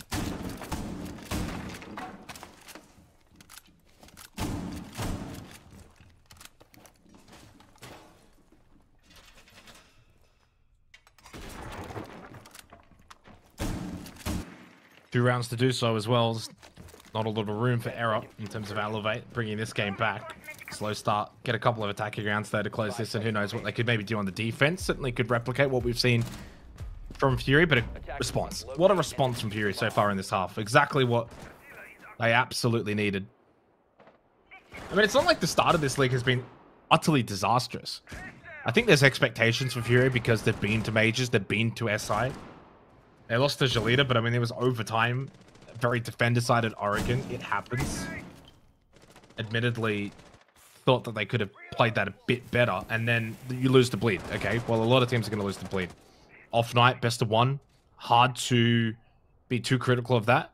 And just maybe, at least for my sake, having predicted Elevate to win this game, it's so difficult with these predictions, but it's easy to get sucked in by the opening week in terms of the results. You know, Elevate's 2-0, Fury's 0-2. It's very easy to say, well, Elevate maybe should win this game, but Fury have got the credits in the bank. Right now, Elevate, though, looking for a direct hit, or at least looking to open up the main breach. And they've been able to finally do so. I imagine now they'll turn their attention up above over towards Expo and Piano. And a long Repellion as well here from Ape, and Logic Bomb will get used to help him clear out top floor. How prevalent will the roam game be from Fury? Oh, there's one. It's Crit J, the Danger Man on the Legion, combined with Dark on the Mozzie. I think deep over towards Secretary in that split position. Trying to see if they can force an attack into chasing that position. Elevate have made good ground elsewhere, though. Instead, working down below. Main breach, as we saw before as well, already opened up, so they can begin to establish a bit of a horizontal pinch. Really good combination there of the impact EMP from the Gridlock, Sector hard breach from the Buck. And Shed, well, looks to try and swing main. But Fury have clued into that. They're ready, and Lycolis lands the shot. Yeah, and again, just troublesome for Elevate. They can't get into the building properly at all. Not really winning these kind of structured defensive chokehold fights. I9's a little bit lost right now, but that's okay. He'll eventually almost find that kill, and Ape bot yellow. Yeah, I mean, that round in particular, super disappointing from Elevate, but so indicative of what we've seen from Fury in this entire half, guys. I mean, that round sums it up.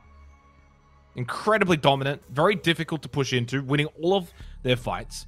And we think about, like, is Fury doing anything wrong so far in 5 rounds of Siege? No. They've made no mistakes, and yet despite that, they've actually been pretty aggressive in a lot of these rounds. That one was a bit more structured, hold sight, hold angles. And even then, Elevate really could barely get in. They kind of tried to brute force their way, and it just was never going to work. And this is really disappointing from Elevate. Yeah, I mean, I predicted Fury heading into this game, but I did expect it to be quite competitive. The scoreline might float a little bit in the second half, provided Elevate have something to show defensively, but I'd be pretty surprised if from this point onwards we do see Fury drop the ball. They just look like they have a far better read on the map, and confidence is flowing and facilitating quite an aggressive play style. Really shutting down a lot of the conditions that Elevate are trying to find, and last round an example where Elevate do their best to actually avoid said players, and if that doesn't work. So to the credit of Elevate, they are trying some different stuff in this particular game. I think it's really just a case of, in a best of one like this, you can only adapt so much throughout the map. Unfortunately, they're probably not going to have enough time to bring this result back.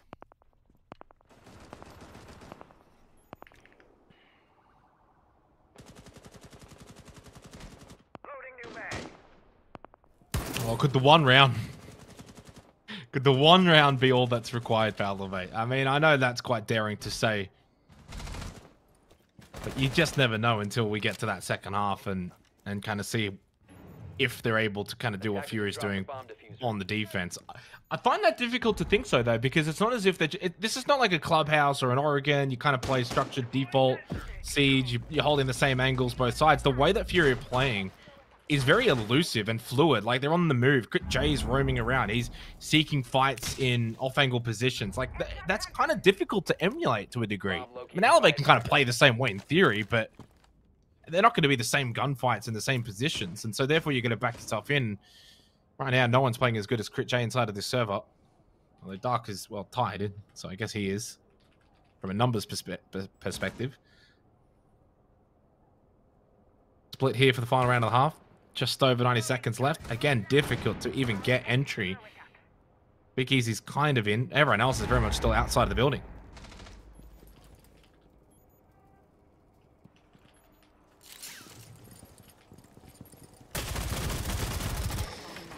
Yeah, slow going again for Elevate, but finally some snappy play into the copy. Repel, Ape wins a fight. His second kill in the game so far, but Crit J's still alive. lurking around admin. Flash to come through. Ape looking to pinch. Crit J to push forward. Logic Bomb goes out, but Elevate look lost. They don't know where Crit J is. They can't find him. Secondary Flash to follow. Crit J finally taken down. A 3 versus 3 minute to go. Lycolis has been really key in maintaining the late round here for Fury. He lands another nice shot and keeps things even for the final portion of the final round of the half. Yeah, I mean, this is where the Deimos has to be used with the death mark. But I don't even know if he's got anyone available to actually choose from. I can't see it because of the, yeah, I guess he does have someone. There you go, the Kaid's going to get scanned out, so he's going to be pinged straight away. Shed was actually just directly above him. So it's funny when you kind of pop that death mark and you immediately do like a 360 turnaround. Where is he? MC's going for the plant. It's just no one watching, no one's covering. And Haikal was not holding the correct angle, and BGMS just walked up right behind him, shot at him. I mean, this is going to be 6-0. And Haikal looks a little lost right now. Shed's been able to make his way in, grab the kit, sticks it immediately. Can't allow this to get denied. There's the yellow pin. What a shot from Dark. This one's over. And maybe not just this round, but arguably this match at 6-0. Fury have got 6 match points. They've been flawless and perfect. Hard to find any positives for Elevate in this game, guys. It's really difficult. For Fury, though, they've been sensational. No real mistakes, clean across the board. Not overly reliant on a singular player. As great as Crit J started, by the second half of that first half, he didn't really become as much of a factor. Everyone else started to get involved. And it was that team effort. Now, there is every world in which Elevate certainly can get a proper amount of defensive rounds. By no means is this game necessarily over. I did bring up the fact that this map is 73% defensive sided in EUL. This is not EUL though. This is Asia. You have to add that caveat. But this has not been played in Asia so far, so it's quite difficult to find that information for this stage for this year. Elevate need to get a couple of rounds though. A 7-0 loss here is just... It's tilting. It is quite tilting. And then you got to play tomorrow. I'll have a quick look as to who they're playing. It's Daystar. I mean, maybe that's a bounce back game, I guess, waiting in the wings, but from 2-0 to maybe 2-1 here for Elevate, unless they can pull off the miraculous. 10 seconds to insertion. Yeah, to defense we go then for Elevate. Down below. Mirror in play, Valk as well, so info gathering potential here. Impacts as well to trick wall. And we are going to see Lycolis on the Thermite, so there's Exothermic. Should be dealt with pretty handsomely by this defensive lineup. We saw Elevate themselves on attack lane into the Mav, but we won't see that initially here from Fury. Now there was an opportunity, especially in this initial round, for Fury to maybe aggress, go for a fast rush, pick up the pace. But they are going to go in a standard fashion. I9 falls, really well-placed Nitro through Skylight. So Elevate have given themselves the advantage.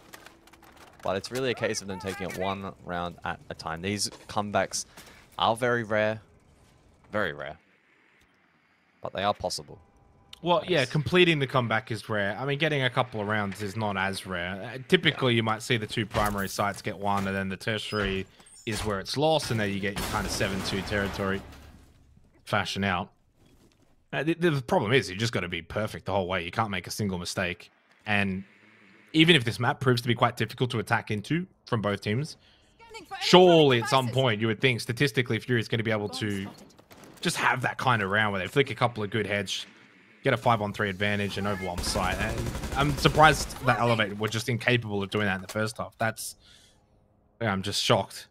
They're a good enough team. They're good fraggers. I think this will clearly be a map that either they need to put more stock and time into or avoid it. They've gone to it. They've given it a try. It hasn't worked. Nature of best of ones during the group stage portion of this tournament. You can kind of have these sort of nights, guys, and it doesn't have to affect your entire campaign, but you do have to learn a lot from this. Yep, 100%. Main breacher focus here for Fury, as Crit J will work into a yellow stairs position. Now, he's been such a dangerous player today. In the face, though, of the Kiva barrier, the mirror window, a couple of different lines of sight. This is a difficult entry for him to make. No one in Pillar, though, may alleviate a bit of that pressure, as Lycolis will go deep for the plant, Fury to cover. Yeah, and this looks like it's going to stick. No one's denied it. That's just poor. Oh my god. Wow. Well, I just don't even want to... I mean, this is ridiculous. Whatever. Wow, that is awful. Great from Fury. Great from Fury, but they've just walked into sight with the free plant. Where's the response? Where's the denial? Where is even anyone looking to throw their body on the line to stop that plant from happening? Either they don't have the information, or they had no idea how to stop it. Either one is a scary thought. But an incredible, incredible response from Fury, though, from a campaign that started off quite shaky. 0-2 to begin, but they are now 1-2 and make Elevate look downright silly. I mean, that is appalling from an Elevate roster that I think has so much talent, guys. Really, really talented team. Beat Jaleeda last week, decimated Knock Knock. They came into today, first place, highest round differential. I don't know what else I can say. To lose 7-0 in that fashion, as good as Fury are, this is the thing. I don't want it to take away from Fury, because Fury's a really good team. They've been to Majors, they've been to ASI. They are at that very similar level to Bleed. There are expectations that if this were to be a 2-seeded tournament in terms of going to a major, it would be Fury and Bleed, or Bleed and Fury, however you want to obviously order it. But that from Elevate was just downright poor. There's other words I want to use. Yeah. I mean, I think it's a case of one of those matches where a best of 3, I would trust Elevate to mount some kind of response. However, in the best of 1, if you have such a poor start like they did, even some of the best teams are going to struggle to bounce back. I think it was pretty clear early on when CritJ hit that multi-kill, then CritJ hits the flank back-to-back rounds, that it was going to be a struggle for them. So very rough day at the office for Elevate. So hopefully they take learnings from it. They sit down and have a chat as to what the hell happened in this game. And hopefully for their sake, we don't see a repeat.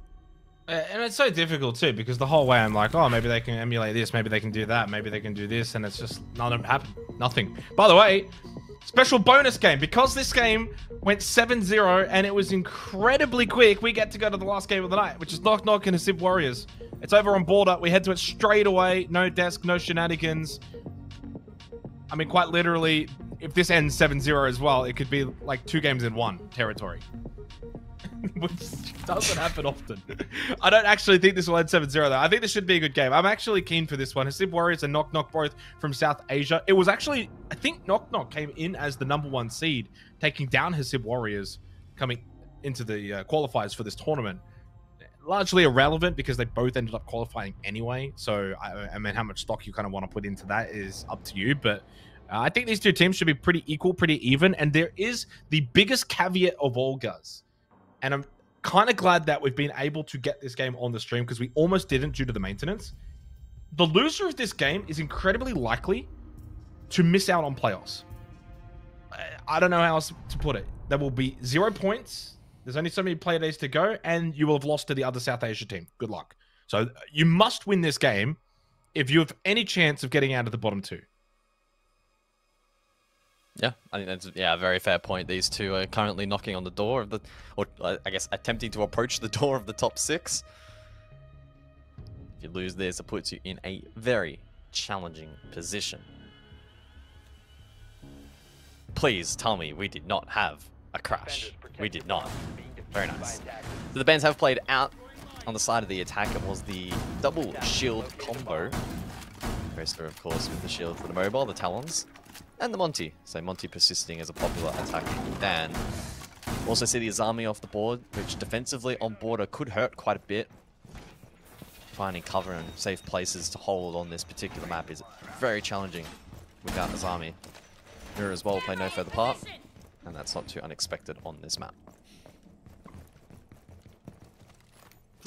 Yeah, should be a fun one. On Border as well. I think Border is always one of the more fun maps to watch. Knock Knock has had an interesting campaign so far. Both of their opening maps are actually on very defender-sided maps, Oregon and Skyscraper, so you kind of go to Border now, and it's a big flip for them, at least in terms of the, I guess, playstyle of it. Whereas for Hasib Warriors, you think back to Playday 1, guys, and we got to watch the opening 4 rounds against Bleed, and it was the best 4 rounds that South Asia's ever seen. And then the rest happened. So if they can kind of emulate that, I mean, I'm backing in Hasib Warriors. I picked them for this match, and the fact that it's also gone to Border probably leans me into even more so thinking they can win this. They got 4 attacking rounds on this map against Bleed. They are now attacking again here on border to begin. Straight to main entrance. Good immediate pressure in towards site. One holding close. ZDUX with a little change up. Rattler just getting a little bit pesky over towards supply. Does make it out, but did lose a chunk of damage on the way out. So I'm not sure if it's been worth it for him. Yeah, an intriguing exchange. And Rattler comes off second best and now droned out, and he'll be forced out of this position. No real pressure to follow. Nitro Soul rather still in the pocket of the Valk though, so they'll be wanting to get some value from that. Envy fed up above by Dini, and he'll just fall off that position. So good peel defense at the moment, and an opportunity to perhaps retake. Sandy's still up above, Beat as well, and Hasib still contesting for map control as we approach the midpoint of the round. Yeah, and this makes it a very fascinating round now. So 90 seconds, 5-on-4. Knock Knock with the slight player advantage, although Rattler is quite low.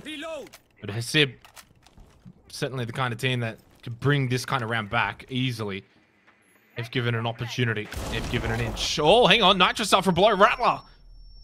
He's already been a hotly contested player in this round. Great start for Knock Knock. Doctor in a bit of an exchange elsewhere as well as we get the overhead over towards bot main, and that's an easy kill on the Doctor, who was already quite low. Taha gets involved, and he's one to kind of keep an eye on. The Montagne did get banned out, so he doesn't have that to fall back to, guys. Think the play they won against Bleed, and he was largely influential on that particular operator. So Knock Knock have done their homework, banned out the Monty. Taha now goes down, trying to just get in towards bathroom. ZDUX doesn't have the best of angles, and suddenly he's all alone. A very strong defensive round from Knock Knock. Good counter punches, good Nitro Cells placement, and general game sense. Hasib Warriors have kind of been picked apart. Yeah, I wouldn't be too surprised if in this kind of matchup we are in for quite a defender-sided affair. Rattler had a bit of an awkward start to the round, but more than made up for it. Good cheeky kill on the floor in bathroom to conclude the round. But back to my point. Again, I wouldn't be absolutely shocked if we see quite a defender-sided match.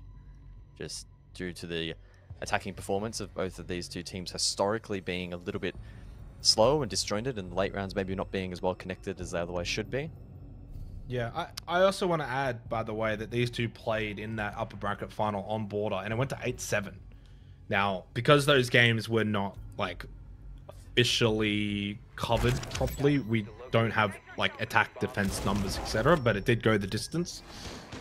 It was actually the only map in that particular best of 3 that did kind of go the distance. I mean, Bank was 7-5, won by Hasib, but yeah, I mean, all 3 maps actually, if you look at them, guys, Bank, Border, Chalet, what does that tell you about these kind of teams? They love these fluid maps where you can run around and gun and frag, and you know, you kind of say in terms of the slower paced nature of it. We didn't get that though back on Playday 1 against Bleed, and that's where I'm not necessarily disagreeing with you.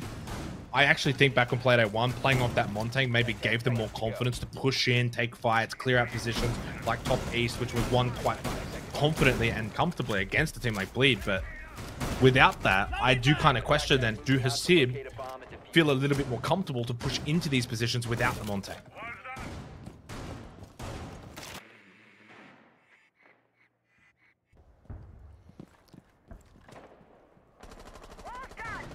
So Flores is in play, and that's in response to the large quantity of utility that we're going to see here on the defensive lineup. There's Goyo canisters from Jittery, Castle Barricades from Sandy.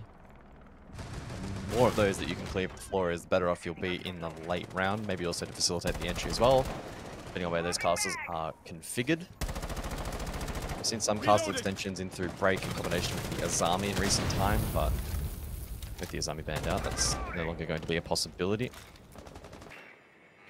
Initial drain here from ZDUX, but the mute will pose problems. Twitch though in play, so Doctor should be poised to try and deal with those where possible. And you combo the Twitch and the Flores into this lineup, and utility isn't going to be that impactful for the defense if dealt with properly. We can see it being chipped away here currently. Of course, Ash as well, still 2 charges available. Ranged Harge Breach, so I really like the lineup here from Hasib. Yeah, as you mentioned, without the Monty taking some of that map control can be a challenge, but if you can chip away at utility and create opportunities like that, the Monty is not a necessity. No, certainly not. Oh, Whew, Zedox had no idea, didn't see it coming. Lovely shot from Jittery. Just one outside Archives at the moment. Oh, the timing from both of them, it's impeccable. This game sometimes, when you get to watch it from our perspective, he's going to go again. I mean, the reaction time there, always going to be difficult when you're holding such a tight, close angle.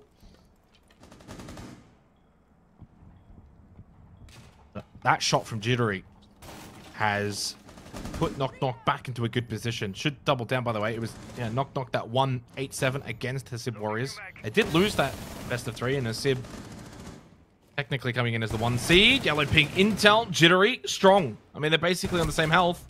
But a good swing from Taha finds the head of Jittery and gives Hasib the Warriors, Hasib Warriors the lead. I mean, sometimes they might be Warriors. They are the Warriors. 30 seconds left, Gus, and they've got themselves an advantage. Yeah, drone deep as well. So they've got pretty good read here as to what is clear and what is not. Rattler with a rotation though, in through Fountain, decides to go prone. Could be enough to find him 1 kill, but Knock Knock need to find a double trade to get themselves back into the game. They are 3v4 down. Let's see where Taha elects to take that diffuser. It's probably going to be a plant behind the chassis, but Rattler to disturb. Yeah, deep into red time now, so you got to get that kit down and no one's holding it. So you would imagine this should be a round win for Knock Knock B. Good shot with the DMR as well. Rattler holding in towards Fountain, but job done. Time was already wasted. They were without kit for quite some time. I think got a little sidetracked by all of the commotion, especially towards Fountain. Trying to clear out certain positions and just lost track of time. Didn't have kit. And at that point, never had really the best way to win that round. 2-0 for Knock Knock. Great start on the defense. Yeah, I mean, there's vert pressure anyway, so if they get the plant for default, provided Knock Knock do their job right, there was a play below to deny. I think Brick's plant was the most ideal, but making that cross the Archives was going to be, you know, a challenge, but that's where teams with better late round proficiency and synergy and ability to react to unexpected defensive positions are going to excel heading into the game.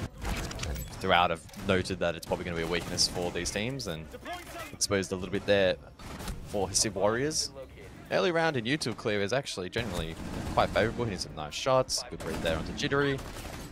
But then in the last 5, 10, 15 seconds, it did fall apart a little bit. And you could briefly see there that the vert in play. So that plant, even with an extra couple of milliseconds, was unfortunately never going to go down. I think you had Knock Knock for your prediction, didn't you? I think we went either or. I think I went Hasib, you went Knock Knock. Well, I know I'm going 3 from 3 so far this evening. I did pick Fury for the previous game. Certainly would not have said a 7-0. Would you have put the 7-0 in the prediction to No, get the no. extra point?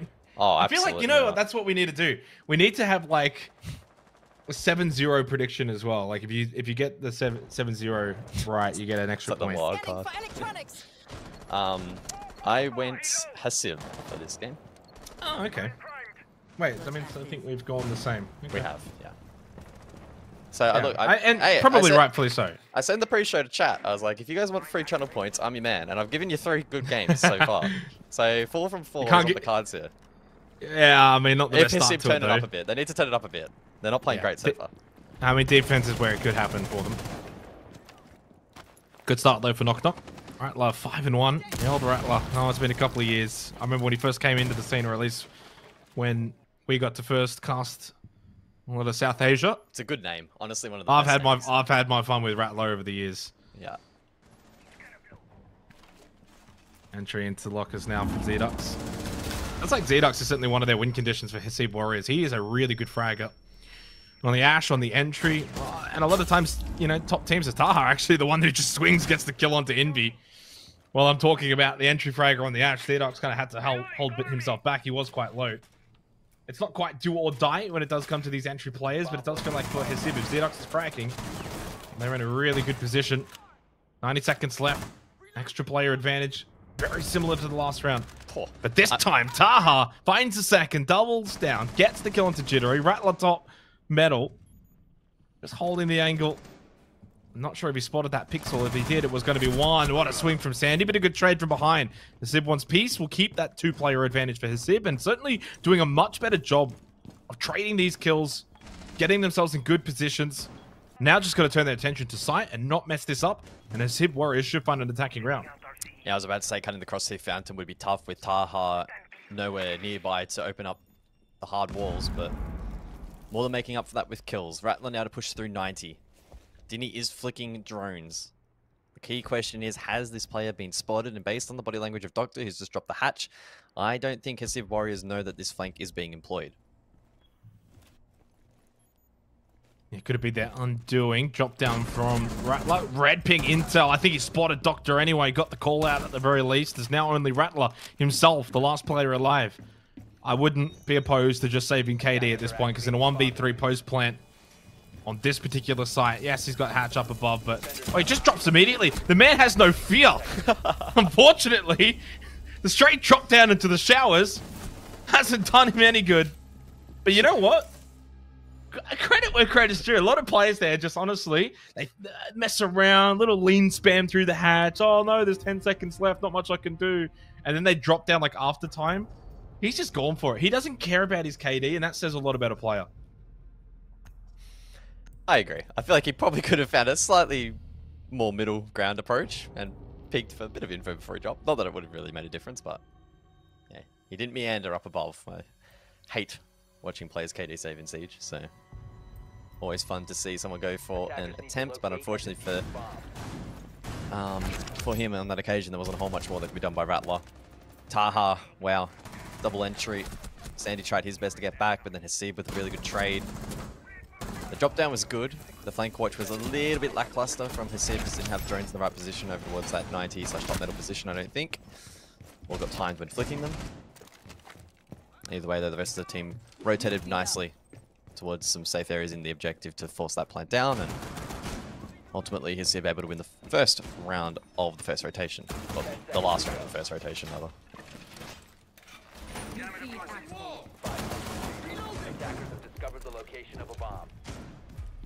Yeah, difficult to know how many rounds are going to be required from either team on defense, attack, etc. I think these two teams are pretty equal. The 8-7 game on board are highlighting that in the upper bracket final in terms of the qualifiers. I wouldn't be necessarily surprised if this one goes the distance, goes to OT. A lot riding on it. You never know sometimes, guys. You just never know. You could be getting flanked in spawn.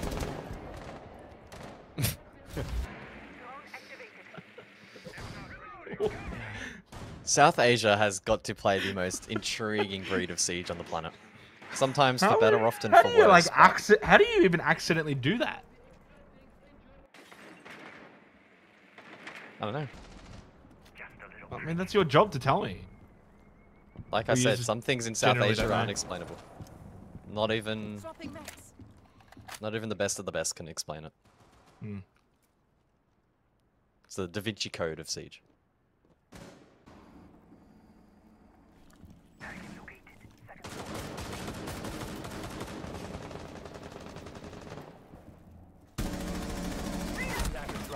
I was going to say nicely done from Zedox, but you can see down in that corridor the push through coming from Knock Knock. He was just kind of on an island, had no idea. Taha gets one back. Oh, I thought for a second they almost traded, but able to stay alive. Envy and Jittery both combining for kills, and this round is over. 1 versus 4 for Dinny. You would think from here, unless he can pull off something incredibly crazy, he has no idea where he's even getting shot from. Swings hallway, no one 90. Sandy then peeks the doorway, and Knock Knock will get themselves another round.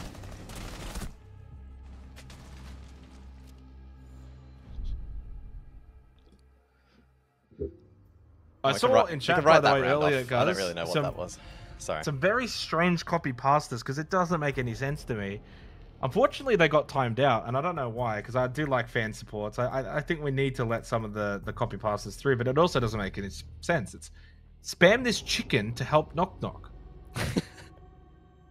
Am I missing something here? Well, what's the bird that rhymes with knock? I feel like there's a bird that rhymes with knock. I'm pretty sure you could. You know what? I'll help them out, because chicken doesn't make any sense. But you could spam this clock to help Knock Knock. I'm sure there's a clock emoji. There probably is a clock emoji. Don't know. Maybe chat can work that one out.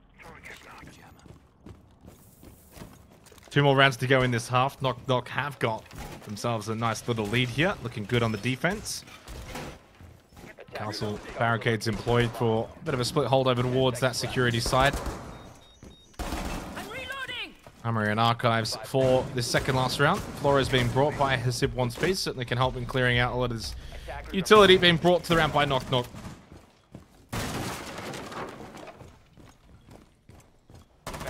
It's such a stark contrast, though, to what we saw from Hasib Warriors opening play day, 4 attacking rounds against Bleed. I still can't quite wrap my head around as to how that happened. I mean, I did kind of touch on the Montang, and I guess maybe a large facilitation as to why they were able to do so well against Bleed. Maybe it was just Bleed were quite poor. But they have not been able to bring that same level of play again today here, despite it being border. Jittery. Looks quite jittery.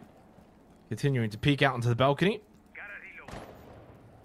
Ball's back for now, though. One outside that window of top waiting. Envy roaming around break. This is a very intriguing looking setup that Knock Knock brought to the table, playing off it well. Sibora is going to have to make sure they look to isolate some of these players.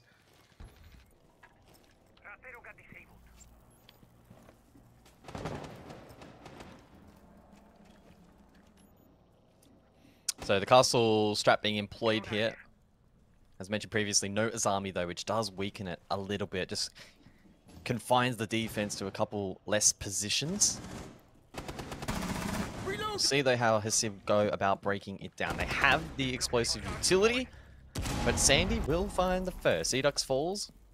That's some of that explosive util, and arguably the best fragger on the team down. Reload. Wow. A lot of these rounds have looked quite similar. When you kind of look at that 5v3 graphic, it feels like deja vu, deja vu, deja vu. Hasib Warriors, they're just not able to find these opening kills, get good position, start to overwhelm the defense, play slow, methodical siege. It's kind of push an area and then die, because Knock Knock have just got better angles. They have set up really well, and Hasib Warriors have no way of countering this. Stuck out into the balcony in the terms of the solo play for Hasib once piece. Now on the verge of this round being flawless. Still 60 seconds.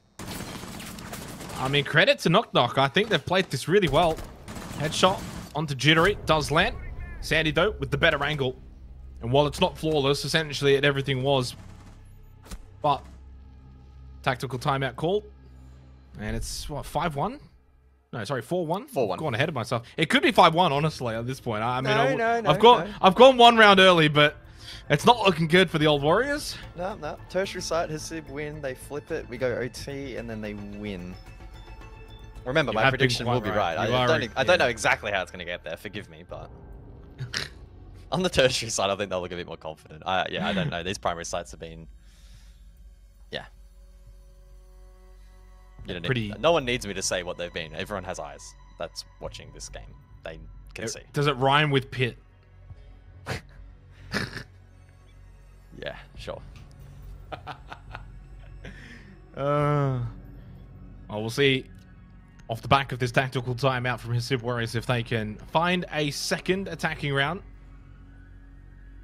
And I'm not memeing when I say this. If they do find this second attacking round, it's like you said. I mean, there's every chance we just flip and Hasib Warriors themselves on the defense will be more than capable of getting the defensive rounds required to send this one to overtime or potentially even win it. I mean, it doesn't have to necessarily go to OT.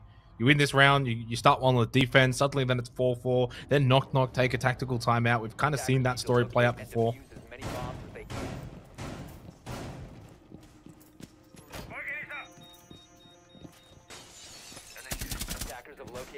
Well, we'll see what happens. I gotta say though, right now, I think in general play, Knock Knock have just looked a little bit better across the board. Good aggressive contact. Hasib Warriors have really struggled to find good entry points. Taha's been good. Outside of Taha, the rest haven't really been able to make an impact in the game. Yeah, we need to see Zdux really get himself into the match. We've seen his fragging potential, particularly on entry, is actually quite good on a strong day. Perhaps though some of those entry tendencies are being countered here by Knock Knock on border, and he's finding it difficult to get himself into the match. We're going to see the castle persist, so again looking to soak up a lot of that explosive utility that continues to be brought in response by Hasib Warriors. Pulse as well in play. Rattler's been playing a lot of info ops in this match. Caught off on the initial push. Takes a look at damage, but Gets away with it in the end. Yeah, I mean, this is what SIB Warriors need to do, though. I want to see early contact fights, push, try and make life uncomfortable for Knock Knock, clear them out of positions, use their numbers advantage if they possibly can. It seems like a lot of solo entry plays from SIB, even this from Zedox right now by himself. Where's the trade potential? Not pushing in, haven't quite got numbers in this area. Even Taha again. I mean, you got Kit over towards detention and you're by yourself. What if someone's there? You die. No trade. Remain. Okay, at least Doctor slipped into security. But again, it's all solo play. It's almost like watching solo queue. Although he's at least got some friends outside break. You can shoot that Vulcan canister out for your teammate as well.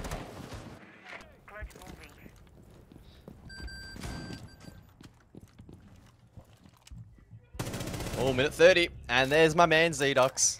If his SIB Warriors are to win this game, we need to see him find some form. Catch his beat off guard. Knock Knock, I think, momentarily thought about committing to try and go for the trade, but then think better of it. Denny elsewhere taken low. He's prone inside a break. A lot of different elements to this attack at the moment. His SIB Warriors just need to band together and try to trade out these remaining defenders. Yeah, but I mean, to be fair, as much as I said in the last round, they don't get too many opening kills. They've also been in this position before and then thrown it away. The onside execution's been pulled. This is where you got to probably rely a little bit on Zedox to find a kill on this Ashe again. He's done it once, needs to probably find a second, open up sight, play off him though. Again, he's still quite solo. Denny, Taha trying to take contact fights. They're low, pushing around top east. That's fine. 50 seconds left, but they're not playing as a team. They just don't look coordinated. I mean, you're dying solo top east stairs, Envy with a good angle. And now you've lost that advantage. Zedox has been bot middle for the last 40 seconds. 30 seconds then. His SIB has flashes. He can flash out this boost position. Taha with Kit. SIB surely in the next couple of moments are going to look to force this plant down. Instead, they actually go deep. That's probably not the win condition to go for unless they were threatened by the man disadvantage. Nonetheless, his SIB should be able to find this trade. Oh, okay. Well, he doesn't. He's already used his flashes, so they can't push that position out. Knock Knock win the round. Probably shouldn't have. At least it should have been a lot closer than it was.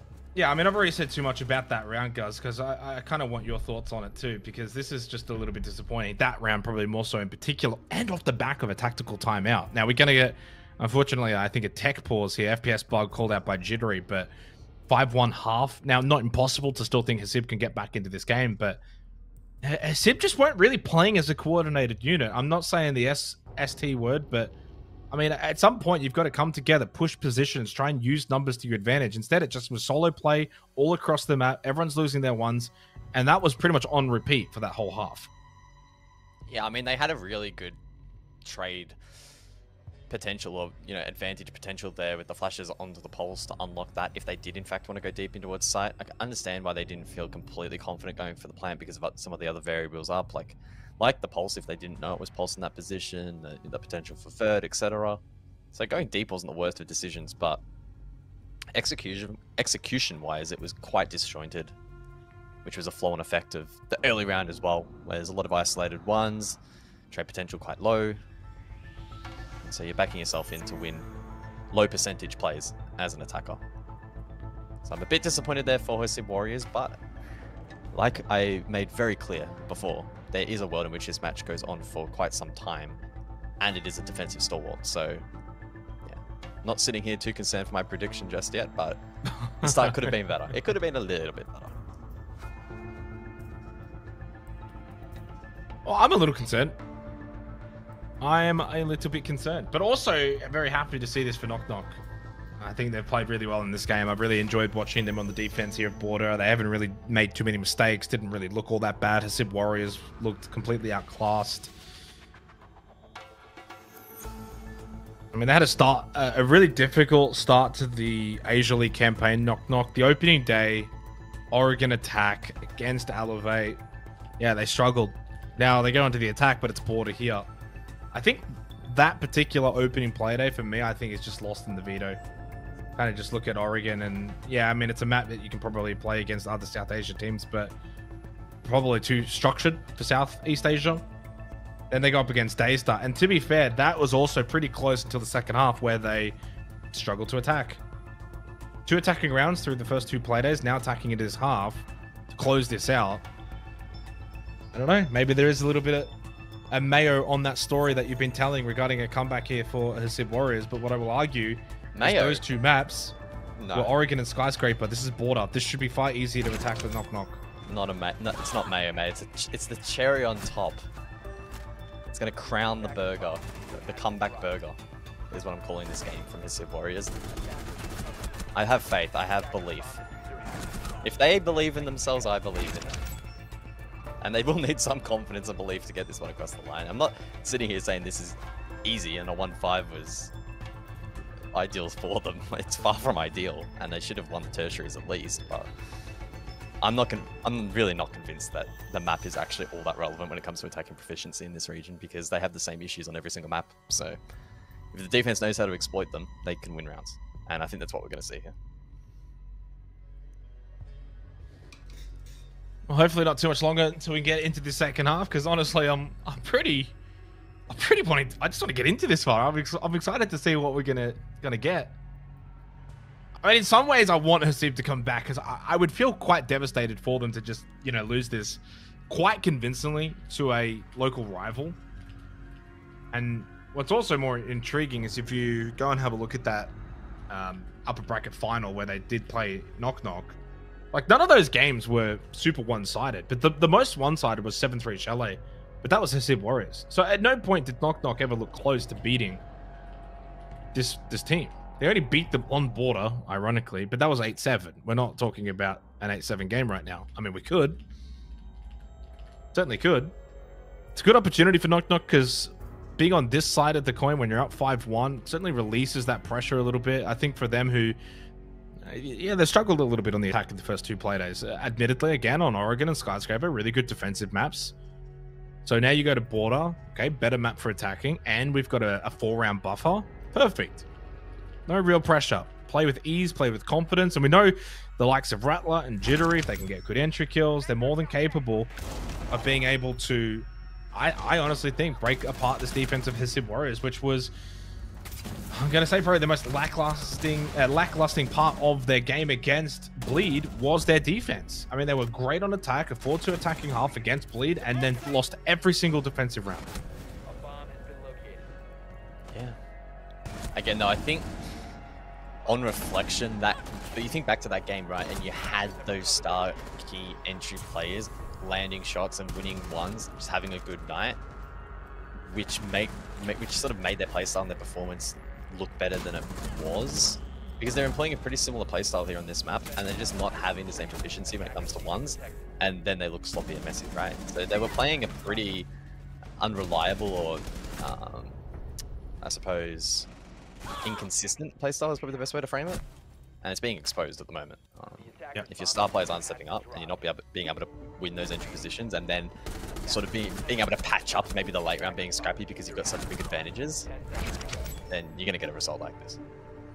Well, unfortunately, this is taking a little bit longer than we originally assumed for this technical issue, so just going to head to a very quick break. Hopefully when we get back, the second half can get underway.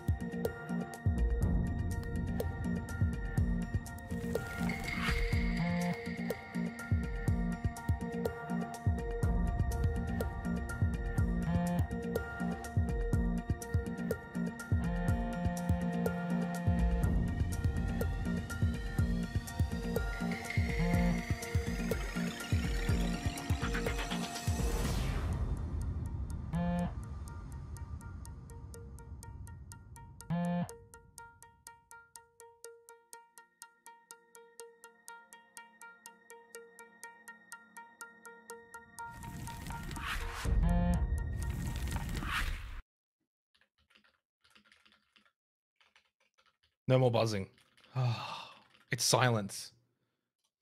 It's just it's actually just utter silence right now. I don't hear anything at all. From buzzing to no game sound, that's fine. It's better than that stupid buzzing noise. Back into the game we go, guys. Second half underway. Knock Knock up 5-1. Looking to close this out against the Hasib Warriors. We've kind of spoken at lengths regarding attack and defense and former matches and statistics. It's all about now to be put to the test into this second half. Knock Knock with the advantage, we'll say. But Hasib on the defense, certainly more than capable of getting themselves back into this game. And again, to reiterate, I mean, you lose this match, it's very likely you're not going to get out of the bottom two. That's just... The statistical likelihood is it'll be very difficult. Do you remember who predicted what for the audience prediction? Do you remember who they predicted for this game? Were they Hasib as well? Oh, as in like the social vote or like the channel point vote? Oh, like the audience. We had like an audience prediction graphic at the start. Oh, the audience prediction graphic. Yeah. I think it was Hasib actually, because if I remember correctly, of my wonderful, vivid photographic memory was the whole right side was like Hasib, and then the whole left side was Knock Knock or something like that. Right. I think they may have had some different picks to me anyway. I was gonna say I didn't want to be edged out by the audience. I had the same picks as the audience, and I had Hasib Warriors, so the audience is losing here as well. But you also picked Elevate, and I did pick Elevate. That was a little bit wrong. Only just. Just a bit. Just a bit. Into the 7th round, close strain from Beat through Bathroom. Bravo being employed here by Knock Knock. Good information being gained on that default camera as it gets hacked. The question for Hasib Warriors will be, how do they want to play this defense, right? You're down 5-1, so do you feel as if you almost go into your shell? Defensively, you don't want to make any mistakes and give pathways for the attacking team, but at the same time, you hold on site, you sit back, and suddenly then the map, and a map like Border, becomes very easy to take a lot of control of it. Sandy already in Passport. They can get themselves up to top east. He can make his way through main lobby if he wants towards bot metal. I don't think there's really much pressure down below at the moment from Hasib Warriors. It all looks a little bit upstairs. Attackers have dropped the bomb diffuser.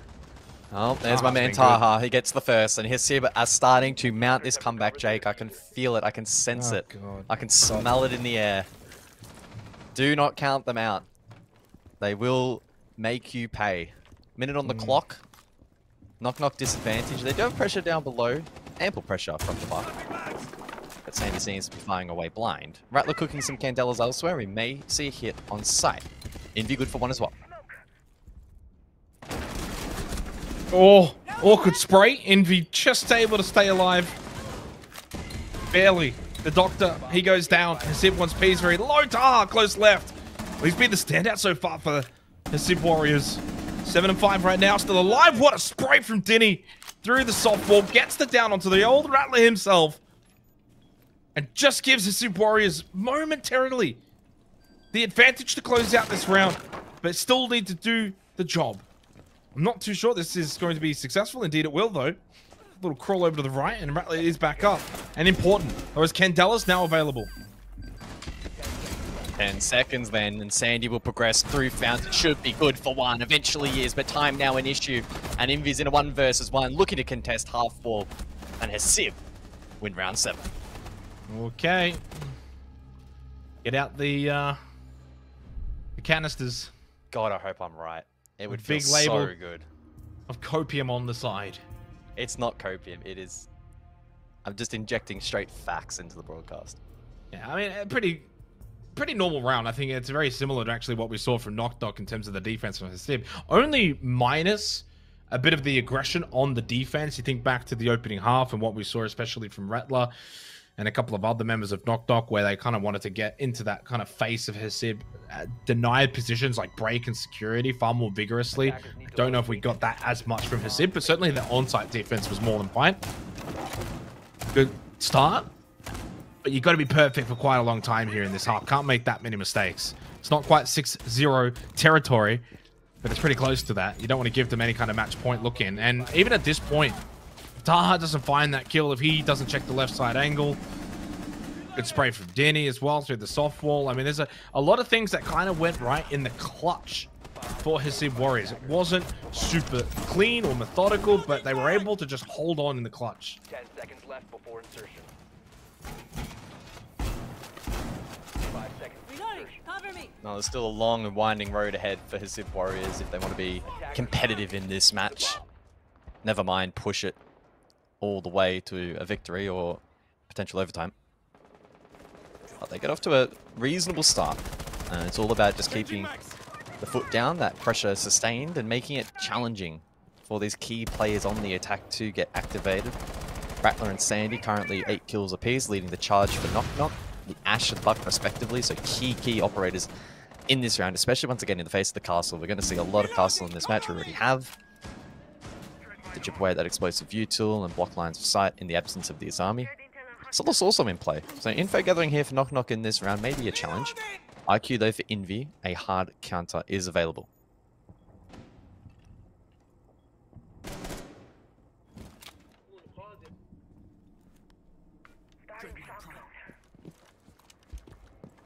Yeah, Fenrir Solus employed. Zedox has been a little shaky in this game. Unfortunately, it's also been a rough stage for him. 0.7 rating. Lowest rated player on Hasib Warriors, even though he can be a very talented player.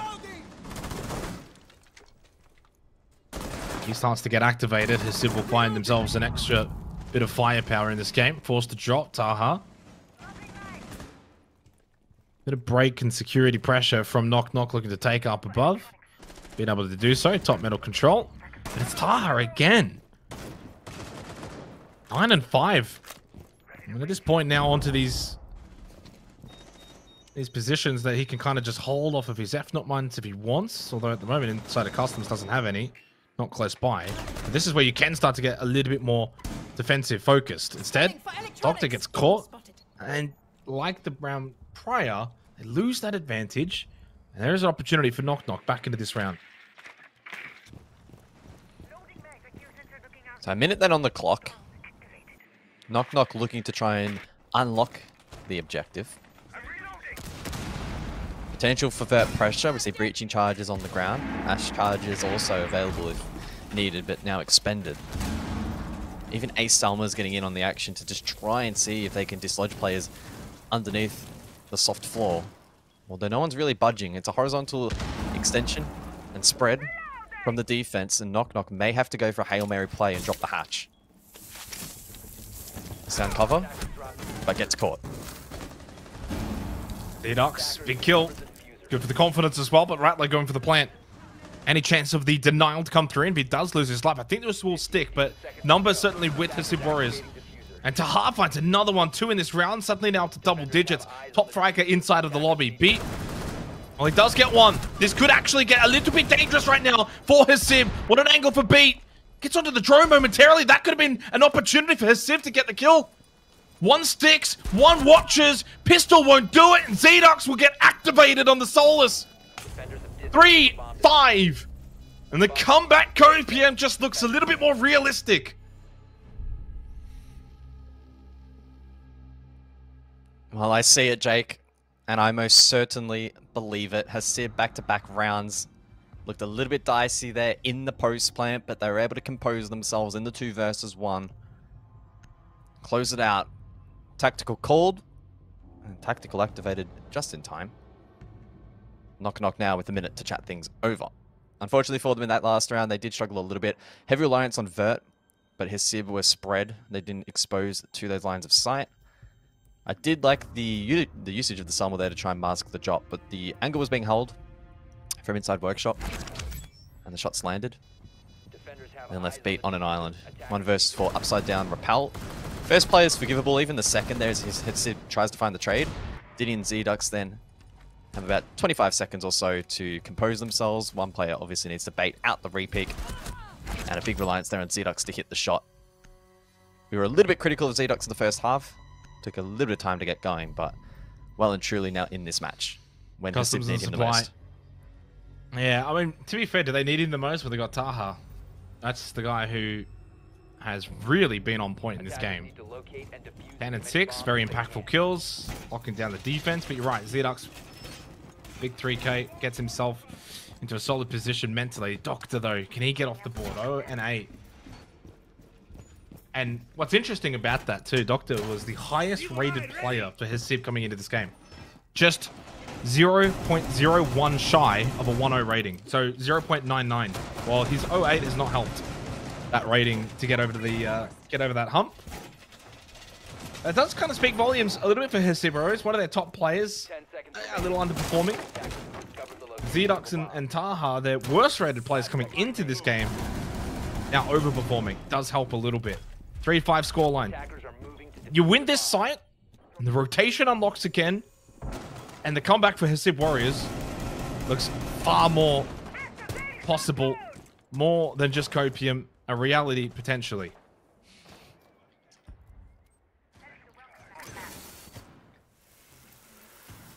So thermite trick then on the passport double door. Great way of opening up in towards customs and negating any potential wall denial. Is the Kaya this time around. Zedux has the claw in pocket. Both of them, in fact, and neither will be used. Both of the primary balls now opened up. Pretty easy sailing so far from Hesib Warriors. Yet to encounter much resistance in this round. Now, in the objective itself, again, we're going to see the castle. So that's a util that needs to be cleared, as well as Maestro as well. Shotgun in the hands of Hesib. And those cams will provide useful information and the opportunity to chip away at drone util as well.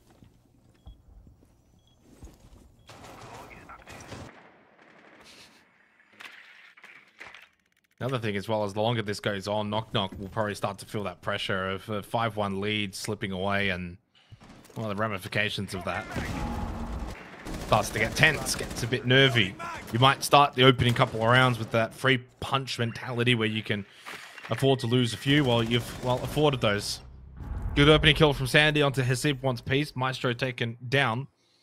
Then of the opening kill this round gets him to 9 kills. It's been a big standout for Knock Knock. Where's the response now from Hesib Warriors? And this is where, when you're 5v5, you can certainly sit on site, be defensive. You take the risk, though, now down a player, to look to answer back, find a bit of counter-aggression, go for a bit of a sucker punch, or find a flanking opportunity. If you just sit site, just kind of feels like you're biding time until you get overwhelmed. 60 seconds left, and suddenly running out of time and opportunities for Hesib to maybe go seeking a kill. Dinny on the drop, he could be the one to do so. He could be the one to maybe unlock this round for Hesib Warriors defensively. Into Workshop. Oh no. Does he want? Oh, does he know there's one close? He's giving away sound cue. Rattler's going to swing at the kill. Taha's still up above. I mean, I don't think Hesib are in the worst position here, but this fight could be critical if Dinny overcommits. Rattler has a read. He just needs to hold. Dinny just needs to force this attack into him.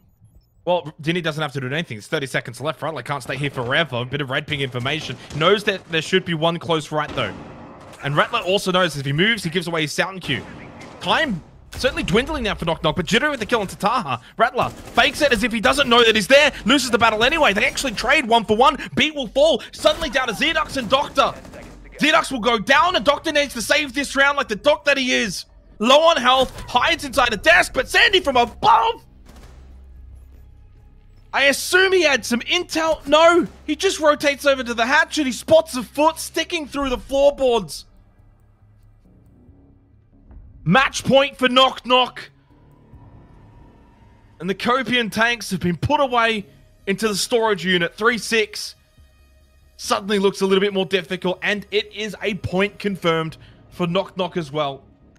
One conversation we didn't have, guys, as well, is that kind of mutual destruction. If they both go to OT, neither walk away with the 3 points. 3 very valuable points. All 3 of them. Hesib can't get to that figure now. Knock Knock still can. Well, overtime then, the only condition towards victory now for Hesib Warriors. Unfortunately, Taha couldn't hold up above.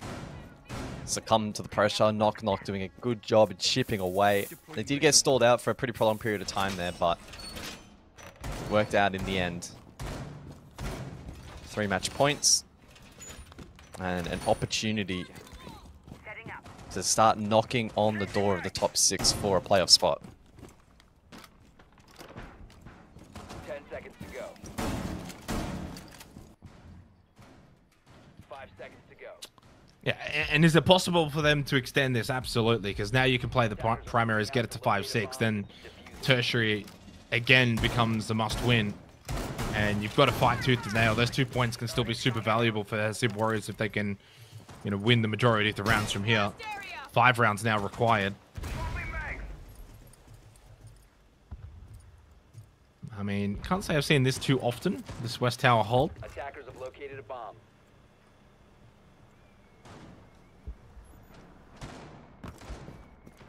But credit to Knock Knock. I think as a full team of 5, they've certainly looked a lot more coordinated than Hasib Warriors. And Hasib have been very fortunate. A couple of really good individual players from the likes of Taha, at points even Zedox.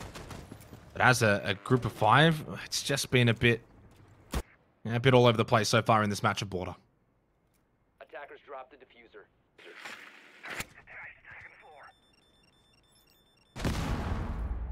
Well, the Flores continues. We do see the inclusion of Grim this time around. That may help facilitate the late round if Knock Knock are struggling for a bit of information.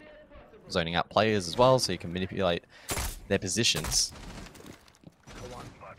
Early Quan launcher to come through though. And you can see that's making the triple wall position difficult to hold. Beat will follow up, run across. Straight through the smoke.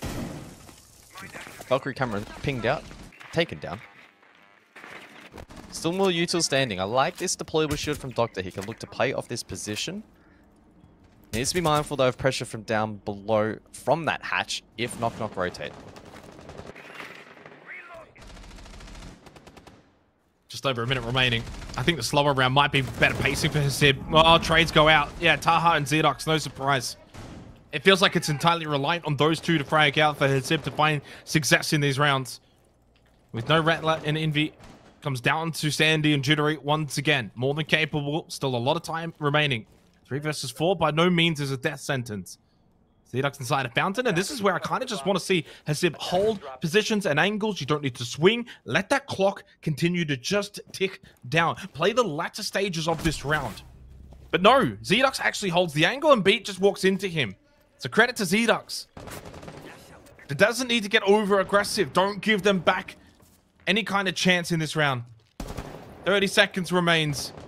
And the round does kind of feel like it's fallen away for Knock Knock. Zedox just does not need to peek, does not need to fight. Sandy's full white, that's his own flash. Throws another one over the reinforced wall. Needs to check close left, needs to swing Fountain. Good prone position from Zedox. Little off angle. He played that really well over towards Fountain. One of the better rounds that we've seen from Hasib on the defense. This one's not over yet. Yeah, more legs in it still. Good shutdown there from Hasib, not succumbing to the match point pressure. And overall, really just played a pretty nice, tight, compact defense. The extension through offense as well, your dividends. The attack lacked a little bit of creativity in looking to dislodge that, and ultimately it did prove costly. So, Hasib hang in for a little while longer. The unfortunate part about this match is the fact that it could go to overtime. No team will walk away with 3 points. That then weakens their chances in a potential head-to-head with 6th place later on, presuming that it comes down to that. So, just something to note if Hasib are able to mount this comeback. Attackers need to locate and defuse as many bombs as they can. I think Hasib will be very disappointed in themselves to have allowed Knock Knock to get this match point. Had they won the tertiary, by now we're looking at a 5-5 scoreline with a very real likelihood they could have actually closed this out in regulation. Not to be though. And credit to Knock Knock for getting themselves into this position. That first half, superb. And it's been a very defensive showing from both teams, as you highly anticipated, Guz. As always, the king of the predictions, but right now your main prediction is certainly still under threat. 5 seconds left. Well, yeah, Attackers are moving a little bit. Sure, it's not looking great, but sometimes the best victories come off the back of the greatest comebacks. So I'm not losing faith in my prediction. They could be 6-0 down, and I would, well, maybe not that far, but I would still have some faith. And look, the last round was, jokes aside, you know, a good showing of their composure and fortitude. So we'll see if that translates over towards Workshop now for round number 11. Util clear, again, name of the game. A lot of barbed wire in place. You have things like castle barricades. Even the mines as well from Taha. Newt could complicate that. So we'll see. Roam employed. It's Taha again inside of security. Now, he didn't get a hold of him in this position last time. He gets caught off guard by Sandy. Now he can't get down the hatch. What is his crosshair placement? He still gets the kill. Oh, did he? And Rattler still gets a kill? Are you serious? Rattler with the vault over. To be fair, Taha was low. And he had the high ground just straight into the head with the pistol. Diddy takes the position. Somehow through all of that, chaos. Hasib have got the player advantage 4 versus 3, only losing Taha. Getting that kill with the Bailiff. Another push in towards security. Diddy takes the drop this time. You don't need to be taking these fights. Give that position up. It's fine. You can always go for a flank later if you absolutely so must. Good information on where these attackers are coming from as well. In terms of their avenue, high focus towards security and break all 3 players of Knock Knock in that vicinity. This is very easy for Hasib to take back as well. Top east stairs through top waiting, and you can easily find an angle. Well, Doctor's going 0 and 10. So this is a 3 versus 3. And we'll see if Knock Knock are able to find this. Now a 3 versus 2, unofficially. 60 seconds on the clock. An opportunity for Doctor to get himself back into the round. As I mentioned, Jake, he's on 0 kills. So are you counting him out? No, this is where he clutches. This is where the Doctor saves the day. Zedux, though, might not need the Doc as he gets the headshot on to beat. Oh, and another one from Zedux! A slow start to this stage. But a flicker that's slowly burning, but now snuffed out. And down to the Doctor, and Hasib wants peace. The 2 players remaining for Hasib that have not really been able to find a lot of form in this game. But Envy is a solo, and the Doctor still can't find a kill. His teammate steals it away. Oh my god, he's stolen. We all know that Doctor was on for at least 1 there in that round, but stolen, never had the opportunity. A 12th round required though. 1 last match point now remaining for Knock Knock as Hasib Warriors are knocking on the door.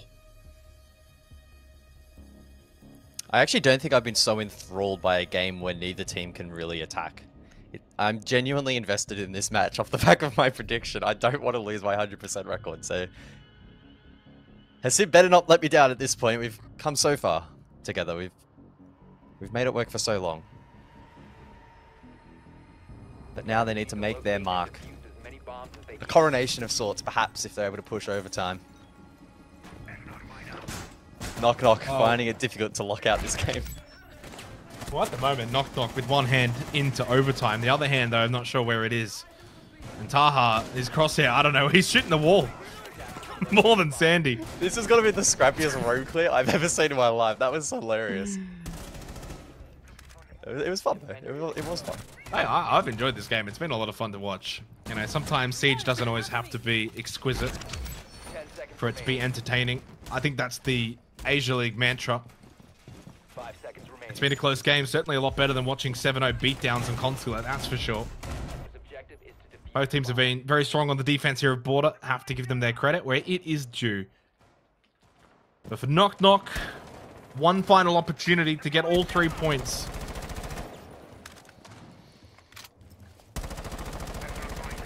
I guess you could say the clock is ticking.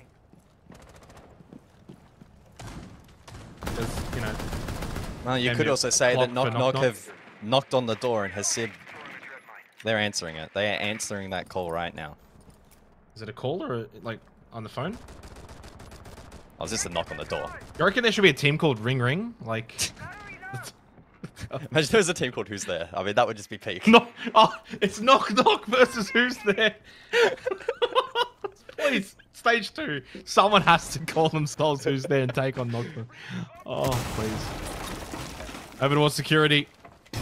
Knock Knock with the swift entry, other side of the map, so it'll be a long sweep across. Early logic bomb. No, Beat will cancel that. Envy just wanting to make sure no one's lurking towards top metal or 90.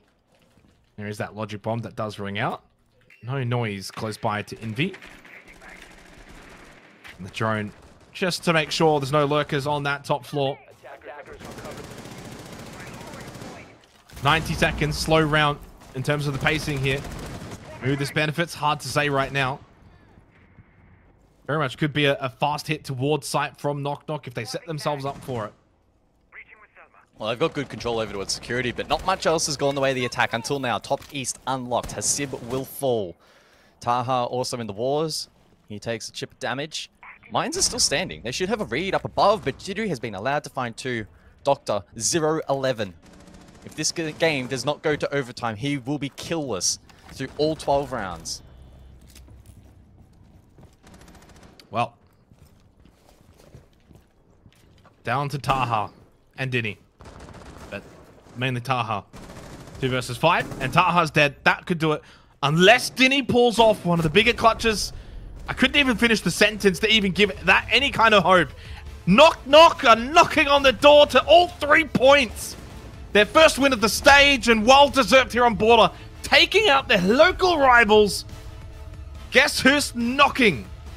It's Knock Knock. How many knocks can a knock knock? If a knock knock could knock knock. If a knock knock could knock knock. I lost my 100% prediction record. Oh, you're tilted. You're so tilted. You made us sit through that entire game to just throw a flawless round. Come on.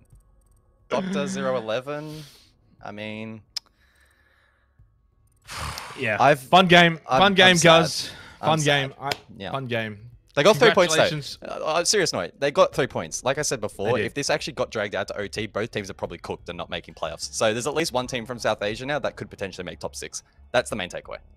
That is indeed the main takeaway. For Hasib Warriors, they are going to need to do something incredible from here to get themselves out of the bottom 2 for the remainder of the stage. For Knock Knock, well, that is a 3-pointer that they desperately needed as they get their first win of the stage. We get to go back to the desk, and I really cannot wait to hear what Mandy has to say. Well, I can tell you, I personally calculated that, and I think I don't have enough numbers on my hands and toes to describe how many times Xenox has said knock knock within the last 60 seconds.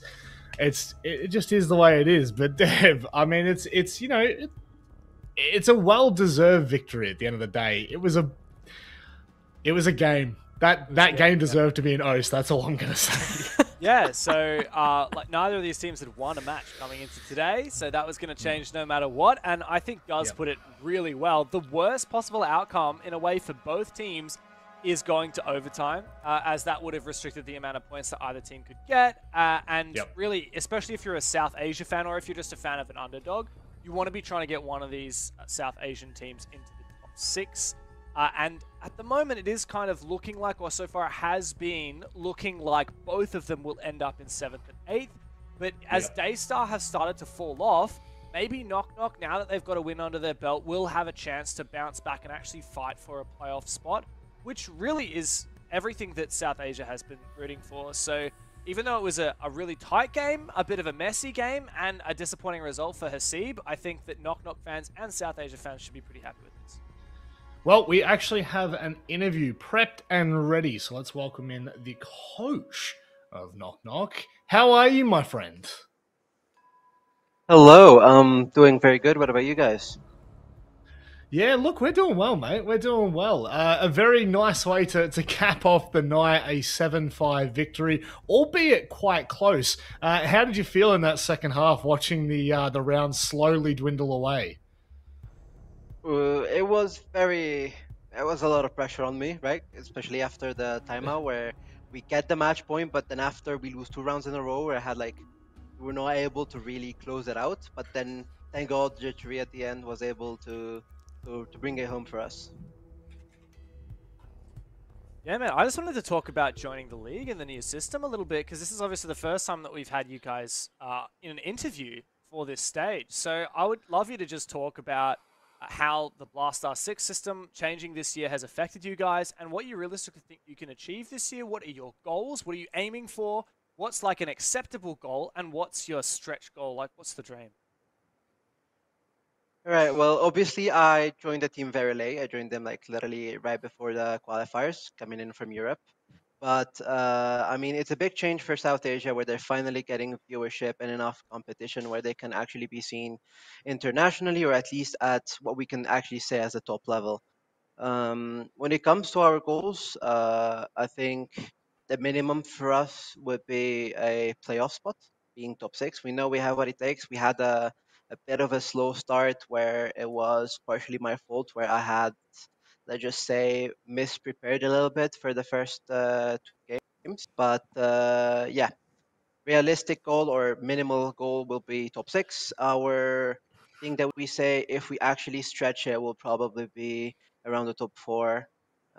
Yeah, fighting for top 4, top 3. I wanted to ask, what's the schedule for practice for you guys looking like outside the server? Of course, we know there's a lot of support in Asia. A lot of these players do this full time. They spend hours and hours in the server. Is it the same for these 5 players on your team as well, or do they also work in person? When do you guys get time to practice? Right. Well, even though we're not getting paid or we don't have an organization, we're still doing our best to do it full time. So we still have 2 scrim blocks, one start of the afternoon, one at the end of the afternoon, with breaks between VOD review theory sessions either before or after. So I think we're putting in as much time as the others. And obviously we're looking to do more. And hopefully if some org is watching, we're free. My DMs are open.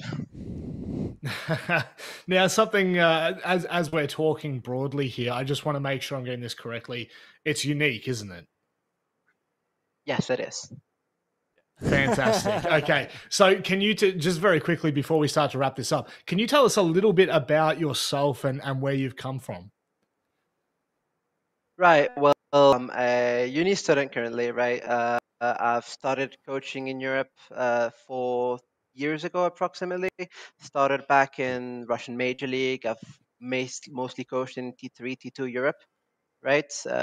Coach at the top, coach in Challenger League, a little bit lower than that, mostly regional, so like Italian League, Russian League, a little bit of French really closely. And yeah, I've mostly done that, and I've been juggling throughout Europe.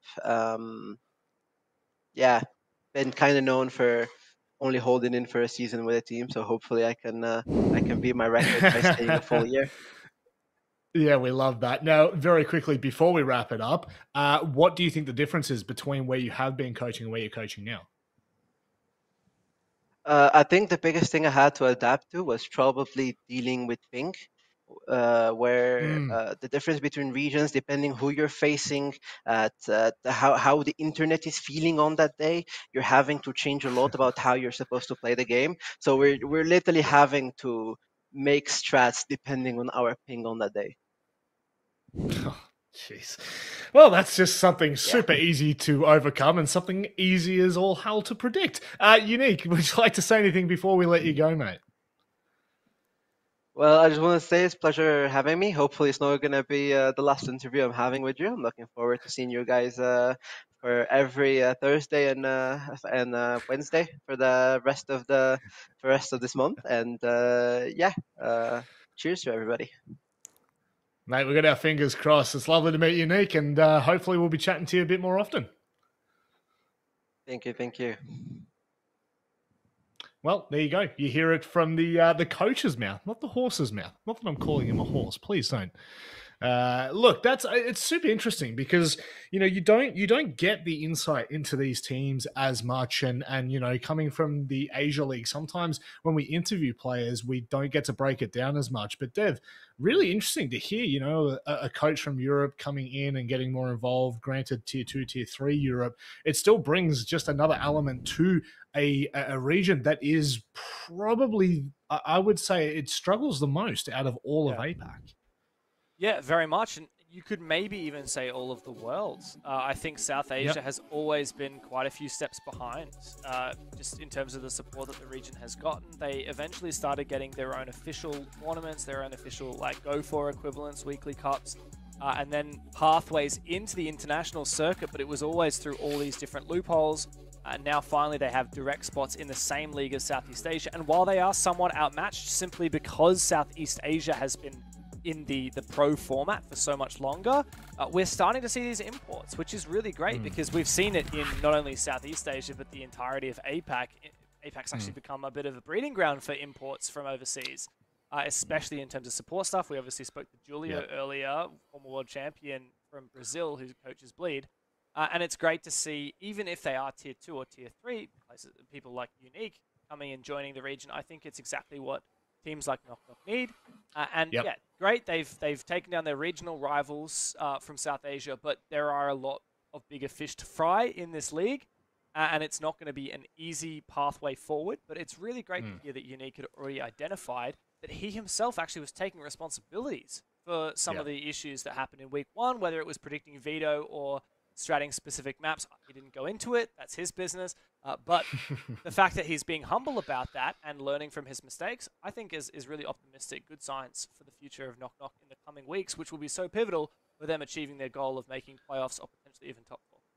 Geez, that would be incredible to see a South Asian team make it into the playoffs for this league, because right now it just isn't looking that possible. Let's go ahead and have a look back at the results. We'll break down a little bit as to what's happened tonight. It's been a funny old night, Mandy, and you can probably tell from the actual scores that we're seeing on the board here. But there was that big break in the middle that I think just threw everyone out of whack a little bit. But regardless, you know, I think really, what did you make of the Daystar game? Because that... Is it fair to say that was disappointing? I think that was disappointing. I expected more out of Daystar, and I think even in the server there were some rounds that looked like they really should have been Daystars, and then they just struggled a lot through that mid to late round. And I don't know. I'm disappointed to see a 7-1 result, but the one that I'm most disappointed to see, 7-0 to Fury. That is ridiculous, that result. That was supposed to be the match of the day. 2 teams tightly contested. Both of them supposed to be eyeing for that Manchester spot. And then Fury wins 7-0. How has that happened? It's really, you know, it's ridiculous, but it's also disappointing, Dev. Because Can I we give my had 2 hope. cents on that?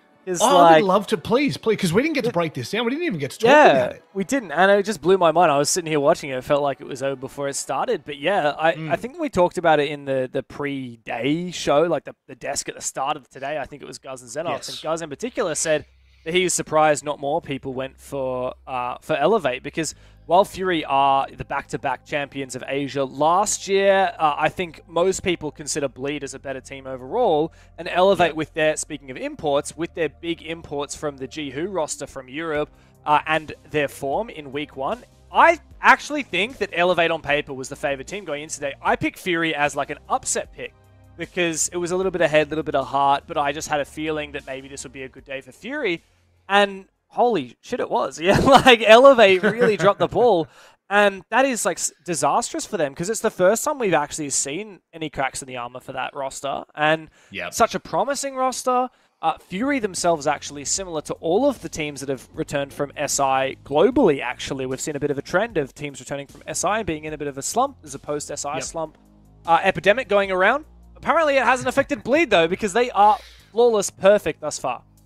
They are. And look, they're probably, I would say that they're not as convinced with their own results. You know, we kind of heard it from Mentalist last week, just, you know, touching on the fact that they do feel like they're obviously in a downturn's definitely not the right way of putting it, but they're just not themselves. And, you know, granted, we had 3 weeks after SI to fully prepare back for an entire league. BO1's hitting one after another, after another, after another. So, you know, you're always going to expect a little bit of shakiness, but even at their shakiness, they have not lost a game. They've not won a game under 7-4 and not gone to overtime. So, like, you know, it gives a lot of context for what Bleed can really start to amount. And also, when you have a look at Bleed's opponents, they've beaten Direwolves now, they beat Fury, and obviously on Playday 1 they beat Hasib, but that was even that 7-4 was a bit of an anomaly just for the start of that game. But Mandy, is there anything, you know, sticking out to you that you're most disappointed about? That I'm most disappointed about? Not really, to be honest. When I look at the standings as the way that they've gone, like, this is the way that I thought it would go. Aside from Direwolves being in 2, but I think, you know, that's got a bit of an asterisk on that. Like, honestly, looking at these standings, this is like, yeah, that's your top 5 teams. Daystar should be competing for that 6th position, especially, I know they didn't have the most amazing game against Jalita earlier today, but they look relatively competitive. Honestly, I'm not that disappointed by anything, Rob. I feel like it's gone. Good. The cookie has crumbled in the way that we thought it would.